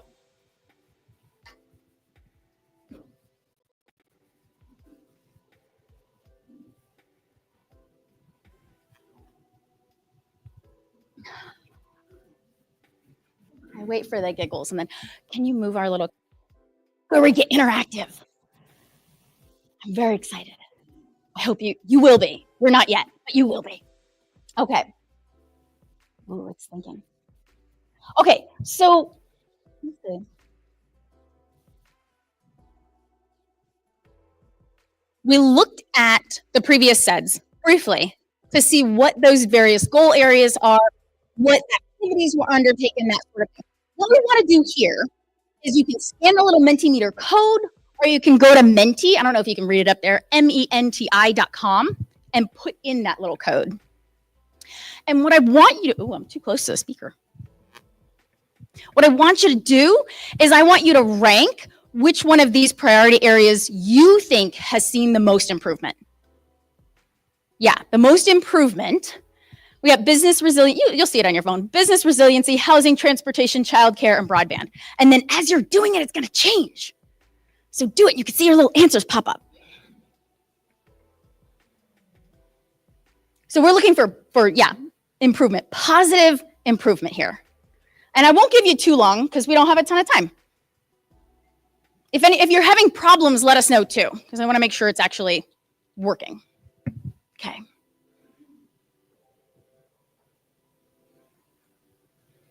Nice. Okay, so we got business resiliencies at the top, broadband, then transportation, housing. Getting some more responses, but the order's not really changing too much. When we move on, I think it will make all of you move on. I don't think you'll be able to answer. Okay, we're moving on. Aubrey. Okay. So now that we kind of thought about where you've seen the most improvement, whichever one you ranked at the highest, what specific improvements did you see?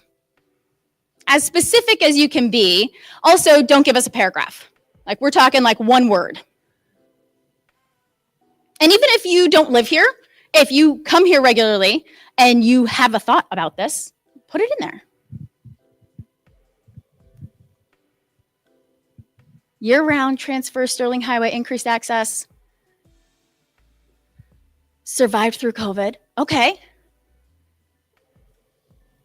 And the more that if you see someone else's answer and you agree with it, you can always just use the same word. That's how these nice little word clouds work. Okay. Access being the most, okay. Nice. Faster internet. Who has faster internet? Yay, okay, okay. Okay. And you are welcome to put in more than one here. So what we're going to do with this information is we're going to use this to try to help us evaluate the effectiveness of the past SEDS, understand how it actually improved people's perception of the economy, your experiences, whether that's a business owner, as an individual, as somebody who runs a nonprofit, is on city council, those sorts of things. So that's why this matters. This isn't just like a fun, interactive thing to do after lunch.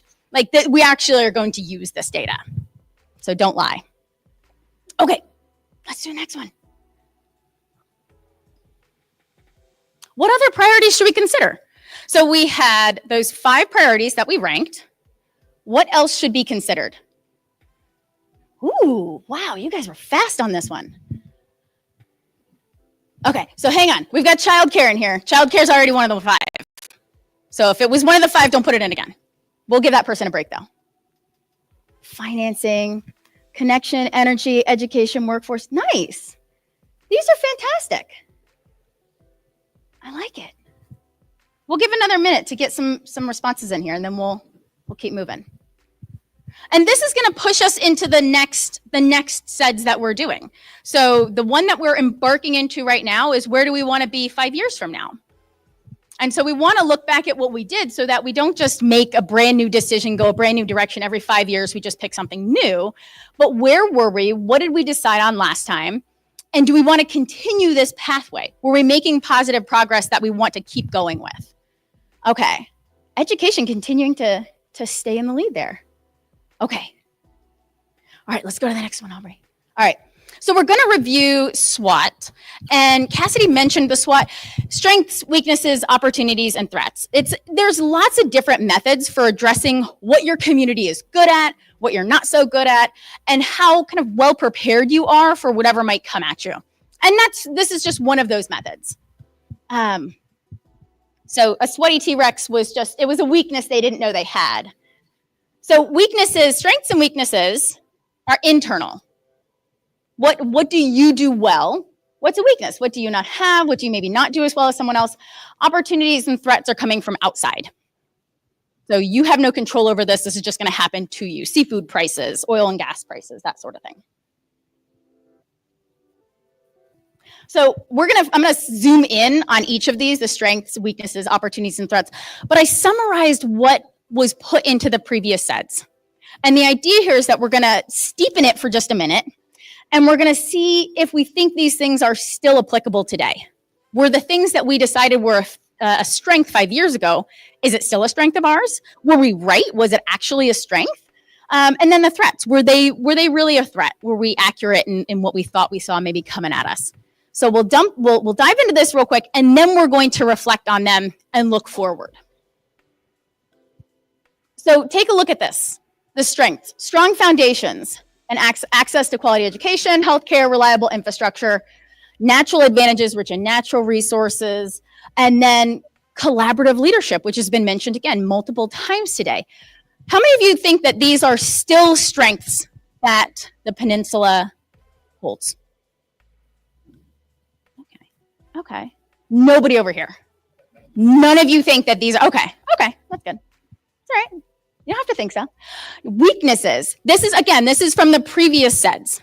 So 5 years ago, we thought that the demographic challenges were a weakness. The population is aging, outmigration, school enrollment decline. A lot of this is still happening, but do you still identify it as a weakness? So again, take a gander. If you agree with these weaknesses, go ahead and pop your hand up.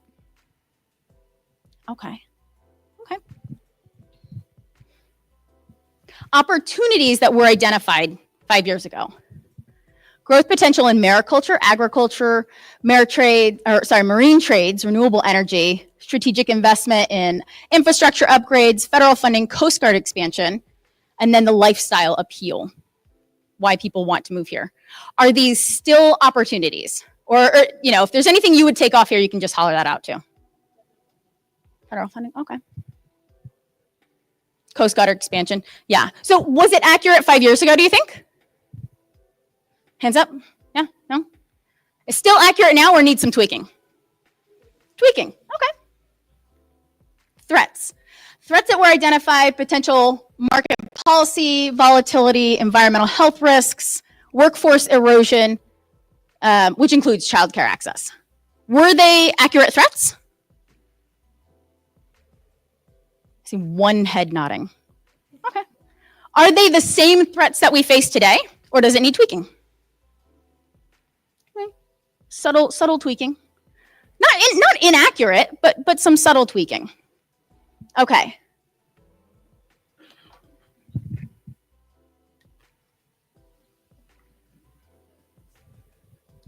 So one of the favorite things I like to imagine about dinosaurs is that those giant brachiosauruses actually look like geese.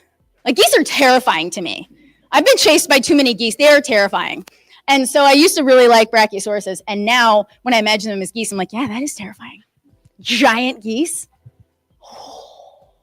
Okay, back into Mentimeter. So when you can think about your community, or you can think about the borough as a whole. What is something that we do better than most places in Alaska? It's not what?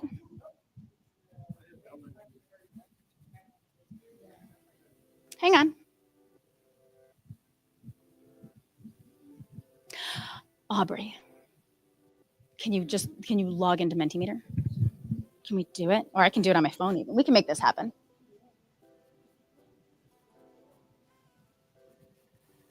Don't do the one you're seeing.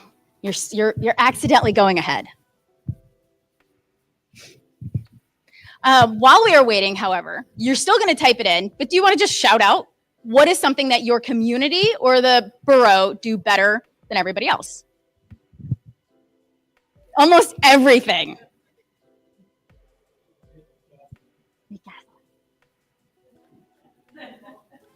Okay, community involvement, gasoline.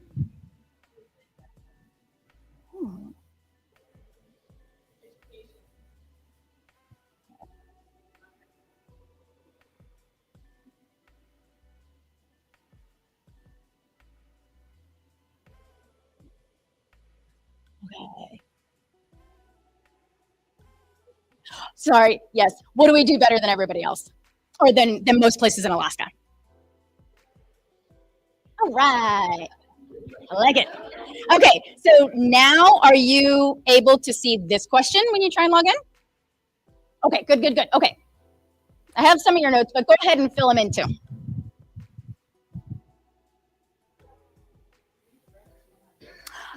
Okay, so we got some people there, some people not. Do we have to rescan? Yeah, do you have your little QR code on the table? Yeah. It took you to the beginning. Can we fling it forward? On Mentimeter? Oh!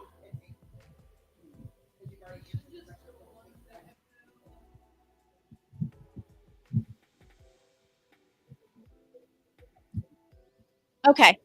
Flip forward then. And we just keep going back. Okay, hang on. I'm coming over to you.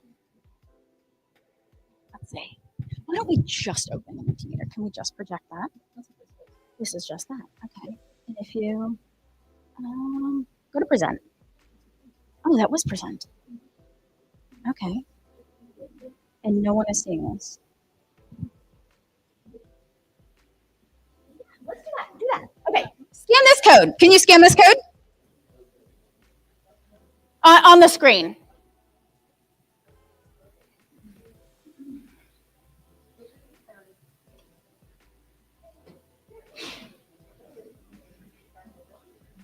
It's not taking you in the right place still? Rats. Okay. My apologies, and thank you for your patience. Okay, when you scan this, what question are you seeing? Okay, let's go to the first one. We'll just do it this way. So you see this one. Okay. Can you hit present from here, Aubrey?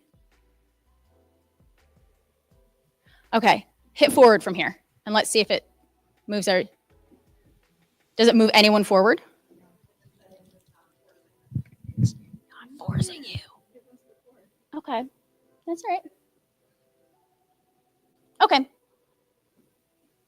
Can each of you manually push yourself one question forward? Unless you put an answer in again. Oh, submit with nothing? Okay.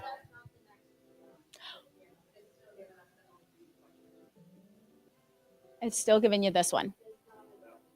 Okay. Who's here? Is everybody here? We're going to answer this question. Okay, so we're a little bit wiggly here, but what this is we want to think about the future. So these are our future scenario planning exercises. So if we were in a situation where the LNG pipeline goes through, what should the priorities be for how we rise to this occasion for this potential future? What would we need to focus on and make sure happens?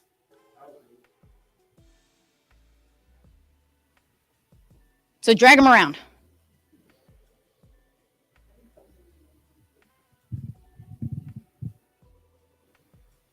And again, thank you for sticking with us. We got a handful of these, so we're going to move on to the next one. Okay. If the peninsula has an influx of young families moving in, meaning they have kids, they are in K through 12, that sort of thing, what should the priorities look like? If that were the scenario, that was the future that we're in. We have an influx of young families coming in. How does that change what you think the priorities should be?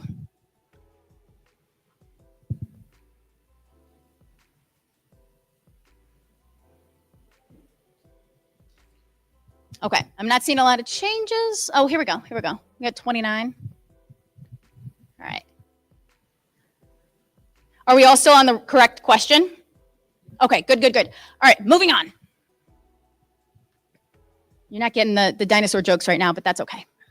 All of our elderly stay. So we are seeing changes in outmigration based on age.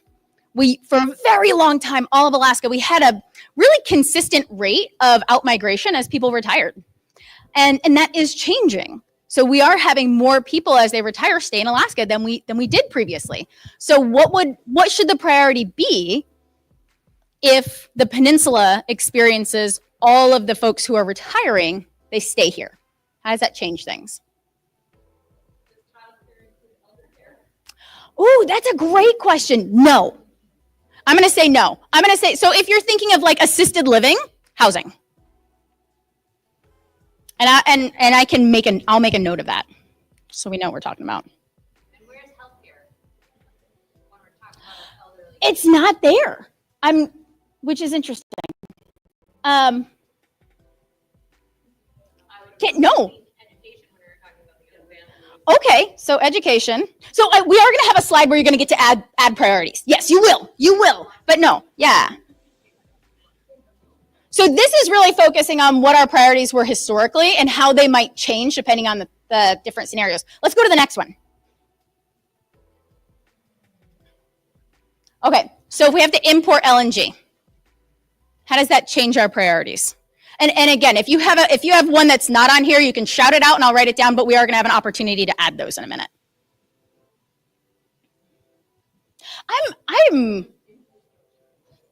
Okay.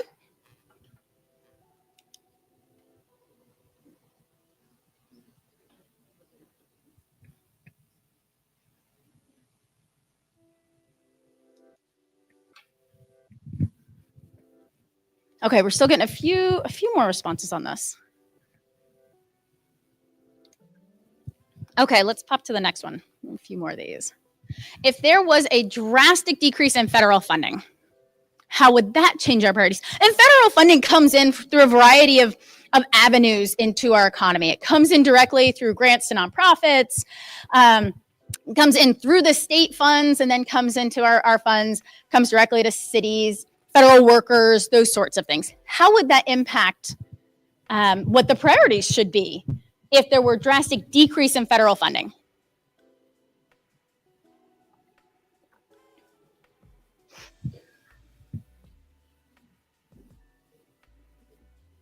I'm surprised that housing is still at the top.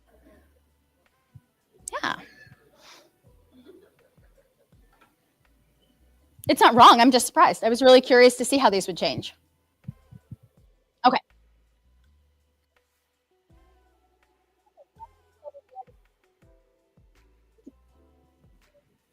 Some people did. You got excited, went ahead. Yeah, if the cost of fuel doubled, what would that do? How would that impact your economy? This isn't a priorities question. What would happen? What would your experience be? What would your business experience, your communities, etc.? Okay.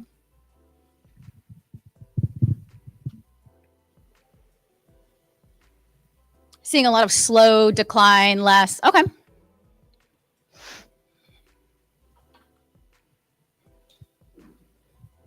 Okay, we'll give another quick minute here and then we'll jump to the next question. Okay, next question. Moving on. Okay, so when we think about what could be coming at us, we're thinking opportunities, we're thinking threats. They're coming from the outside. What are things that we should be thinking about that we haven't gone over in these future scenario plans yet? The dam, I think, is a good one that we could have put on here. What are some future, again, whether they're opportunities or threats, but that we should be thinking about so that we can be prepared as we look at our economic future and try to develop the economy? Natural disasters, lack of community engagement. Okay, renewable energy boom, seafood crash. Okay.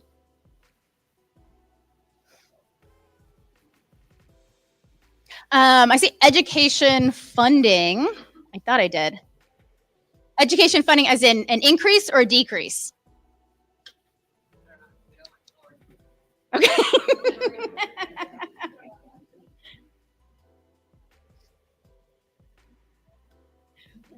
Okay. Some thoughts are inside thoughts. Okay, let's go to the next one. You got a lot of future scenarios. We're going to be busy. Wages don't match inflation. These are great. Yeah, so these are the things we have to think about if we want to have an economy that is prepared, that is resilient, and that can take advantage of opportunities that come up and can also work through challenges that come up. Okay, next. Okay, we touched on this, and this is, I think, where we all went sideways. What do we do that's really good? We do it better than everybody else. And not Alaska, but what does the peninsula or your community in specific do better than everybody else? Even your business. What is your business? If you own a business here, do better than everybody else.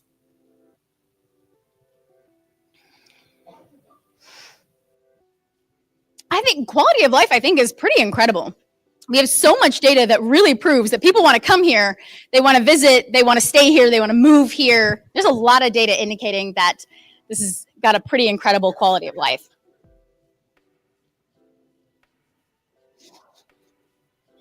Self-reliance, respect.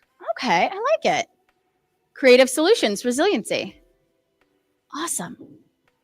Okay, let's go to the next one. We're flying through these. What makes the Kenai Peninsula a good place to live, raise a family, or retire? Why are you here, basically, and why should someone else come here?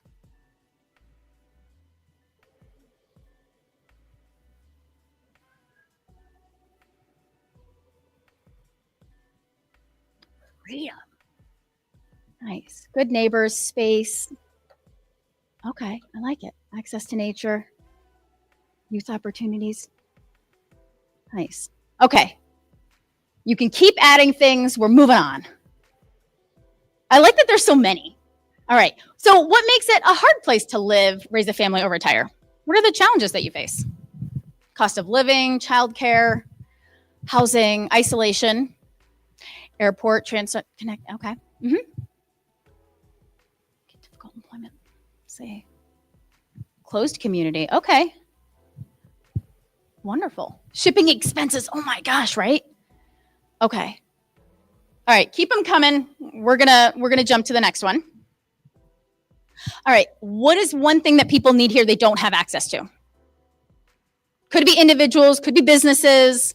What is something that people need they don't have access to? And we will have opportunities to write something in. This is not that opportunity, but you will have it.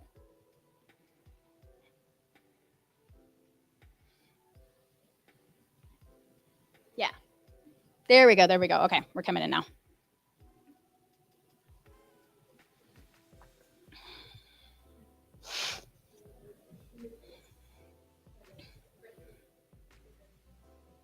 Okay. Housing again, popping to the top of the list. Okay. Healthcare, nightlife. Okay. Let's move on from this one. All right. So we'll pop back to the PowerPoint slide just to make sure I didn't skip over anything too critical. But this is really the crux of it, was getting information from you, having you kind of steep in what are you good at, what are the challenges, etc. This is what I wanted to end on, is if we could just solve one thing, one problem, that's all you get is one, then what would it be? I actually think I do have a question after this, but immerse yourself in this, steep in it, steam in it, marinate.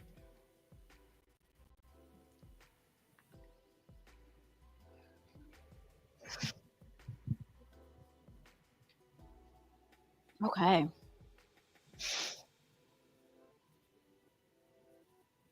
Okay, I think do we have a question after this one?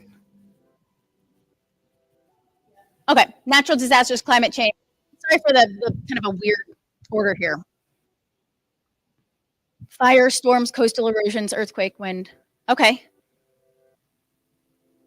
Volcanic eruptions. How timely. Global warming, okay. Okay, let's keep her moving. Oh, this is my favorite one. If in 10 years from now, this was an incredible place to live, not saying that it's not now, but if this was the best place that you can imagine to live in, what would have changed between now and then? This is another like steep yourself in it and feel the question.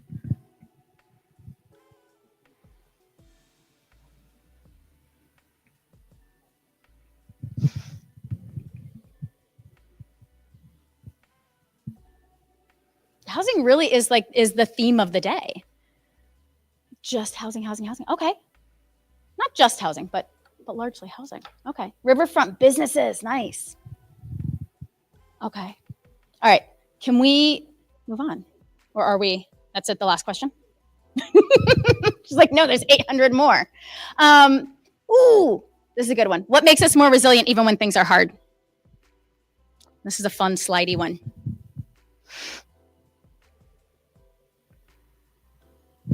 You have 100 points and you get to spend them on each of these questions.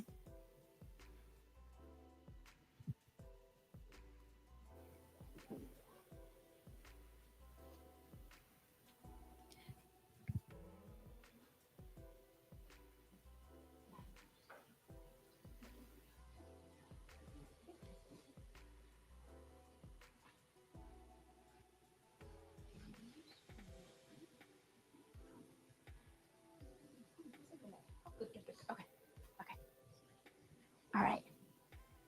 Connected community. I like that. Let's see. Collective purpose and community are coming up high. That's awesome. That really says something about a place when the top three things that come up when it relates to resilience is community. We're going to pop back to the PowerPoint presentation really quick, mostly for the jokes. Okay, yeah, hop on that joke right there. Do you see it right there? Yep. Okay. Because you deserve it. You've put up with a lot through this presentation. I feel like the other graphic down here could have just been that guy who's like, aliens. Okay. So we're going to keep talking about the SEDS. And so this QR code will not take you to another Mentimeter that you have to tough it out through. This will take you to the KPEDD SEDS page. So there are additional opportunities to get involved, to tell us what you want your community to look like, where you want it to go, what it wants to be. And so we're going to do a presentation on the 28th of May at the joint Kenai Soldotna Chamber Luncheon. 29th, we're going to do 28th City Council. And then we'll be in Soldovia sometime in August. And then we're going to do virtual presentations And there will be a lot more opportunities, not only for you to get involved and say what you want your community to be, where you want it to go, but to encourage others. I'm sure everybody knows another person who is highly opinionated about where the community should go, where we should try to put our efforts. And we want to make sure that those voices are heard. This is not a plan that is somebody else making it for you to tell you what your community should be and where you should go. But really, the whole purpose is that this is a plan that everyone is putting together that's very alive and that involves everybody rowing in the same direction. That's the only way we're going to make progress, is by continued intentional effort. And that's how you become one of those really awesome places where everybody wants to be, where there's lots of opportunity, there's enough housing and enough childcare, enough jobs, and things are really rocking. And you do that through a lot of intentional, consistent effort. And so that's what this is all about getting input so that we are all excited about putting in that continuous intentional effort, because we all want to get to where we've decided to go together. With that, I will end it. Thank you so much for your patience and participation. Thank you, Alyssa. And that list is not the final. So we are going to be coming to a community near you to do this outreach and this engagement. We're working with the municipalities, with tribes, with stakeholders, with senior centers, the list is very long, who we are making sure that we are doing the outreach and making sure those conversations are happening. So stay tuned to our SEDS page on the KPEDD website for updates. We will also be doing kind of some organic outreach efforts. We'll be at Music in the Park.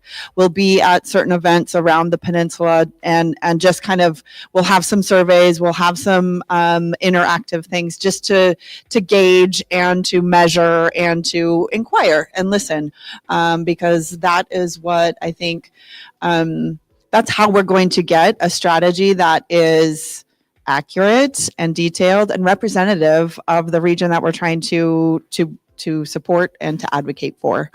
So stay tuned to that. Thank you, Alyssa, so much.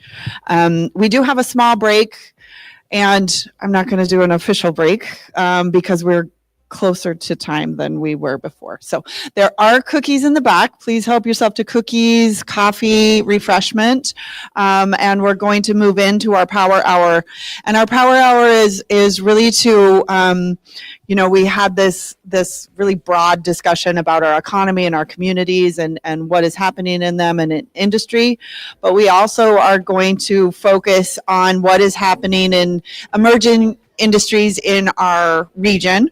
KPEDD was a sub-awardee and a partner to Southeast Conference, who's the lead on a project for Build Back Better, which is a mariculture promotion project where we were awarded, the group was awarded $49 million to promote and build up this mariculture industry for the entire state, not just our region. And then we have regional partners within that are working towards making sure that testing, processing, all of the elements of farm to consumer is there in terms of mariculture industry. And so Robert's walking around to drop some literature on your table about the Build Back Better program, and also just what this project has done.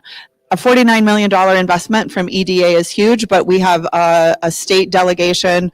3 governors have promoted and supported this initiative to really enhance our industry and diversify our industry with this, with seaweed, oysters, and kelp. And we're doing some good work right now. So I'm going to invite Brianna Murphy, who's our mariculture liaison, up here to present on the work that Build Back Better has been doing in Southeast Conference and also the Alaska Mariculture Cluster. She's also an incredible person to talk to about her own personal story and experience within mariculture and with kelp and seaweed. And she's just a valuable asset to us, and it's been fantastic to get to know her. So please welcome Brianna Murphy.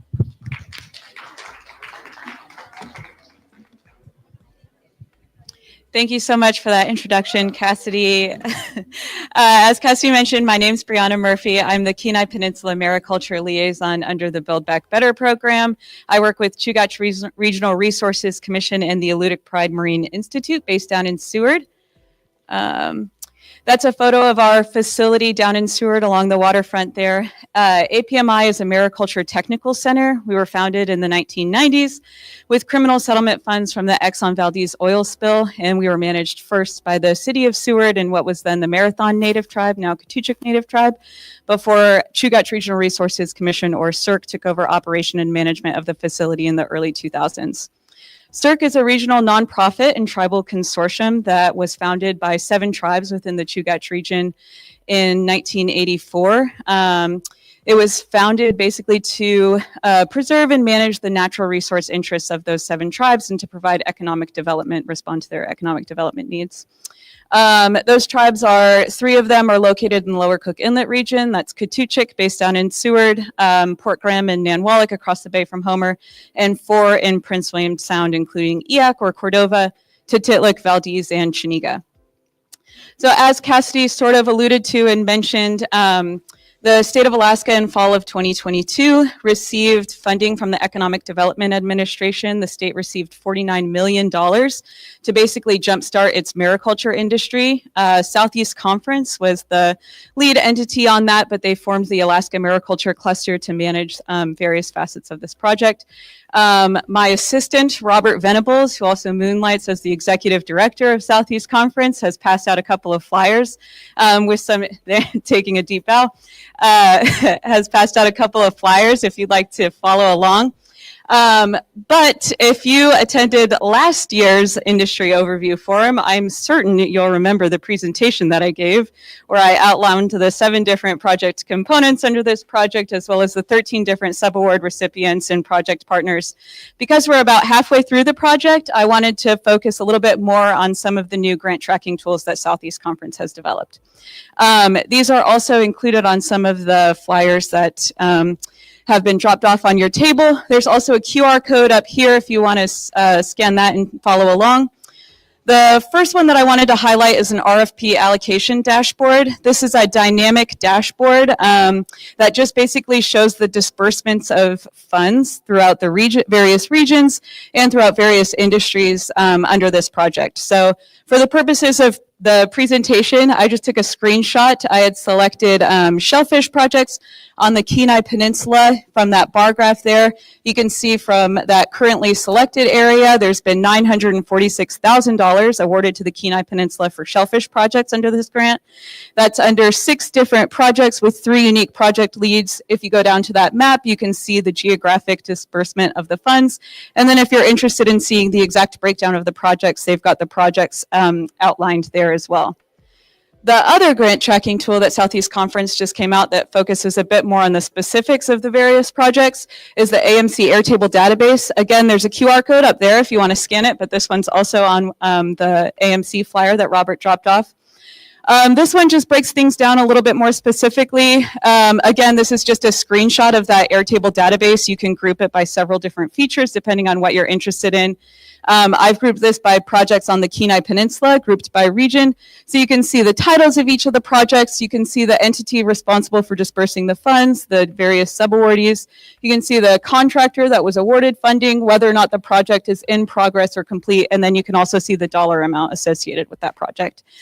If you're reading through the Airtable database and you find a title of a project that really piques your interest, you can click the Learn More or the RFP section to learn a little bit more about the project.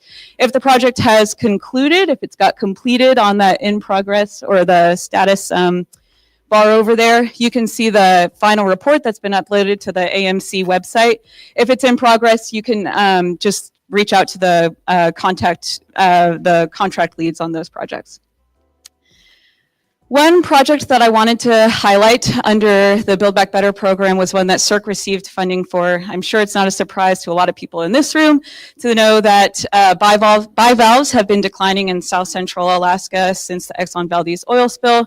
Many shellfish biologists have agreed that those populations are unlikely to recover without some kind of intervention. So for over 30 years, CERC and APMI have actually been participating in rehabilitation and enhancement strategies for shellfish populations, but we've had a hard time measuring the efficacy of these strategies. So basically, CERC and APMI have been collecting broodstock, spawning them at APMI's facility down in Seward, and then outplanting them again in an attempt to help boost wild stock populations. But we haven't had a way of testing like the survivability of hatchery-raised clams or seeing how they're really interacting with wild stock populations. So with support from the Build Back Better program, this upcoming spring and summer, we're going to be participating in a mark and recapture study with the Homer Area Fish and Game Office. Basically, what we're aiming to do is go out with them on their annual abundance surveys on beaches in Cook Inlet. We'll be collecting adult razor clam broodstock, taking them back to the hatchery, and then once we get them to spawn, we'll be submersing some of those razor clam spawn in calcine baths. Calcine is basically a non-toxic fluorescent dye that does not harm the shellfish, but it marks their shells. And so you can see the examples of an experiment that APMI did a few years ago with other species of shellfish, butterclams, cockles, and littlenecks. That one on that top bar is the control group, so it was not exposed to calcine. It's a little bit hard to see with like the reflective on the PowerPoint, but they're very easy to differentiate between the ones that were marked with calcine and the ones that were not exposed to calcine. Basically, what we're hoping once we mark these with calcine and we go and we outplant them on the beaches where we collected the adult broodstock from, we'll be participating again in next year, so spring and summer of 2026, the annual abundance surveys with Fish and Game to go out and collect more adult razor clams, and then we'll take them back to the hatchery and we'll see if any of our collected clams have that calcine mark on them. It's basically akin to the role that the otolith plays in salmon hatcheries. It basically gives hatcheries and regulatory agencies a tool to assess how effective their enhancement and rehabilitation strategies are, and whether or not this could be an effective method for basically boosting the razor clam population so that we can once again have an active subsistence and recreational fishery on the Cook Inlet beaches. Really important projects, really looking forward to that. If you'd like to stay abreast of that, you can subscribe to the AMC newsletter so that you can see the final reports once they're uploaded, and you can also follow the progress on the AMC database as well. Another project that we were able to do through funding with the Build Back Better was an aquatic farm and familiarization tour in Catchmack Bay. That was a project that we did also with the KPEDD team here. So we were able to work with new mariculture industry participants on the peninsula, as well as tribal members from Port Graham and the Katuchik Native Tribe, to go out and visit existing mariculture operations in Catchmack Bay. One of the places that we were able to visit was the Catchmack Shellfish Mariculture Association's FLUPSI. KSMA is a oyster farming and shellfish farming co-op in Catchmack Bay. And they have an old FLUPSI, which if you're not familiar with that term, it's an adorable acronym standing for Floating Upweller System. Basically, it just is a system that kind of sucks up water from deeper layers within the water column that's cold and nutrient rich and provides more food to oyster spat that's suspended in cages along in the upweller system. So we were able to take participants out to go and see KSMA's old FLUPSI. Really happy to announce that through Build Back Better funding under the equipment component of that project, KSMA was able to secure funds to get a new FLUPSI. They're in the process of getting that procured, and I think that they're on pace to have that installed and set up and operational by summer or fall of this year. Another operation that we were able to go out and see was the harvest of an existing kelp farm in Halibut Cove. That's Ebb Tide Farm, and one of the owners, Evie Witten, who also happens to be a co-owner of the Catchmack Kelp Hub, which is a processing facility located on the spit in the Salmon Sisters building at the end of the spit there. The Catchmack Kelp Hub has been looking at ways to process and stabilize kelp. That's been a major roadblock and sort of a bottleneck for the industry to take off, just because of all of the capital intensive requirements to stabilize kelp, as well as the time and material constraints that go along with that. Also in partnership with the Kachemak Kelp Hub, we went out and conducted a couple of kelp processing workshops at our community in Port Graham. As I mentioned, processing for kelp has been a major bottleneck for the industry, and so the Kelp Hub has been exploring a couple of low cost, low time, and low materials intensive ways of stabilizing kelp. So we were able to take some kelp out and then go through some workshops with the community. We tried 2 different stabilization methods. One was using salt to basically extract the moisture out of kelp to make it shelf stable enough for food consumption, and the other was a fermentation process, just adding kelp and sugar to buckets, which basically broke the kelp down and made a liquefied garden amendment. Really happy to announce that the garden amendment was super popular. They were able to use that in their community garden all summer long, and we're going to end up recreating the same processing workshop this spring because it was so popular. The food amendment took a little bit, the food use took a little bit more getting used to. I think that'll be a harder adoption over time, but we'll get there. We were really excited about that processing workshop in Port Graham because CERC recently permitted a 20-acre commercial kelp farm out at Passage Island. Passage Island is about equidistant between our communities of Port Graham and Nanwalek.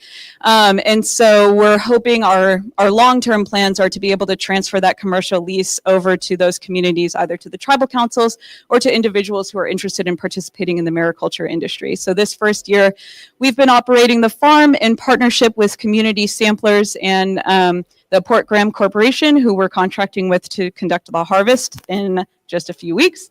And hopefully we'll be able to get some interested participants to do the outplanting next year.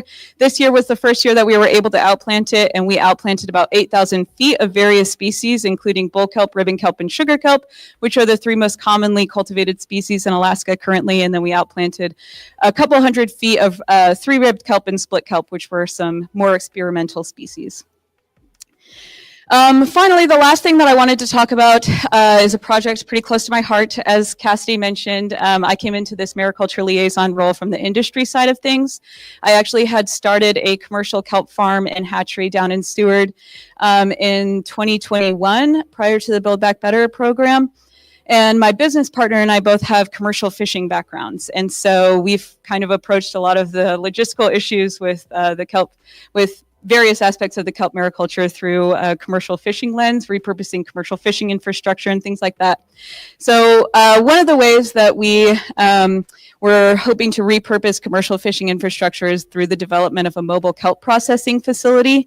As I mentioned, kelp processing for farmers has proven to be a huge bottleneck. There's a lot of time sensitive logistics to manage when you're managing the volume, the harvest of a large volume of kelp biomass. And so the mobile kelp processor that we developed was just basically a commercial salmon tender repurposed for the purposes of harvesting kelp on water and just alleviating some of those on water logistics for farmers, helping them with the harvesting and the stabilization and the transportation logistics when you're talking about large volumes of kelp biomass. I don't know if we have time to watch the video. Through funding with Southeast Conference and Build Back Better, we were able to work with a Prince William Sound farmer in spring of 2024. And then we also secured additional funding under this program through Alaska Fisheries Development Foundation's Joint Innovations Projects to be able to work with 3 additional farmers this upcoming spring, summer. We'll be heading out for that in mid-May. And I don't know if you want to press play there. We have just a short video that kind of goes over the process of, provides a visual for the harvesting process. I think if you just click the link up there.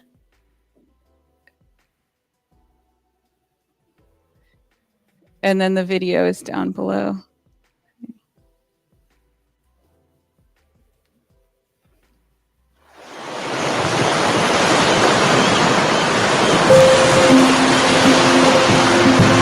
Mothers in Millions started in fall of 2021. I was talking with a friend of mine and I was absolutely agonizing over the health and wellness of our little baby gametophytes growing in the hatchery.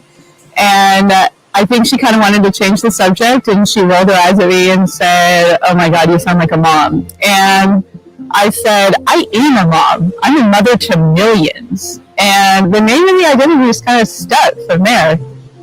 We both have a background in commercial fishing, so when we entered the mariculture space, it just made sense to leverage our access to fishing infrastructure. And as a result, we sort of have an on-water approach to how we see our role in this industry.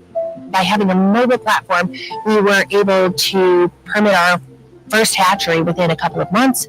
One of the primary benefits to our mobile design is that we were able to operate in 3 different harbors in 3 different growing seasons, so we could use one set of assets to work with several different communities by making them mobile. We're also farmers. In fall of 2023, we outplanted about 12,000 feet of seed string, bull kelp, ribbon kelp, and sugar kelp. We also had an idea for a community farm concept so other people could access our permanent farm site space in just south of Seward in Pony Cove in Resurrection Bay. So we've been able to work with a couple of different interested farmers to kind of give them an opportunity to enter the kelp mariculture scene through our farm site lease. We sort of continued this mobile approach to our mariculture efforts, and back in 2022, we got really excited about maybe trying a biorefinery and maybe stepping into some of the processing side of things. I loved, again, the mobile concept of processing just because I think it's such a unique way to move a single set of assets around to cover a whole bunch of areas. We base out of Seward, but I harbor in Valdez and sometimes Kodiak, and we travel to Bristol Bay. You move around with the assets so much, you start to see a different vision that equals one set of assets that could really process in a whole variety of areas. In spring of 2022, we got totally consumed by this idea to set up a mobile kelp processor. And in spring of 2024, we ended up contracting with Native Conservancy to become organic certified as a kelp processor and to process and harvest some of their sites throughout Prince William Sound. What we ultimately designed and trialed was a combined harvesting processing vessel with the idea that we could show up to a farm site and harvest the entire farm site within the space of a single trip and process on board, stabilize, and then bring it back to town. We were hoping that the on-water harvesting and processing would be able to support farmers, making it a little bit easier to harvest a large farm or a healthy growing season with some larger infrastructure that could go kind of farm site to farm site and reduce the harvesting burden on individual farmers.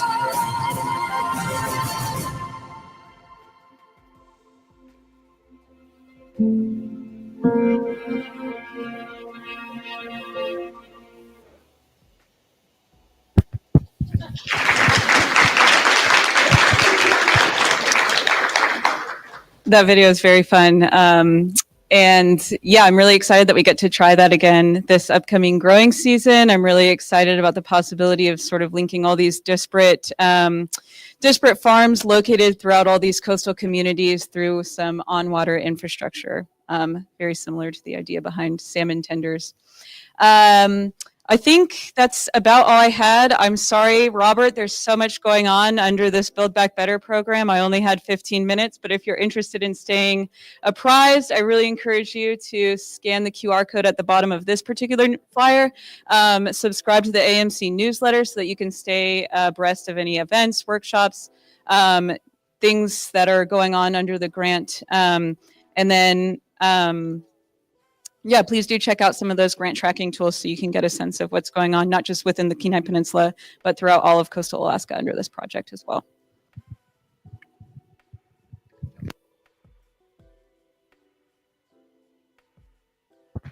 Thanks, Brianna.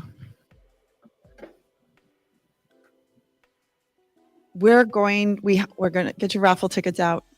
Those of you that stayed are going to be reaping the fruits pretty soon. Okay, this is from, this is a nice little gift basket. Gift box from Northern Eagle Enterprises. Yummy maple syrup items that are so good. Let's see here. 440-969. 969. Oh, they left. Next. 946. 440946. Oh, yay. Awesome.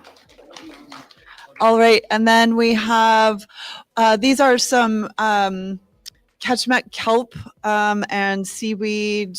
And are there barnacle in there? There's some mariculture items, mariculture gift bags in here. 440977. Yes, that's the enthusiasm I am looking for. That right there. Let's see here. 441027. 027. Going once. No. All right, next. 441026. No. Okay. 441008. No. Did we put the right tickets in here? 440990.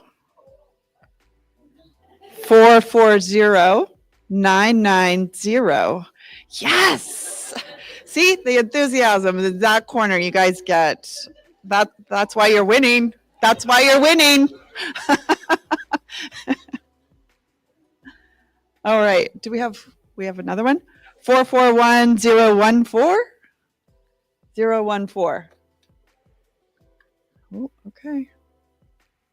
440962.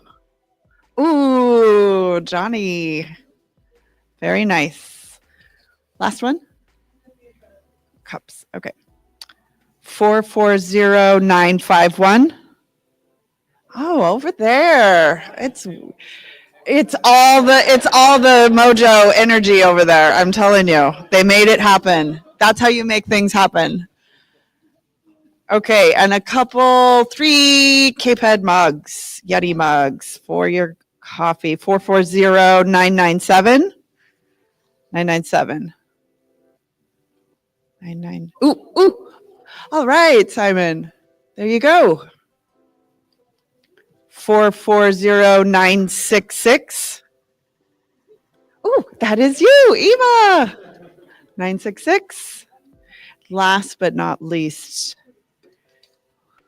Okay, this is it. 440996. 9. Oh my goodness. Why don't you have it, April? April. You were doing the right thing twice in a row. You get a mug. You get a mug. Okay, fantastic. All right. Let's see. And so, perfect timing.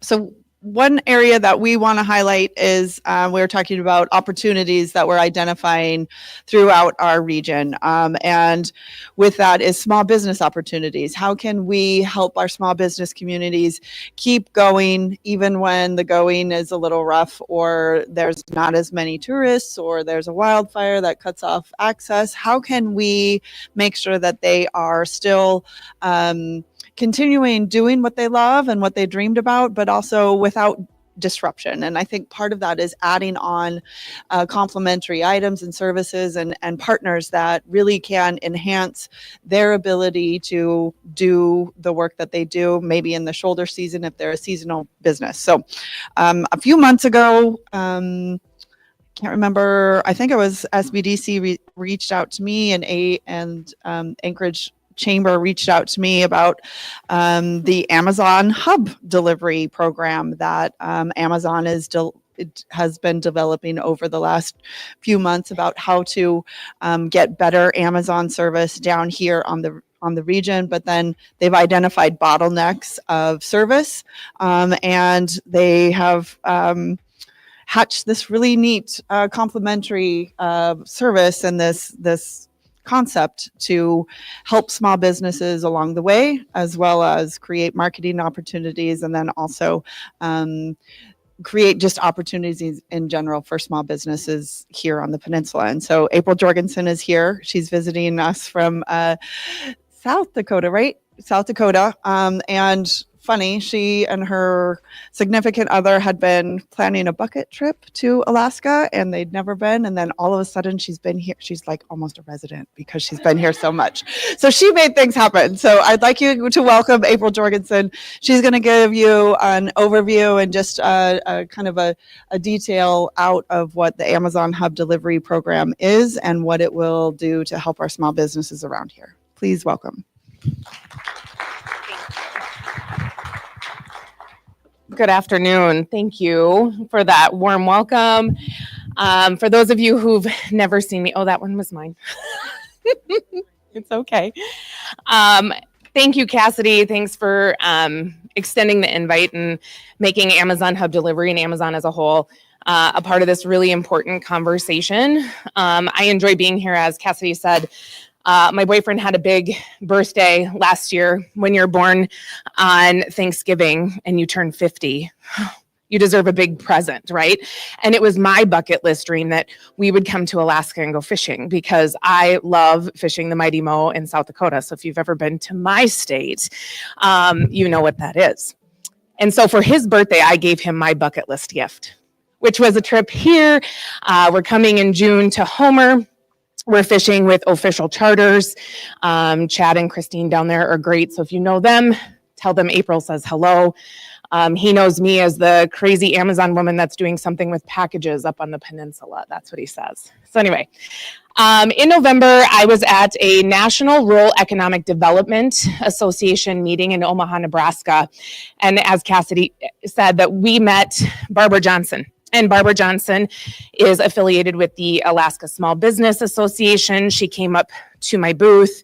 We educated her on exactly what Amazon Hub Delivery was doing in rural communities. And she said, if you ever come to Alaska, get a hold of me. So fast forward 1 month, December 20th, a new list of delivery stations that were already established in several states across the US hit my desk. And Alaska was on it, that we were going to be expanding Amazon Hub to Alaska. I immediately went to my boss and I said,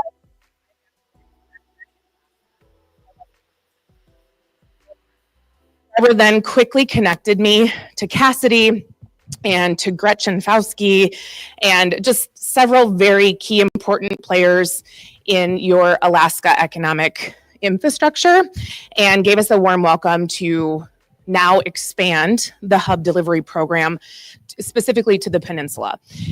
Amazon Hub Delivery partners exclusively with small businesses, and we pay these small businesses to help us deliver packages. That is the 30,000 view exposure that you all should grasp onto, is like, what is Amazon doing in our community? What do they want with our small businesses? We want to partner with them and pay them to deliver the packages.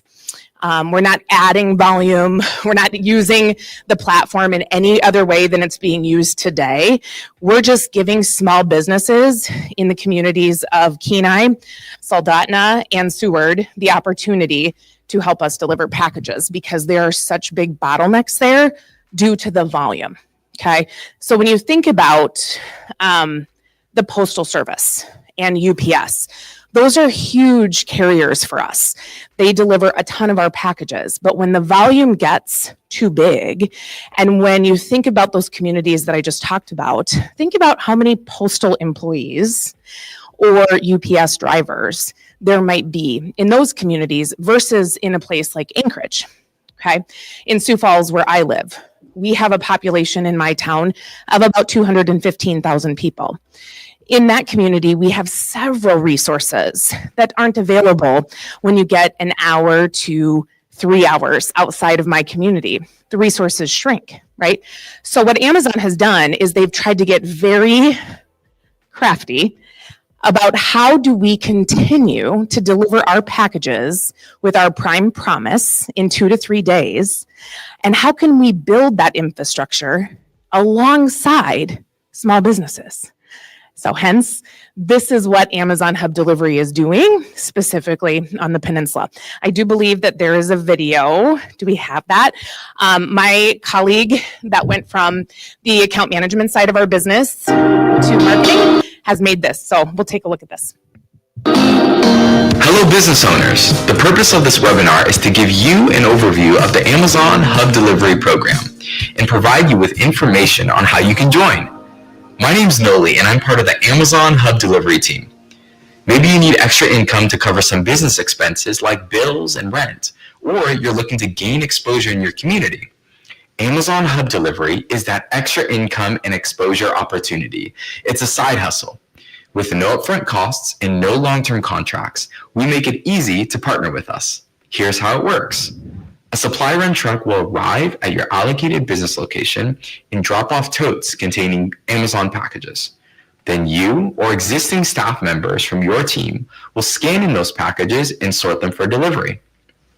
When ready, use our delivery app on a mobile device to make deliveries in the community to our customers. Packages need to be delivered on the same day before 9 p.m. Each week, we will distribute funds to your bank account for each package that was delivered. There are many great aspects of the program.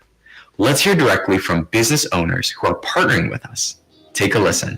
Additional income is very, very useful, roughly 20% of our rent, which is quite substantial. Extra money we're making from Amazon Hub Delivery.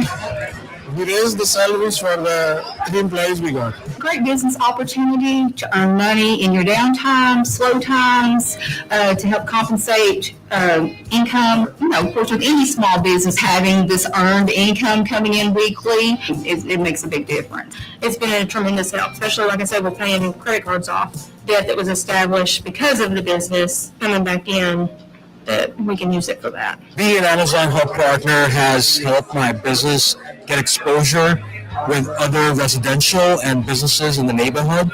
Actually gets to know what our business is and helping us promote our products more. Getting more connected with the local community and delivering the packages with a smile on my face. I have had people to ask me while I'm delivering packages. And I just sit down and explain to them that, you know, we partner with Amazon and we just deliver the packages. They bring it to our business, and, you know, I just give them the whole rundown as far as how it works. And sometimes they say, in a Jeep Gladiator? I'm like, yeah, that's my farm truck, so that's what I'm going to use. So when I'm walking around delivering packages, you see smiles, you stop by, you talk to familiar faces, you have great conversations, and overall it's just been a great experience for me. How incredible is that? EHAB, one of the partners featured in the video, was the first hub partner in New York who has been in the program for multiple years. His business has delivered thousands of packages, allowing him to earn meaningful additional income. Just like EHAB and the rest of our hub partners, take your first steps towards partnering with Hub Delivery today. In fact, there are no startup costs. We have a delivery app to guide you through deliveries, and you'll receive direct deposits into your bank account each week. Now, I want to quickly walk you through the requirements. Don't worry though, we also have a team that can walk you through our onboarding process. First, you'll need to pass a background check. Second, you'll need to validate your business with one of these documents: a state business registration number, sales tax permit or registration, business tax receipt, employer identification number, a tax ID number, just to name a few examples. Third, we'll validate that you have a secure location to store packages. Due to the flexibility of the program, how and when you deliver packages each day is up to you, but the packages need to be stored appropriately. Fourth, partners must carry general liability insurance and workers' comp if required by law. We will accept commercial general liability insurance with a minimum limit of $1 million per occurrence and $2 million in the general aggregate.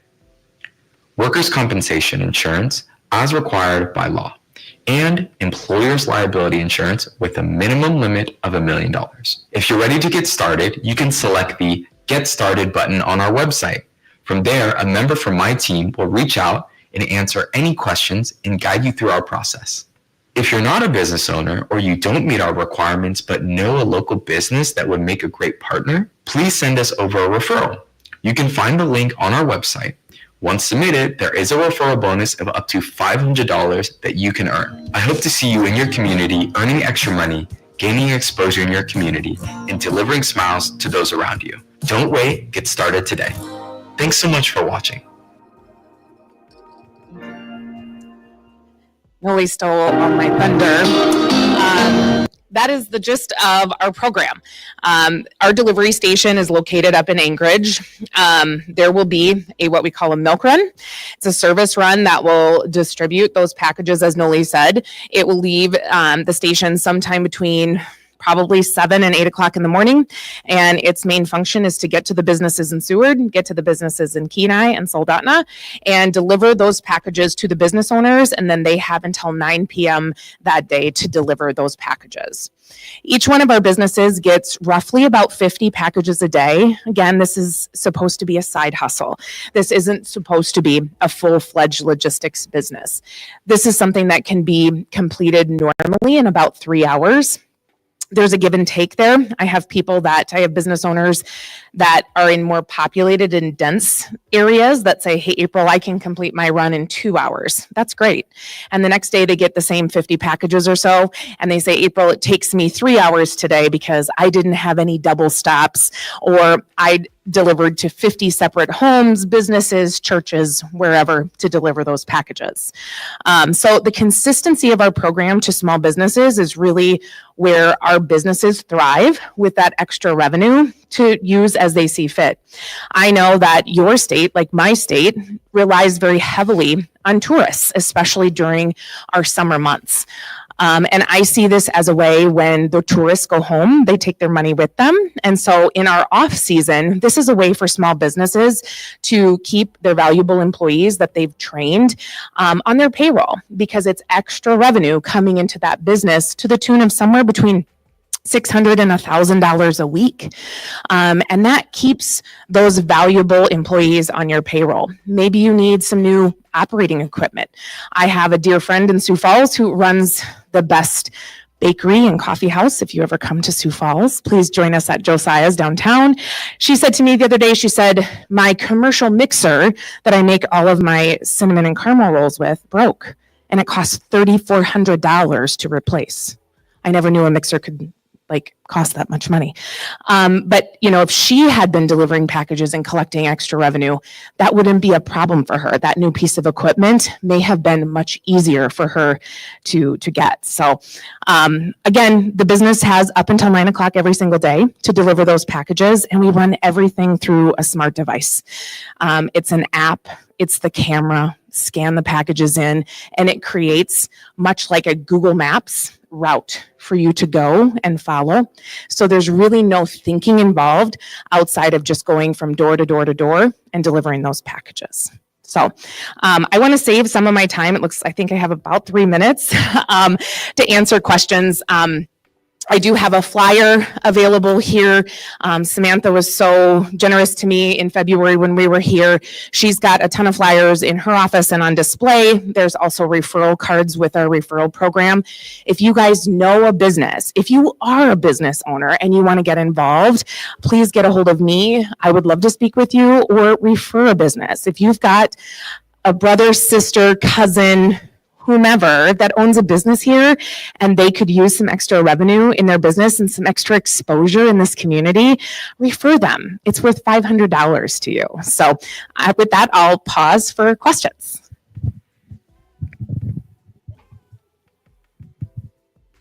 Yes. You were saying up to 50 packages a day. Is that for 50 packages a day? Is that 7 days a week? Yes, very good question. We deliver 7 days a week. So with the exception of 5 days a year, so 360 days a year, we do not deliver on New Year's Day, 4th of July, Thanksgiving, Christmas, and the day after Christmas. Otherwise, it's a 7-day week gig. It can be you. It could be your existing staff. We could even get really creative. How many of you have a retired parent? How many of you have a sister or a brother who's constantly coming to you, can I get $100 until payday? Yeah, you can. You're going to deliver some packages. That's how you're going to get that $100. Real super easy. And you don't have to put them on your payroll. You can work with your tax professional to set up a 1099. So you can pay them on a per package basis. Great question. The minimum age for a hub owner, so a business owner, has to be 21 years old to start the hub. To be a driver to deliver the packages, 18. Great question. Yes. What was the insurance again? Yeah. Every single business must have a commercial general liability policy on the business.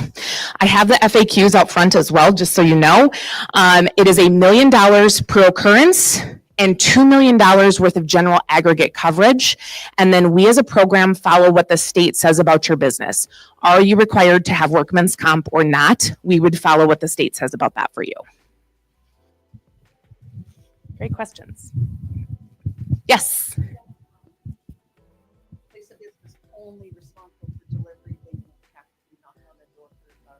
That's right. That's right. You go to the door of the church, the home, the school, wherever, you place the package, you take a picture of it within our app, you walk away. That picture is a package delivered, and that's how you're paid on that. You don't do any returns, pickups, anything like that. Yes. Such a great question. June is our target date. So the delivery station in Anchorage is fully operational. Think of our delivery station like a large post office. It receives the packages here and then disperses them currently about 60 to 90 minutes within Anchorage's reach. That is what we call core volume. So we, of course, here are much outside that core volume, and we have an anticipated date. I believe it's June 21st, 13th, right in there somewhere. I just got a call the other day that leadership is coming, so this is going to be a really good thing. I said they can't do it the 13th through the 20th, though, because I'll be in Homer, so I'm out on that. But if they'll come the first week, I'll be here. Yes. Yes, per package. So we pay per package delivered. And the reason I say it that way is if you go to a home, a school, a church, a business, wherever, and you drop 2 packages or 3 packages in that same drop, you're paid on each of those. $250 per package delivered. So in a perfect world with perfect math, $250 times 50 packages a day is $125, times 7 days a week is $875 a week. Times 52 weeks in a year is $45,500. Okay. During our peak season, which is roughly Thanksgiving through Christmas Eve, we ask all of our partners if they would like to participate in 1.5 times that volume. So 75 to 100. And of course, the majority of our partners say, absolutely, we're out there anyway. We would like the extra volume. And that's where this opportunity becomes much larger than that 50,000 mark. Yes. Yes, such a great question. We do not carry anything in our program heavier than 50 pounds. And then we have dimensions too that don't exceed, I think it's 15 by 18 by 8, something to that effect. Yeah. So these are great questions. I love it.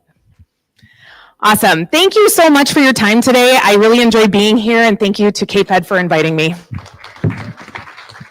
April. That was wonderful. Thank you, April. Okay, we are going to keep rolling. Our next presenter, is Abby Strufert.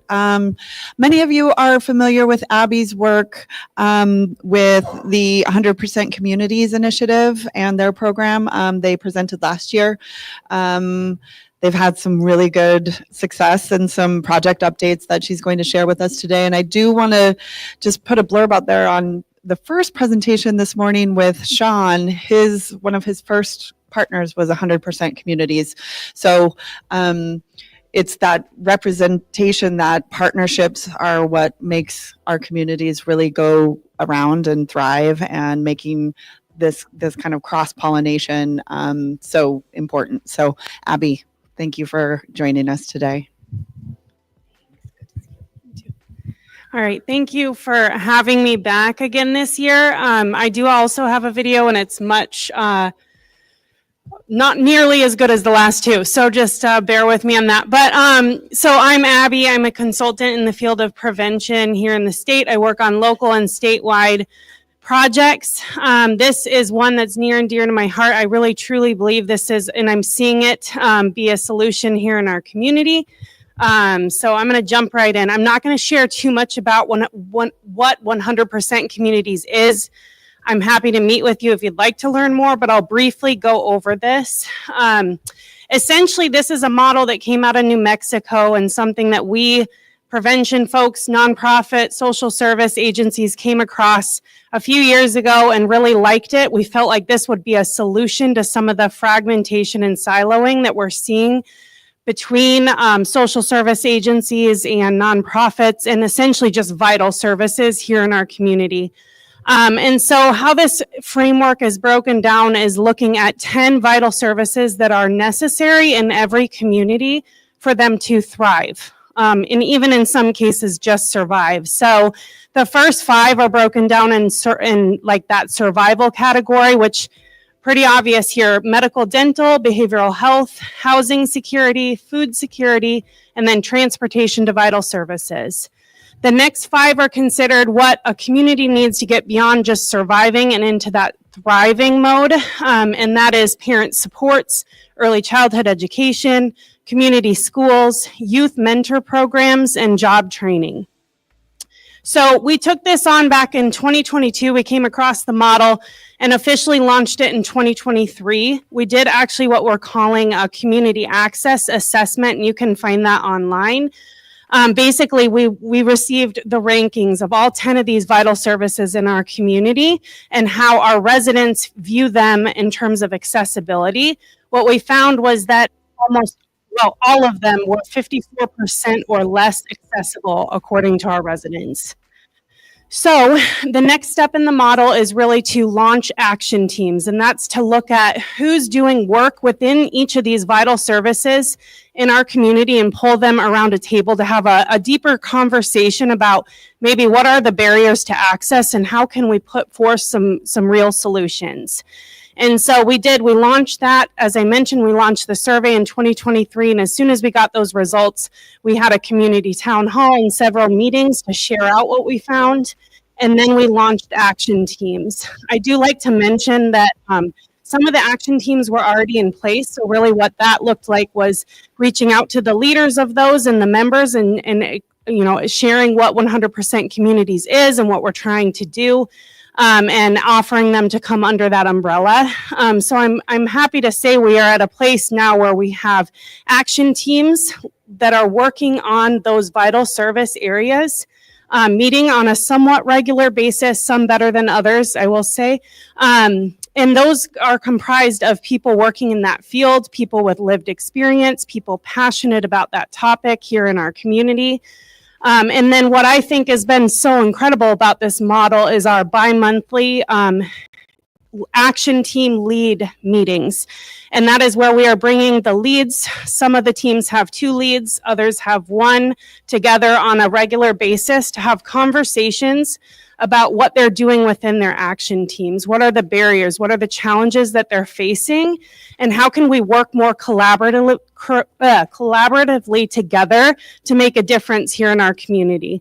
And I'll talk just a teeny bit more about that. So really, some big wins since launching have been shifting this perspective of maybe an agency being in charge of this entire vital service and looking at this as a vital service, like housing, transportation, childcare. So we're not talking about one agency, we're talking about that vital service in general here in our community.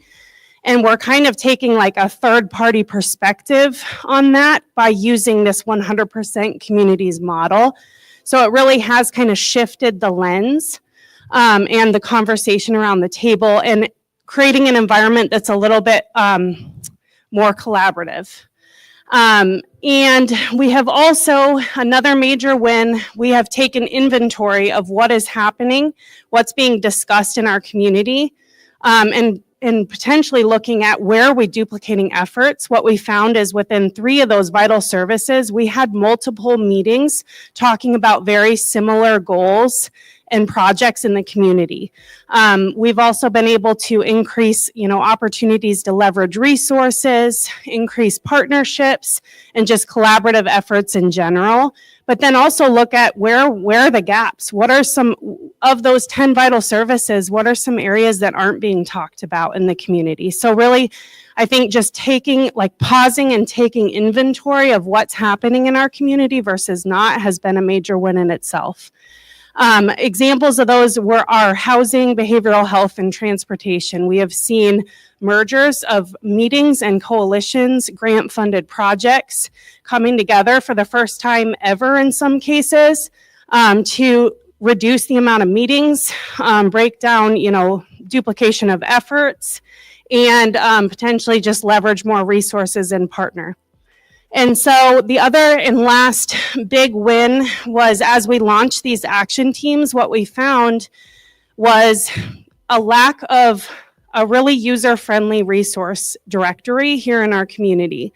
So, we've talked about it several times here today even.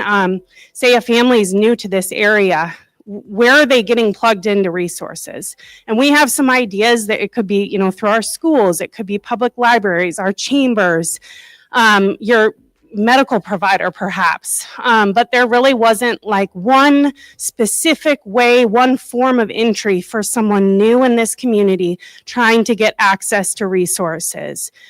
So we took it upon ourselves and then got some statewide support through the Alaska Impact Alliance that had mental health trust funding and found a technological solution. And this is my video I'm hoping will play.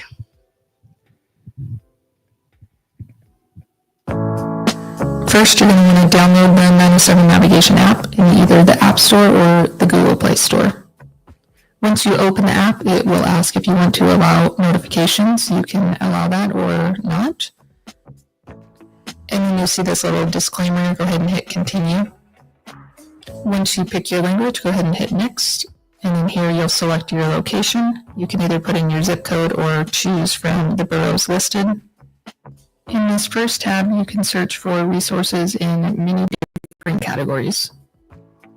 You can also check your eligibility for certain benefit programs. You can get instructions for navigating complex systems. Once you save anything in the app, it will be here in your favorites section.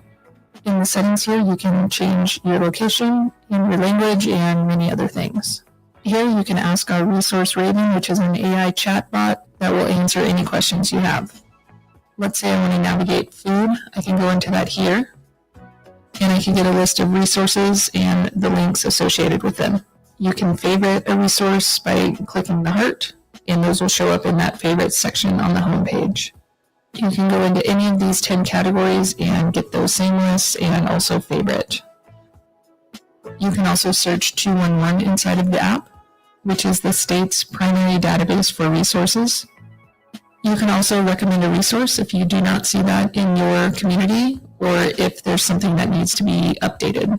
One thing to note if you are recommending a resource is to make sure you add the entire URL for your website, including that HTTPS. If you wanted to check your eligibility for different programs listed in the app, you can go here to the eligibility calculators. This will help you determine if you're eligible for those programs. You can go into the systems area, which will help you navigate complex systems. So let's go ahead and choose the Office of Children's Services. Maybe you want to know how OCS goes through the stages of an OCS case. You can get lots of guidance here as well as videos. Maybe you are being investigated by OCS and want to know what your rights are. You can find that here. Maybe you want to go into the legal system and find out more. There's lots of information here.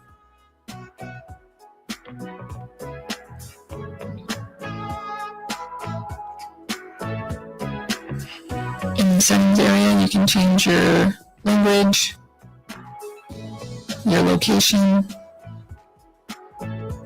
You can contact us and send us any questions or comments you might have. You can also read our privacy policy, learn more about the Alaska Impact Alliance, and much more. This app is free and there's no user login. Our team has inputted a ton of resources already, but it will only get better with the more that you and your community recommend to us, so please do that. This app is built by Alaskans for Alaskans, and we appreciate you guys downloading it and collaborating on it with us. Okay, so I'm glad that worked. It doesn't always work. So I think one of the most important pieces here is to really highlight the recommend a resource option of the app. So this went from our local 100% communities initiative and wanting to find a technological solution to now a statewide endeavor. And so it looks big and it looks comprehensive, and in some ways that's really good. But what I love about it is that this is really a platform offered to communities to build out on their own. So it's not a group in Anchorage deciding what this looks like. It's really on us as a community to get in there and recommend resources and to keep a pulse on what we have entered. And that is what we're going to be doing through our 100% Communities initiative. That's one of the biggest questions I get is how will this be sustainable? Each of our action teams will be overseeing that particular vital service area. So we have the right people around the table, making sure that the resources that are in there are accurate and up to date on an annual basis, if not more than that. So that is built into it. And I think that's one of the best aspects of this app is that it's really just a platform for communities to use at whatever level they want to use it. And then the other piece is that since it's launched, and this launched 2 days before Project Homeless Connect in January, right? Yeah.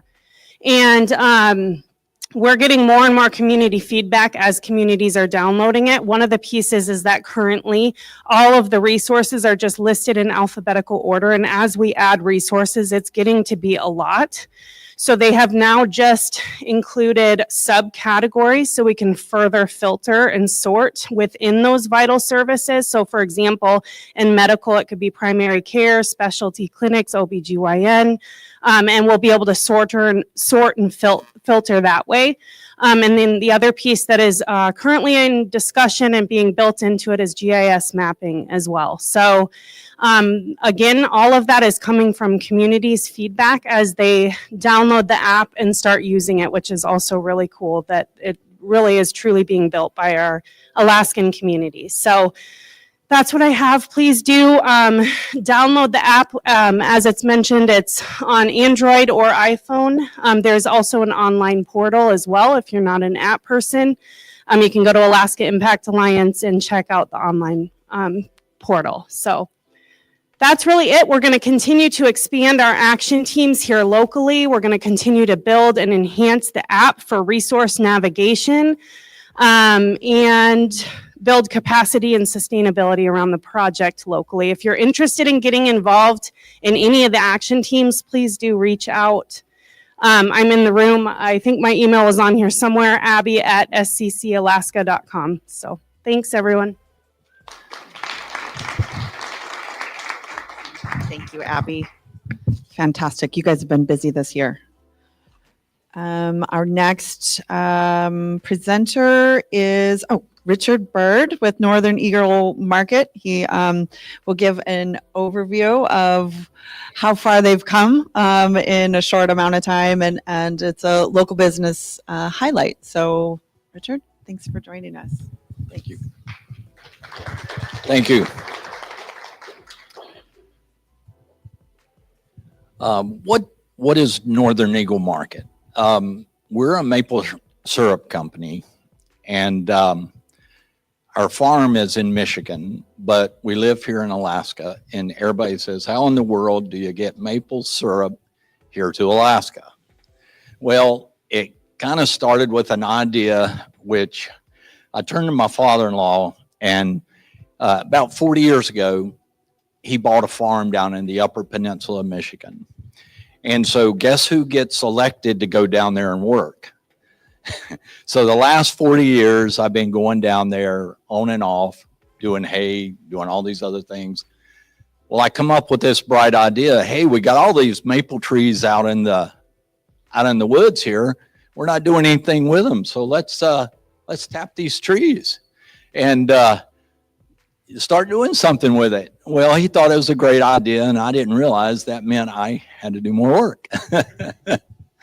But so we jump in the car, we go to the nearest maple syrup supply company, bought all the equipment we needed, a small evaporator, RO system, buckets, a little bottling operation, and we were in business. And first year, I think we did about 100. Let's see, how do I advance this here? What? Oh, okay. Button at the top. Okay. These are my two sons who were in business together, and let's see here. Advance it again here. When we got started with hanging the bags, hanging the buckets, and the first year we did about 400 bags and buckets, and we went out and started collecting them, just empty them into a container, bringing them back to our sap house, processing. First year, I think we did 100 gallons. And what we started doing was we started inviting people to come and do it. We had people from Indiana, we had people from North Carolina, people from Alaska, and we just had fun. That was what it was all about. It's just having fun. Well, all of a sudden it goes from about 100 gallons a year to about 400 gallons a year. Well, then all of a sudden, we're giving away most of this syrup. And then about that time, that's the time me and my sons said, hey, let's start doing something with it. And we came up with a concept called breakfast boxes, where we were taking maple syrup, coffee, pancake mix, putting it in a box and selling it as breakfast in a box. And then the business had an opportunity. A real good buddy of mine who was in the industry gives me a call just out of the blue, because I'm up here. I was only going down a few months out of the year doing this, coming back. He gives me a call and he says, look, my health is bad. I got to sell my operation. And he had a very large operation and all, and we worked out an arrangement and we ended up purchasing it. So then we went from about 400 gallons a year to over 1,000 gallons a year. And so at that point, I realized we got to do something with this syrup. And so we looked at selling it in Michigan, but the problem with selling in Michigan, everybody makes syrup. How can you sell it to the guy down the road who's already making syrup? So what I found was, in the state of Alaska, there's a large demand for maple syrup, but the supply is low for farm to table syrup. And so we come up with this idea, let's take it to Alaska and sell it, which I can tell you presents a logistic nightmare, but we're doing it. And we started shipping bottles already filled, and we were just going to vendor shows, creating interest. And then the next thing you know, we were getting invited to go to other places. More people were wanting it. Well, the problem ended up being the place we were operating out of, our lease was running out, and we were outselling the amount of syrup we were making a year. So we saw this problem coming. So what we started doing was lining up a network of farmers that we could actually buy syrup from. And they were great syrup makers. We know who they are. And so what we started doing was buying barrels of already made syrup, and we were bottling it along with ours. And so that allowed us to keep scaling, allowed us to keep bringing up more. Well, then all of a sudden, our lease runs out, and we were not able to take our equipment, because right here, it's a very large evaporator. We were doing lines in the woods. In order to redo that infrastructure there at the farm, which we could do, I live in Alaska. I don't really want to go down there for months and months and months at a time building the infrastructure. So that's why we also ended up creating the network of farmers. So then So now what we're doing is we gravitated to where we're purchasing 55-gallon barrels of syrup. We're shipping it here to Alaska. And we're able to rent from the Alaska Test Kitchen out in Sterling, where you have AK Fermentation with Greg and Marnie Alcott there. They've been great. They let us come in, and we're able to start bottling syrup right out of there. And we actually got my grandson involved. You know, it's a family-run business. You know, and so so we're operating now out of there, shipping up syrup. We also have another line of products, our maple pecans. I don't know if anyone's tried those yet. If you're keto, you're in trouble. But then here's some of the products that we actually carry, and we do a maple cream or a maple spread, which you'll see. We're now selling out of like Echo Lake Meats, Maggie's General Store, North Country Fair, Kasilof Mercantile. We're out on the Spit coming this summer. We just got taken on by a couple places in the Anchorage Airport, so we'll be there this summer. We got picked up at the Wildlife Conservation Center, so we'll be in there this summer. Natural Pantry in Anchorage. I mean, so we're starting to make traction now, and so you know, we're really excited about that. And one thing we ended up doing, if you look up here, the bottle with the Santa, there's a little story behind that. He's been a friend of the family for about 40 years, and he lost his corporate job several years back, and he had started playing a Santa when he was 15 years old. And he said, what am I going to do? So he says, I'm going to become a professional Santa. And he actually is the most photographed Santa in the U.S. right now. And so we end up teaming up together, and we do a special Christmas bottle every year, which has been sold at Bronner's in Frankenmuth. And I go down every fall, and we do a Christmas vendor show in North Carolina, Raleigh, North Carolina, with him. And so we also do some shows down there. We also, my youngest son is out in Salt Lake, and he has quite a connection with a lot of entrepreneurs and CEOs, and he does a breakfast out there called Breakfast Palooza. And he invites CEOs to come in, and we feed them breakfast, and Northern Eagle is one of the sponsors, and we feed them syrup, and he has guest speakers come in, and it's quite an event out there now. There's anywhere from about 200 to 300 people show up. It's 4 times a year, and we're getting ready to do one of those in Nashville, Tennessee in October. And then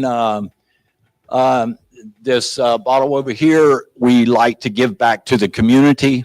So we teamed up with a girl out of Fairbanks called Alaska Lizzie. I don't know if you're familiar with her, but she was on the Gordon Ramsay cooking show and had worked all the way up to number 9 out of 100.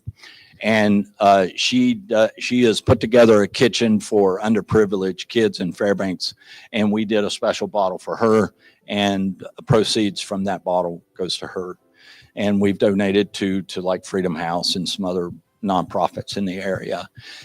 And then now our next step, we're really looking at expanding more, and through just a fluke meeting a guy in the maple syrup industry, which we found we had so much in common. Come to find out, he had the largest packaging company of syrup in the Midwest. And after talking with him a while, he says, how can we help you expand? And so now we're in talks with him, and he's going to be our co-packer for the lower 48. And we've got 2 brokers that are going to be coming on board with us. And we're looking at a national expansion across the United States.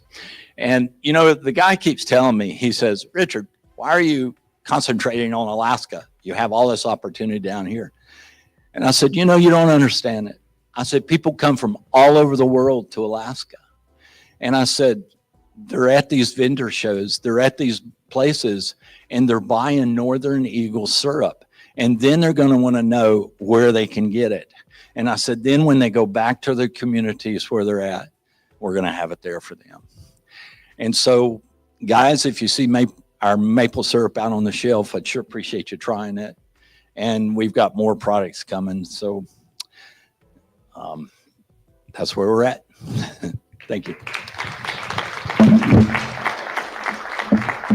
you, Richard, so much. And thanks for he was one of the donors of the breakfast box. So whoever got that is lucky. So, yep, you have a question?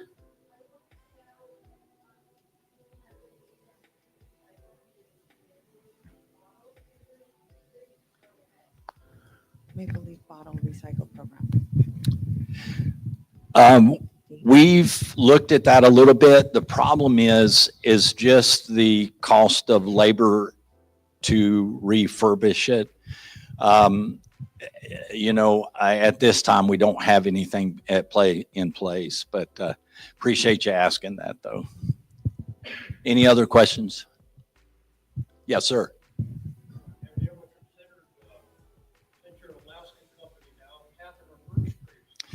Yeah, actually, a few years ago, the Birch Company called us and was selling their operation out of Talkeetna, and we were in negotiations of purchasing their Birch Company. We went up and did our due diligence with them, went through everything, and what we realized, it was just going to be too hard to do both businesses, and we really felt like it wouldn't do both businesses good service.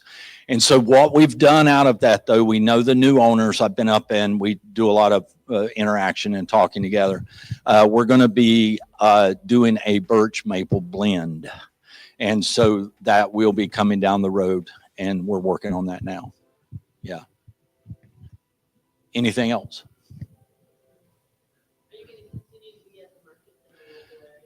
Yes, we are. The thing about it, we really do want to support the community, and we like being at the markets. I look at it as we get paid to advertise standing there, and it's just neat. The people you meet, it's just not the local people. It's people from all over the world. And matter of fact, I ran into a guy that was a maple syrup producer who came up, and we were talking, and come to find out we weren't far from each other in the Midwest. And I'm going to be buying some syrup from him. He's part of our network now. And so that came out of that. Well, all right. Thank you very much. Thank you. Awesome. Okay. And to round out this power hour, which is over an hour, no one fault me for that, is our highlight project update with ORPC and the American Tidal Energy Project. We've been working with ORPC for a few years now on their tidal energy project off of Nikiski, and Eva White is here with an update on that. Please welcome Eva. Hello, everyone. As you heard, my name is Eva White. I'm an analyst with ORPC, which is Ocean Renewable Power Company, and I'm going to tell you a little bit about the American Tidal Energy Project today. There's a lot within this project, but I'm going to try and keep it relatively short. So we're going to kind of regress back to the energy conversation earlier and talk some more about possibilities for energy in the Cook Inlet. So a little bit about ORPC really quickly. We're about 20 years old. We're headquartered in Maine, but we have offices in Canada, Ireland, Chile, and also in Anchorage. So I'm in the Anchorage office. My colleagues Luke and Doug are in the Anchorage office as well. And we've been in Alaska since 2006. Our goal, we convert the kinetic energy from moving water into clean, predictable, and affordable sources of electricity. And we really like to focus on keeping jobs in the local community and developing in coordination with the area that we're working in. So we've done 18 deployments. 6 of them have been in Alaska, and we've got 2 devices out in Igiagig, which is just over the inlet off of Lake Iliamna. We've been working with them for many, many years, and they've been a really wonderful partner with us throughout the project. And there's several others as well. We have a couple different technologies we've been working on, but I won't go into too much detail on that. So now to switch gears a little bit more and talk about the project itself, the American Tidal Energy Project. There's a really big picture at play here. The big picture is to develop a commercially viable standalone tidal energy market in Cook Inlet that supplies the rail belt with clean, predictable, and affordable electricity. That's a really big goal. And we've talked a lot about big goals today in terms of the energy supply in Cook Inlet. We are going to start with the first step, which is the American Tidal Energy Project. This is a 2 megawatt installation, a first of its kind installation, and I'll tell you more about potentially where it could be sited. We're in talks with the Department of Energy for additional funding to complete the project and to continue the project. We've done phase 1, which I'll talk more about in a few slides. And so we are going to integrate 2 different technologies into an installation while involving stakeholders in the region. So this was a project and is a project funded out of the Bipartisan Infrastructure Law. This is the first large-scale investment in U.S. tidal under current energy. And so the project kicked off in June of 2024. We worked for about 10 months on phase 1, which we just finished up at the end of March. 2 different awards were issued for a phase 1, and then those awards, only 1 award will be selected for additional funding. We are currently in the process of that funding selection for an additional $29 million. That will only go to 1 of the projects. ORPC is the project developer for the East Foreland project, and Opalco is a utility down in the Puget Sound. They are the developer for the other project, and we'll find out hopefully in the next couple of months what that DOE decision is going to be. So in phase 1, we did a lot of the planning for the project. So we did a lot of the contacting all of the stakeholders in the area, getting project input, doing preliminary engineering, and starting our permitting process. It's a very lengthy permitting process. Phases 2 through 5 would be seeing that through to the installation of devices into the water, developing a local workforce, and doing our monitoring for the project itself. So we're hoping to enter into those phases if we are awarded that money. So as part of our phase 1 project or process, we took 3 different technologies. We had 2 different organizations that are experts in the field evaluate those technologies. That would be the European Marine Energy Center and the Tidal Energy Corporation. They gave their input as to which technologies would be well suited for the Cook Inlet for tidal energy. And they told us that Proteus and ORPC's technology would be the best to move on to phase 2. So that's just moving them forward into the permitting processes for the next phase of the project. Aquantis is the last technology that was more of a surface expression technology that they will still be involved in an advisory capacity, but we are only going to move 2 technologies on. So I'm going to talk a little bit about each of the technologies. So in addition to being the project developer, ORPC is also a technology provider within this project, which can get a little bit confusing. But each of these technologies has a significant environmental monitoring component that has been done on past installations. I have those slides at the very end, and I'm happy to talk more about that, but it's a bigger conversation, and I wanted to make sure I was being mindful of time. So there's a lot more to each of the environmental monitoring of these devices as well. This device is the Tide Gen 80. This is basically some turbines which are suspended under a pontoon. The pontoon is then anchored into the seafloor, and the device sits in the middle of the water column. So the tide will come in and spin the turbines, and then the tide will go out and spin the turbines the other way.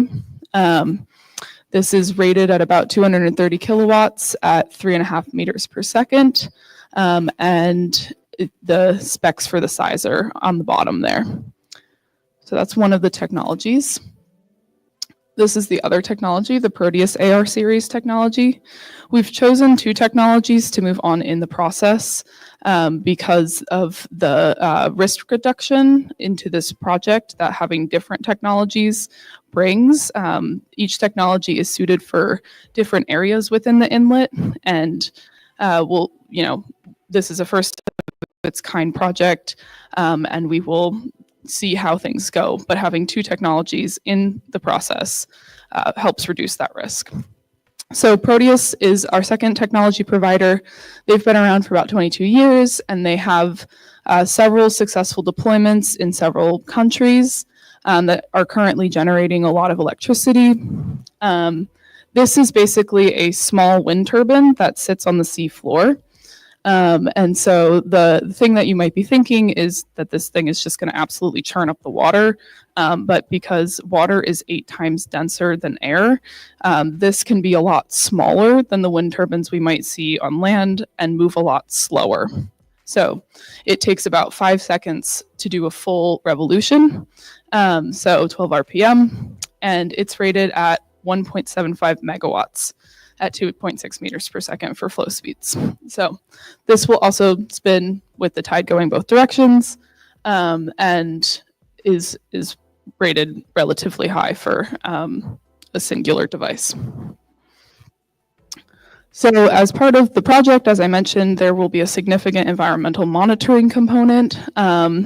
Within phase 2, we're going to do a lot of field work associated with that environmental monitoring component, and site characterization, measuring velocities, baseline acoustics for the beluga, geophysical and geotechnical measurements, beluga monitoring, cultural resources assessment, and terrestrial habitat assessment. In phases 3 through 5, installation and operation phases of the project, we will have a protected species monitoring and mitigation plan for all of these listed protected or proposed threatened species. And we work very closely with regulatory agencies throughout all parts of this process. We've had several meetings. We call it the adaptive management process. And we take into account their input into the process and the project throughout the project, rather than all the way at the end or at certain benchmarks of the project. And so that allows us to co-develop with the experts in the field. And we do the same thing with community organizations and involve them as much as they would like to be involved with the project as it comes along. So so that helps inform our protected species monitoring mitigation plan, working with the resource agencies that are based here. So tidal energy has maybe been a term that has come up in terms of the energy capacity within Cook Inlet. It is a huge resource. As you all know, you live here, you watch the tide come in and out. It is clearly a lot of water moving very quickly. It's been estimated to be 18 gigawatts of electricity each time, or of energy each time the tide moves in and out. The load on the rail belt is between, I believe, 400 and 800 megawatts. So just harnessing a small bit of that 18 gigawatts could help stabilize the rail belt grid. This is not a solution for tomorrow. As I said, this is a very big picture goal, and we have to install the turbines and devices to see if this is possible. This is a staged process, but the resource is definitely there. So the project area that we're looking at is this blue box right here off of East Foreland. And the reason that we're looking at it is because, as I showed in this slide, there's a very high flow speed in that general area. You can kind of see on the red mark that's right off East Foreland down there. And also the infrastructure that is nearby. There's the rig tender facility dock nearby, which will help with installation and maintenance of the turbines, as well as a close intertie with the Bernice Lake substation. So that will reduce costs of the project by decreasing the amount of transmission line that we would have to run all the way from the turbines out into the substation and connect it to the grid. We've been really lucky to have really awesome partners and supporters throughout this project so far. I've listed many of them here, and the ones in green are the ones that are local to Alaska or have offices in Alaska. So we're really excited to continue working with these partners and to keep as much of the project within Alaska as we possibly can. Excuse me. This is also a screenshot from our website. It's called AmericanTitleEnergy.com. We've had a webinar that's posted on the website. If you want to access the slides, this slide deck as a little bit expanded, or watch the presentation, it is on the website. So to touch briefly on the project accomplishments thus far, so we've been working on this project within this DOE grant in phase 1 for about 10 months now. At the end of our phase 1, we submitted 17 deliverables, including a 1,300-page draft pilot license application to the Federal Energy Regulatory Commission. The public comment period on that is open, so if you want to go comment on that, you have until May 17th. We gathered 20 letters of support, including 10 from Kenai stakeholders, as well as Senator Murkowski and Governor Dunleavy. And we feel that we have laid the groundwork really well for future phases of the project. So thank you to all who helped us do this. It was a no small effort, and I think a really exciting opportunity. And hopefully we are awarded the additional money from the DOE. So that's alluding to our next steps. We're waiting to hear in the next couple of months what will happen with that process of being awarded an additional $29 million to complete this project over the next 5 years. We are currently planning a 2025 and 2026 field season.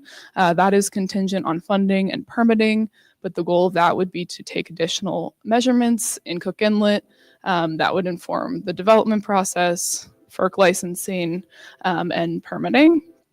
And we're continuing to do stakeholder engagement activities that will run throughout all of the project.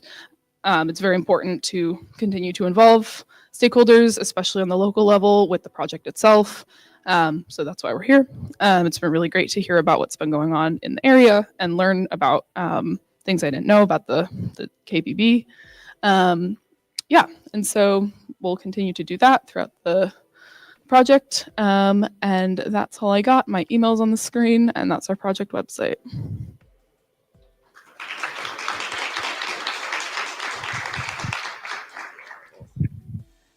Thanks, Eva.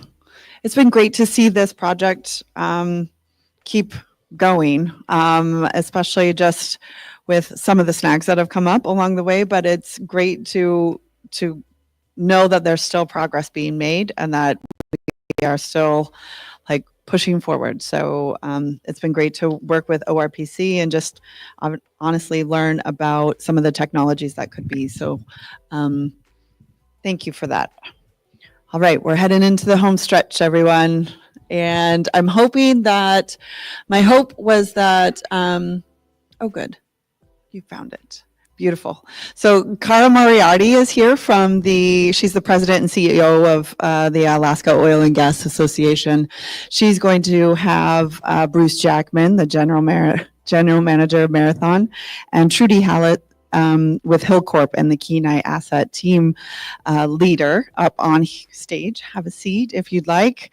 Cara's going to go ahead and give industry overview and kind of do the highlights and juicy pieces of oil and gas that are happening statewide. And then she's going to lead just a really informal chat about the industry and the really critical pieces and parts that Marathon and Hillcorp provide for us here on the peninsula. As we've heard throughout the day, they are more than just employers. They are definitely a huge part of our economic infrastructure, and they also are part of our community engagement support.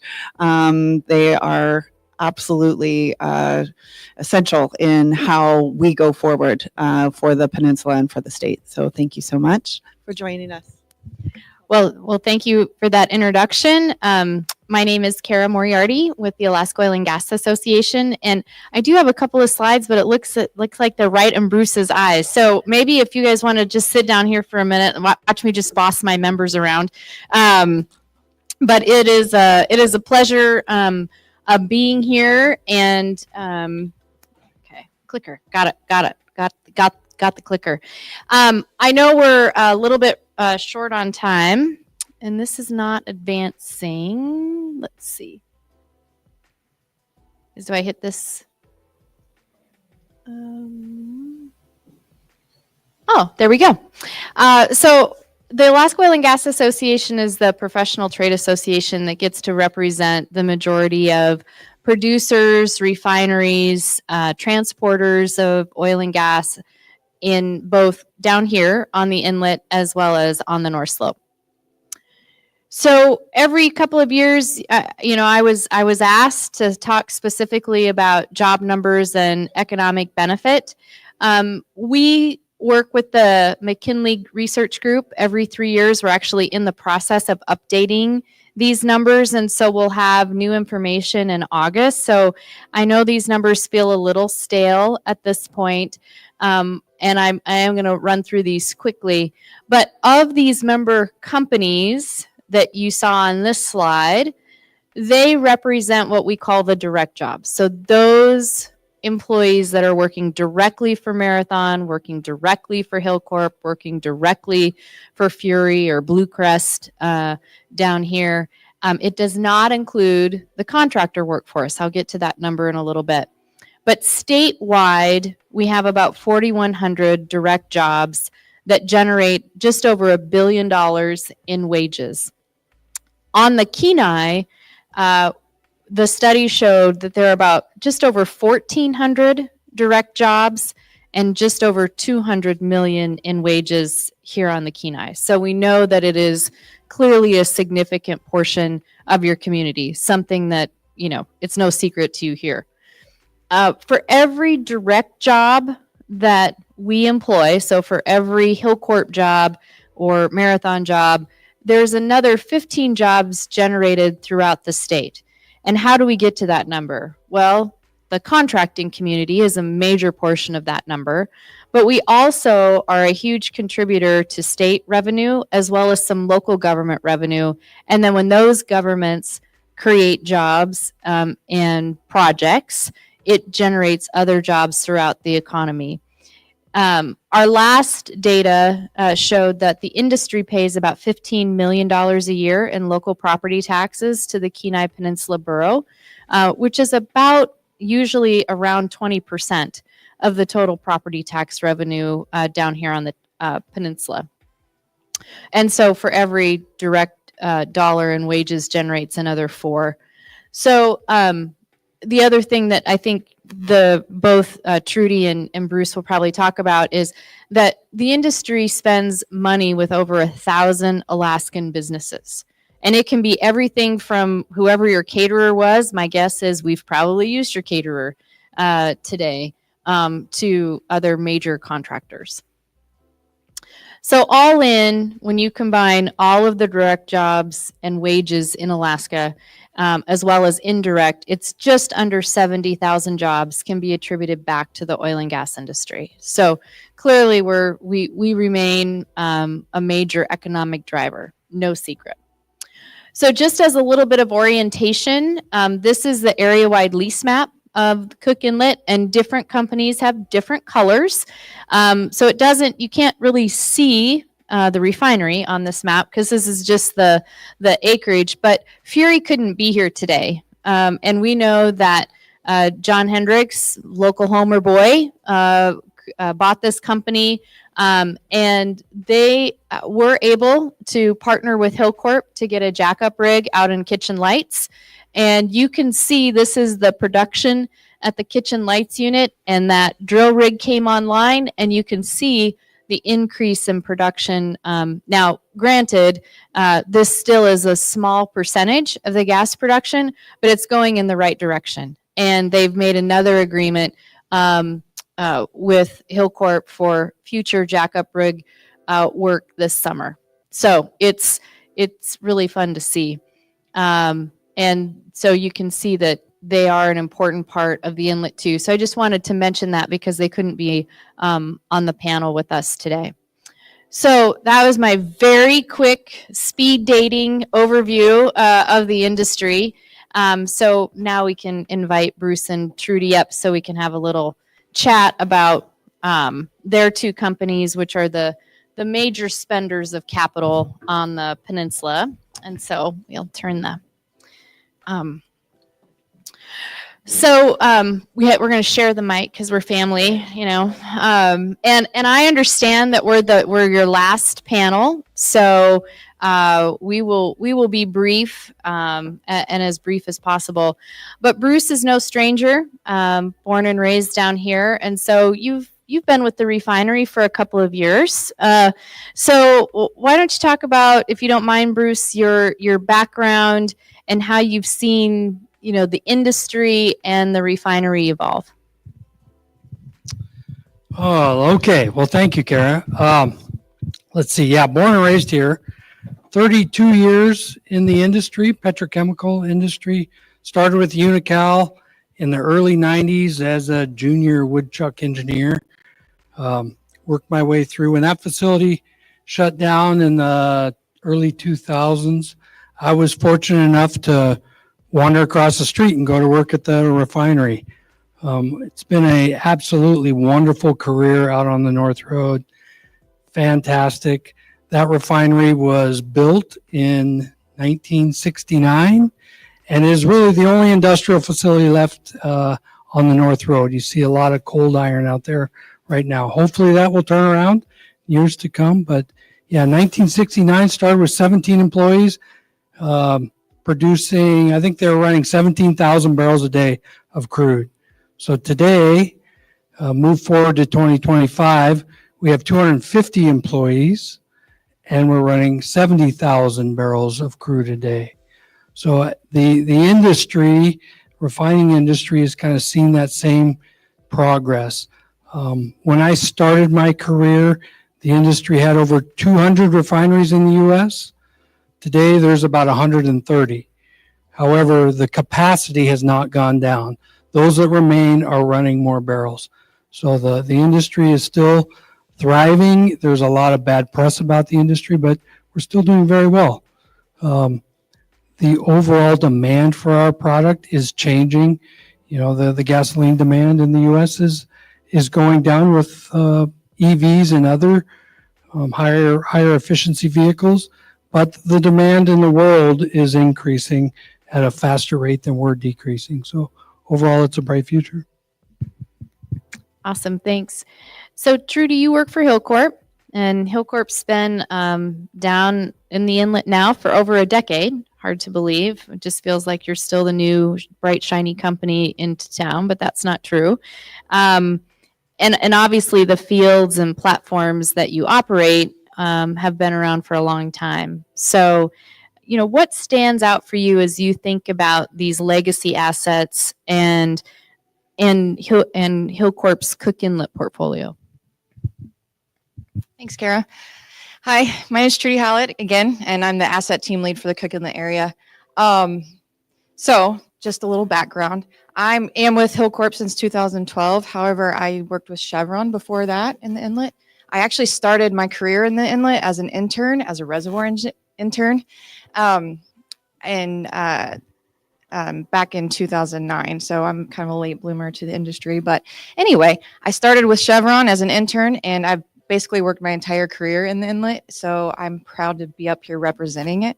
As far as Hillcorp's concerned, when I started with Chevron, it was kind of in a grim time when Redoubt had just erupted and the oil had shut down. So I already entered it where we weren't producing anything.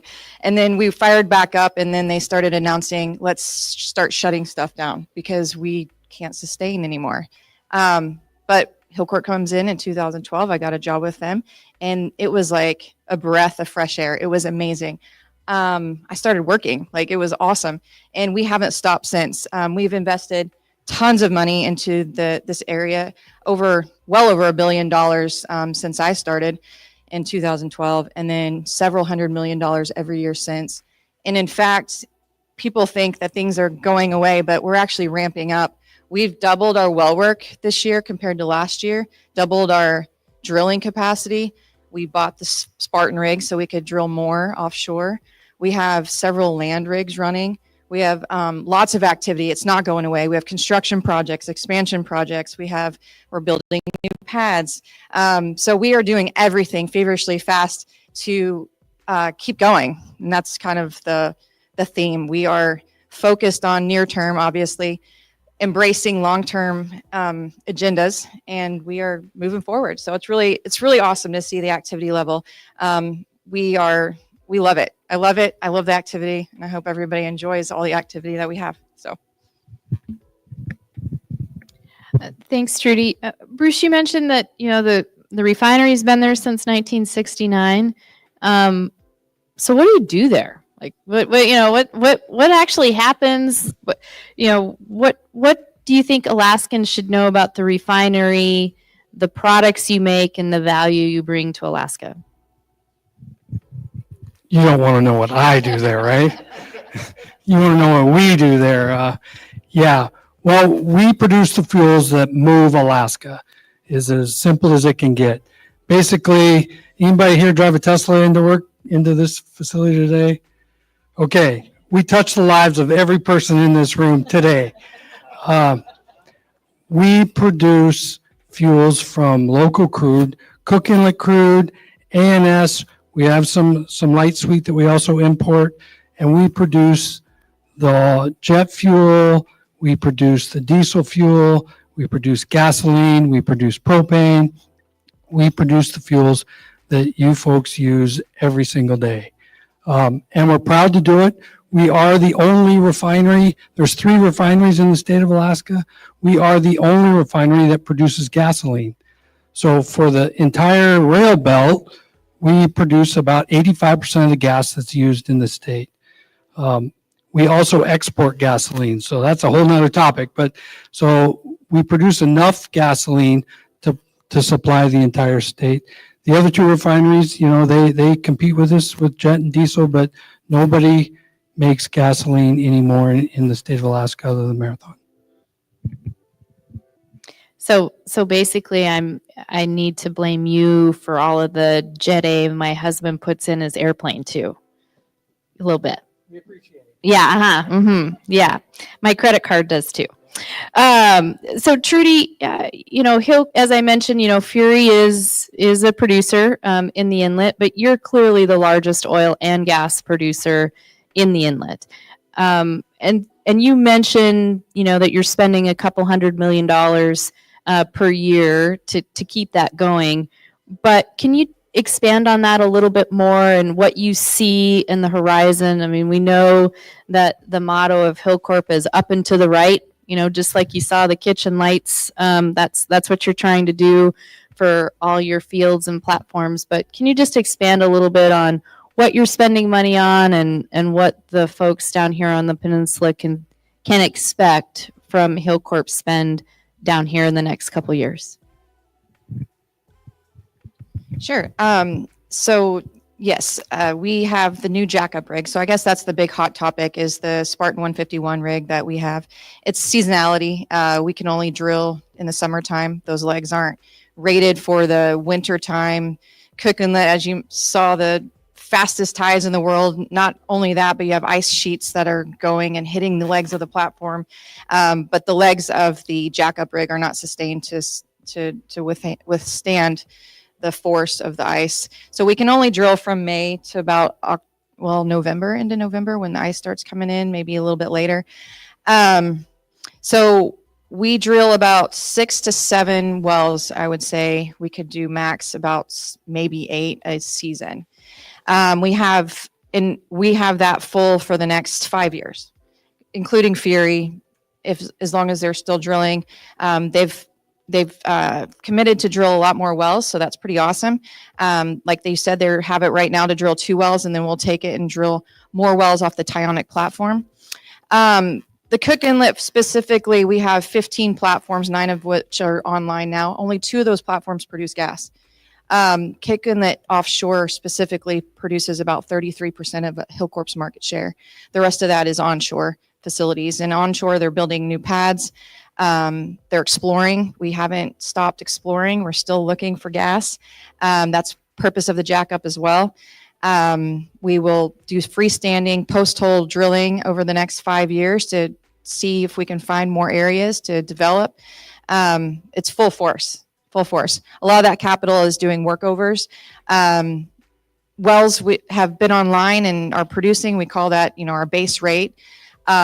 Unfortunately, a lot of those wells will fall off or die, and we have to get on them with workover rigs and fix them. And that's just trying to keep our base going.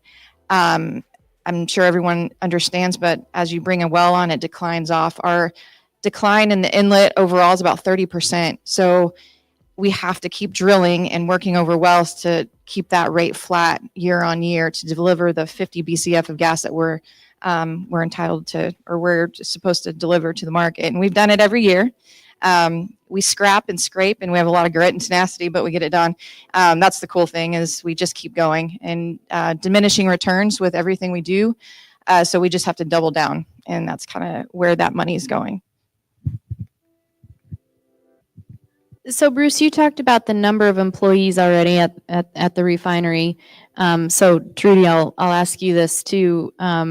But as you think about for both of you, the number of direct employees that you have, but what else do you see as the most valuable economic contributor to the Kenai Peninsula for your company?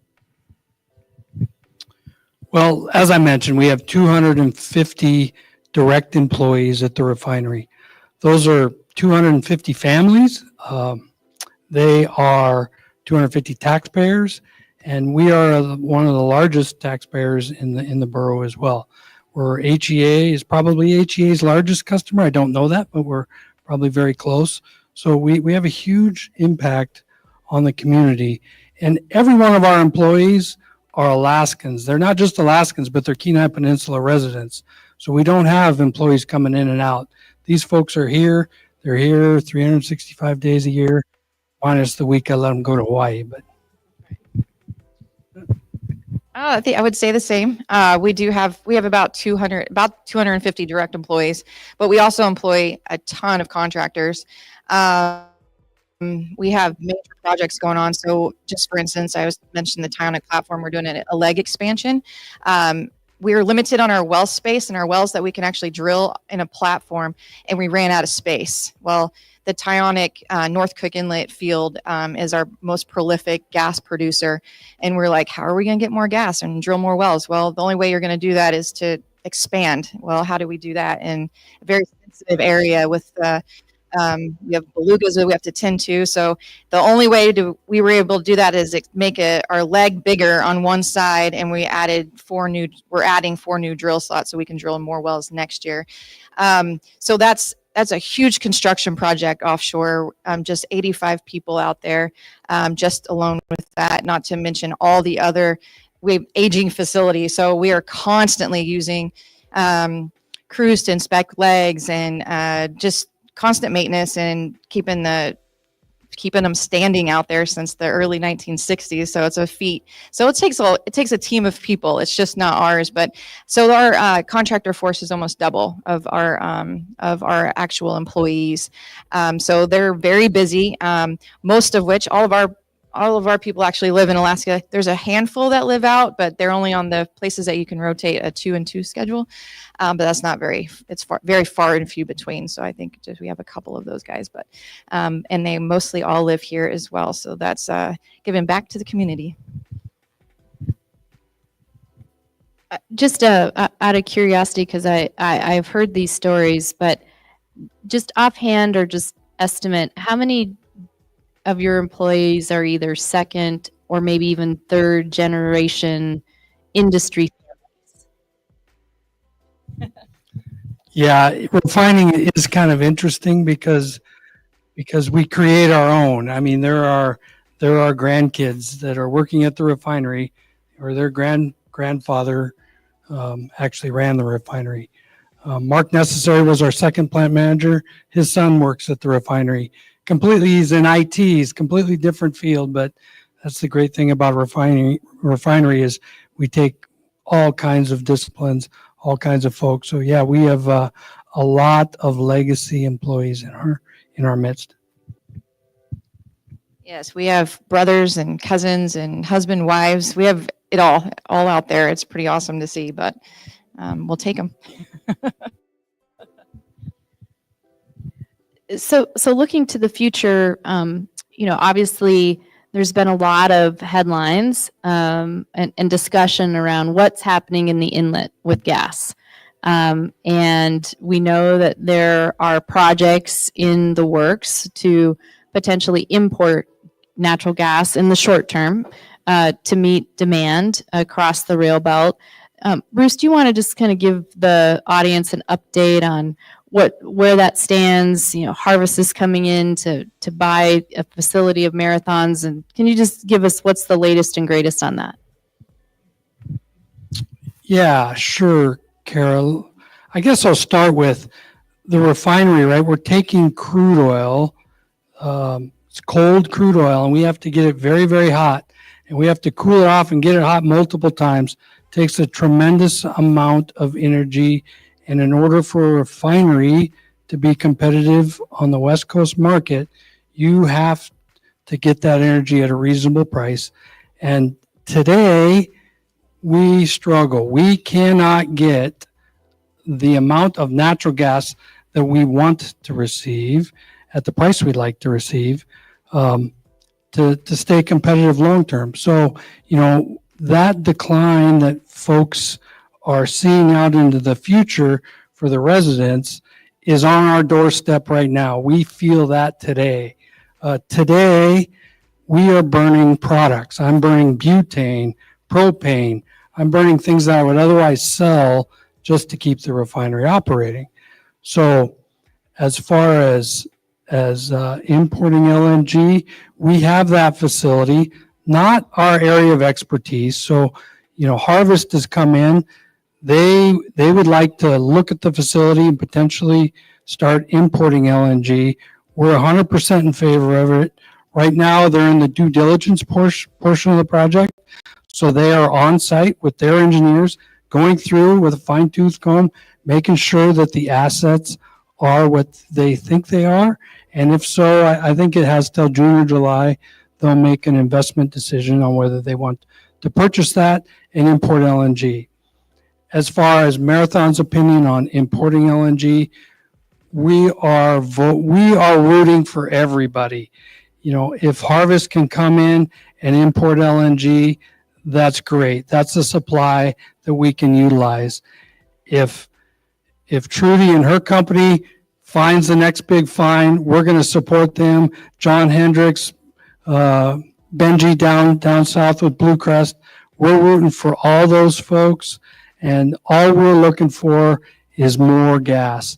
The decline that we are seeing is going to hit all of us soon. But by the time it hits the homeowners, I'm afraid the refinery will be cold. So we're waiting for it to happen and happen fast.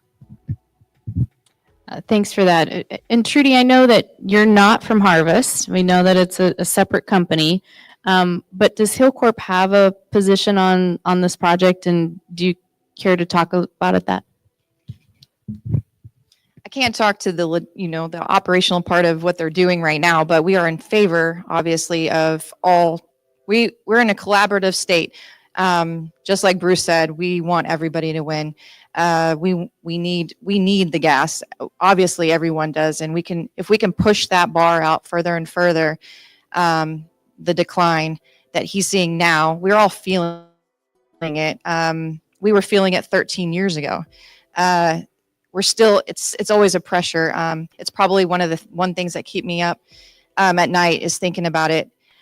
We want everyone to succeed. We need everyone to succeed, whether all phases in renewables. It doesn't matter. We need the energy. I'm an Alaskan. My husband's a lifelong Alaskan who actually works at Marathon, but not at the refinery. So we, as an Alaskan and as the asset team lead for this area, it is a lot of pressure to make sure that we're delivering what we said we were going to deliver. So any sorts of sources to help bridge that energy gap, I'm all for it. We're all for it. So I'm excited to see what happens. We know that the governor and the congressional delegation and the Alaska Gas Line Development Corporation are really encouraged. It was even mentioned in the President's State of the Union address about the opportunity for our massive amount of stranded gas on the North Slope to maybe come down here and be shipped to Asian markets, whether it's Taiwan, Japan, whoever that might be, the countries that particularly need this. So what do your companies think about this big gas line potential and what that could mean for the inlet? Well, Marathon's position, again, is very similar to the position on importing LNG. We're all for it. Bring that gas down, bring it to market. Me personally, lifelong resident of the Kenai Peninsula, wow, can you imagine what that would mean to this community if we had that amount of gas coming into Cook Inlet? Just the ability to talk about starting up the chemical plant again or building this massive LNG facility, besides the fact that the refinery could have access to some additional natural gas, it would be such a boon for this entire community. Who could ever root against it, really?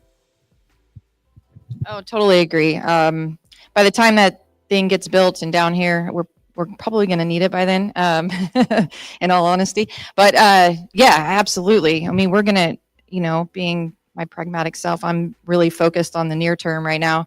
The next 5 years is really what's in front of my face. But long term, absolutely. I think that's something that would really help South Central. And we need to all be on the same page and get it done. Okay, Cassidy, I'm going to be pretty close. This is our final question. And it's going to be an easy one, but what is the best, both of you have worked in the industry for a long time. So what is the best part about working in the industry, and why should a young person think about taking your job someday?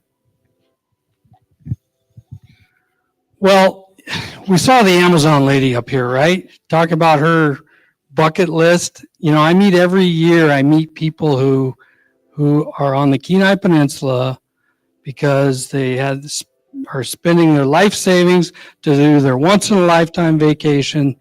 And for me, that's just another Tuesday, right? So we get to live here. It is one of the most beautiful places on earth. And yet we get to live here, work here. We have great jobs with good pay. We can raise our families in these communities and raise our kids and our grandkids. And hopefully my grandkids will get to experience what I got to experience, which was opportunity. Jobs at the refinery, they're vast. From accountants to engineers to operators to welders to pipe fitters to scaffolders. We run the whole gamut of skill set, and we give almost anybody in the community with some skills, we give them an opportunity for an excellent paying job. So my favorite part is going to work every day and working with fantastic people. And that's what we have at the refinery. I think that's what we have across the entire industry. So that's what makes me most proud. Oh, I can't top that. That was good. What else can I say? I mean, that's exactly the truth. Whether it's energy, right? So we have to figure out a way to bridge the gap between traditional and new stuff, and we need great minds to do that. I would always push the trades. Like, I work with amazing. We have so many people out there where the information technology. I mean, the things that you can do in that realm is insane. The welders, the construction workers, process tech. I mean, you name it. There's so many opportunities, and we cannot find enough people. And that if that's the struggle we have right now, we cannot find enough people to fill the jobs that we need right now. A lot of them, I don't know if this is a problem with you, Bruce, but they're flooding to the slope. So keeping people here local is a real thing, and it's a real struggle. So I encourage everybody to encourage their children or their cousins or their friends to get into the industry.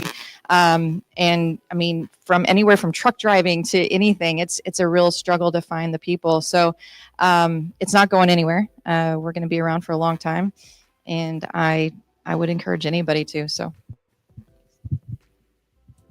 Well, obviously, I hope that we're ending your forum with a lot of optimism, even though the North Road is not as busy as it was. I know exactly what you're talking about. When I went out to Fury's operations last summer, it kind of, does look a little bit ghost townish driving that road. But we know that there is a future both with the existing facilities and with some major big potential hopefully on the horizon. So I know we're kind of like 10 minutes after, so I'm sure Bruce and Trudy and I would stick around for any questions, but we'll turn it over to you so you can close it out and folks can get on with their day. And thank you very much for the invitation.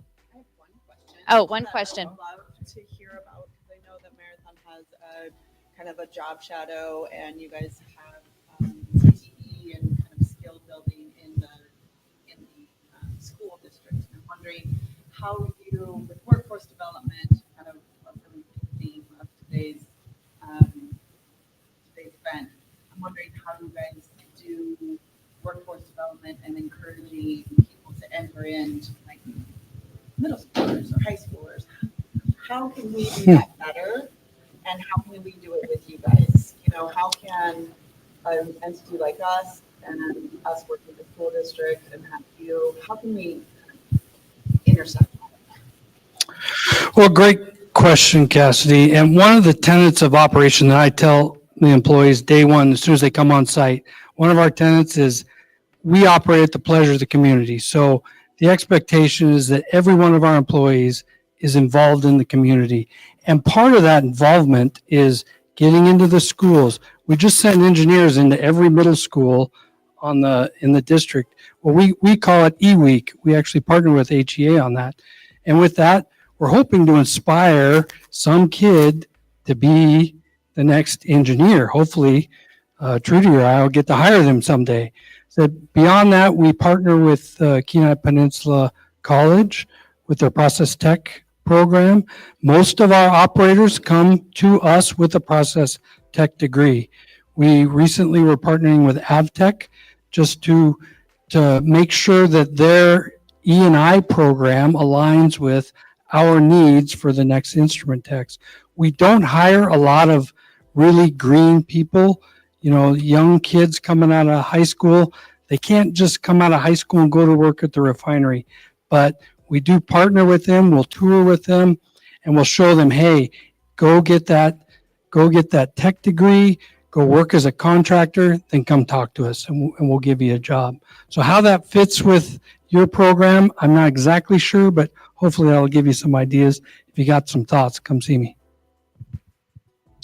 I know we have a pretty robust recruiting, no, I wouldn't call it recruiting, but we do visit the high schools and we do a lot of the recruiting on the process tech and in the colleges for sure.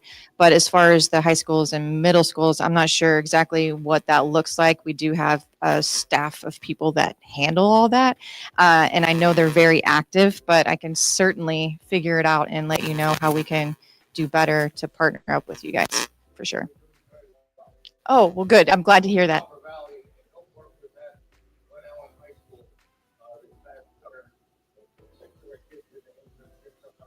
Oh, perfect. So I know we do something, so that's good.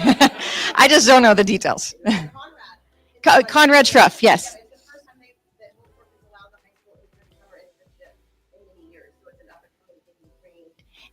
Yes, so I did know that's like his full-time job now, which is pretty, I think he's loving his new job, recruiting. So that's great. Thank you. Thanks for telling me what we do.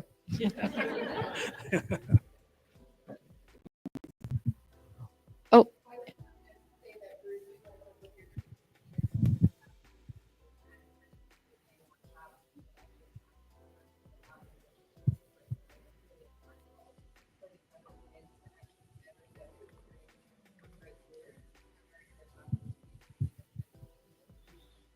Yeah, thanks for that, Marnie. I know those young engineers, you know, they love getting in the classrooms. They're all a little nervous when they start, but when they come out, they're always really rejuvenated. It's a good program.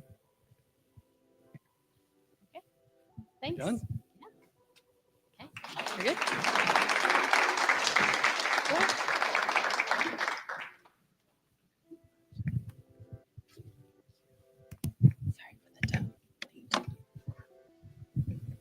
Awesome. Well, here we are. We made it. Thank you guys for all sticking around. I hope you gained something, learned something new, were inspired a bit, maybe even invigorated or thinking about something in a different way. So I hope that happened for you. But KPEDD's Industry Overview Forum for 2025 is closing, and from the bottom of my heart, I do thank you guys all for your active participation, your contributions, your discussions, your commitment to not just the event, but the entire borough and all of our communities. What you do makes us go around and makes us tick, and we appreciate that.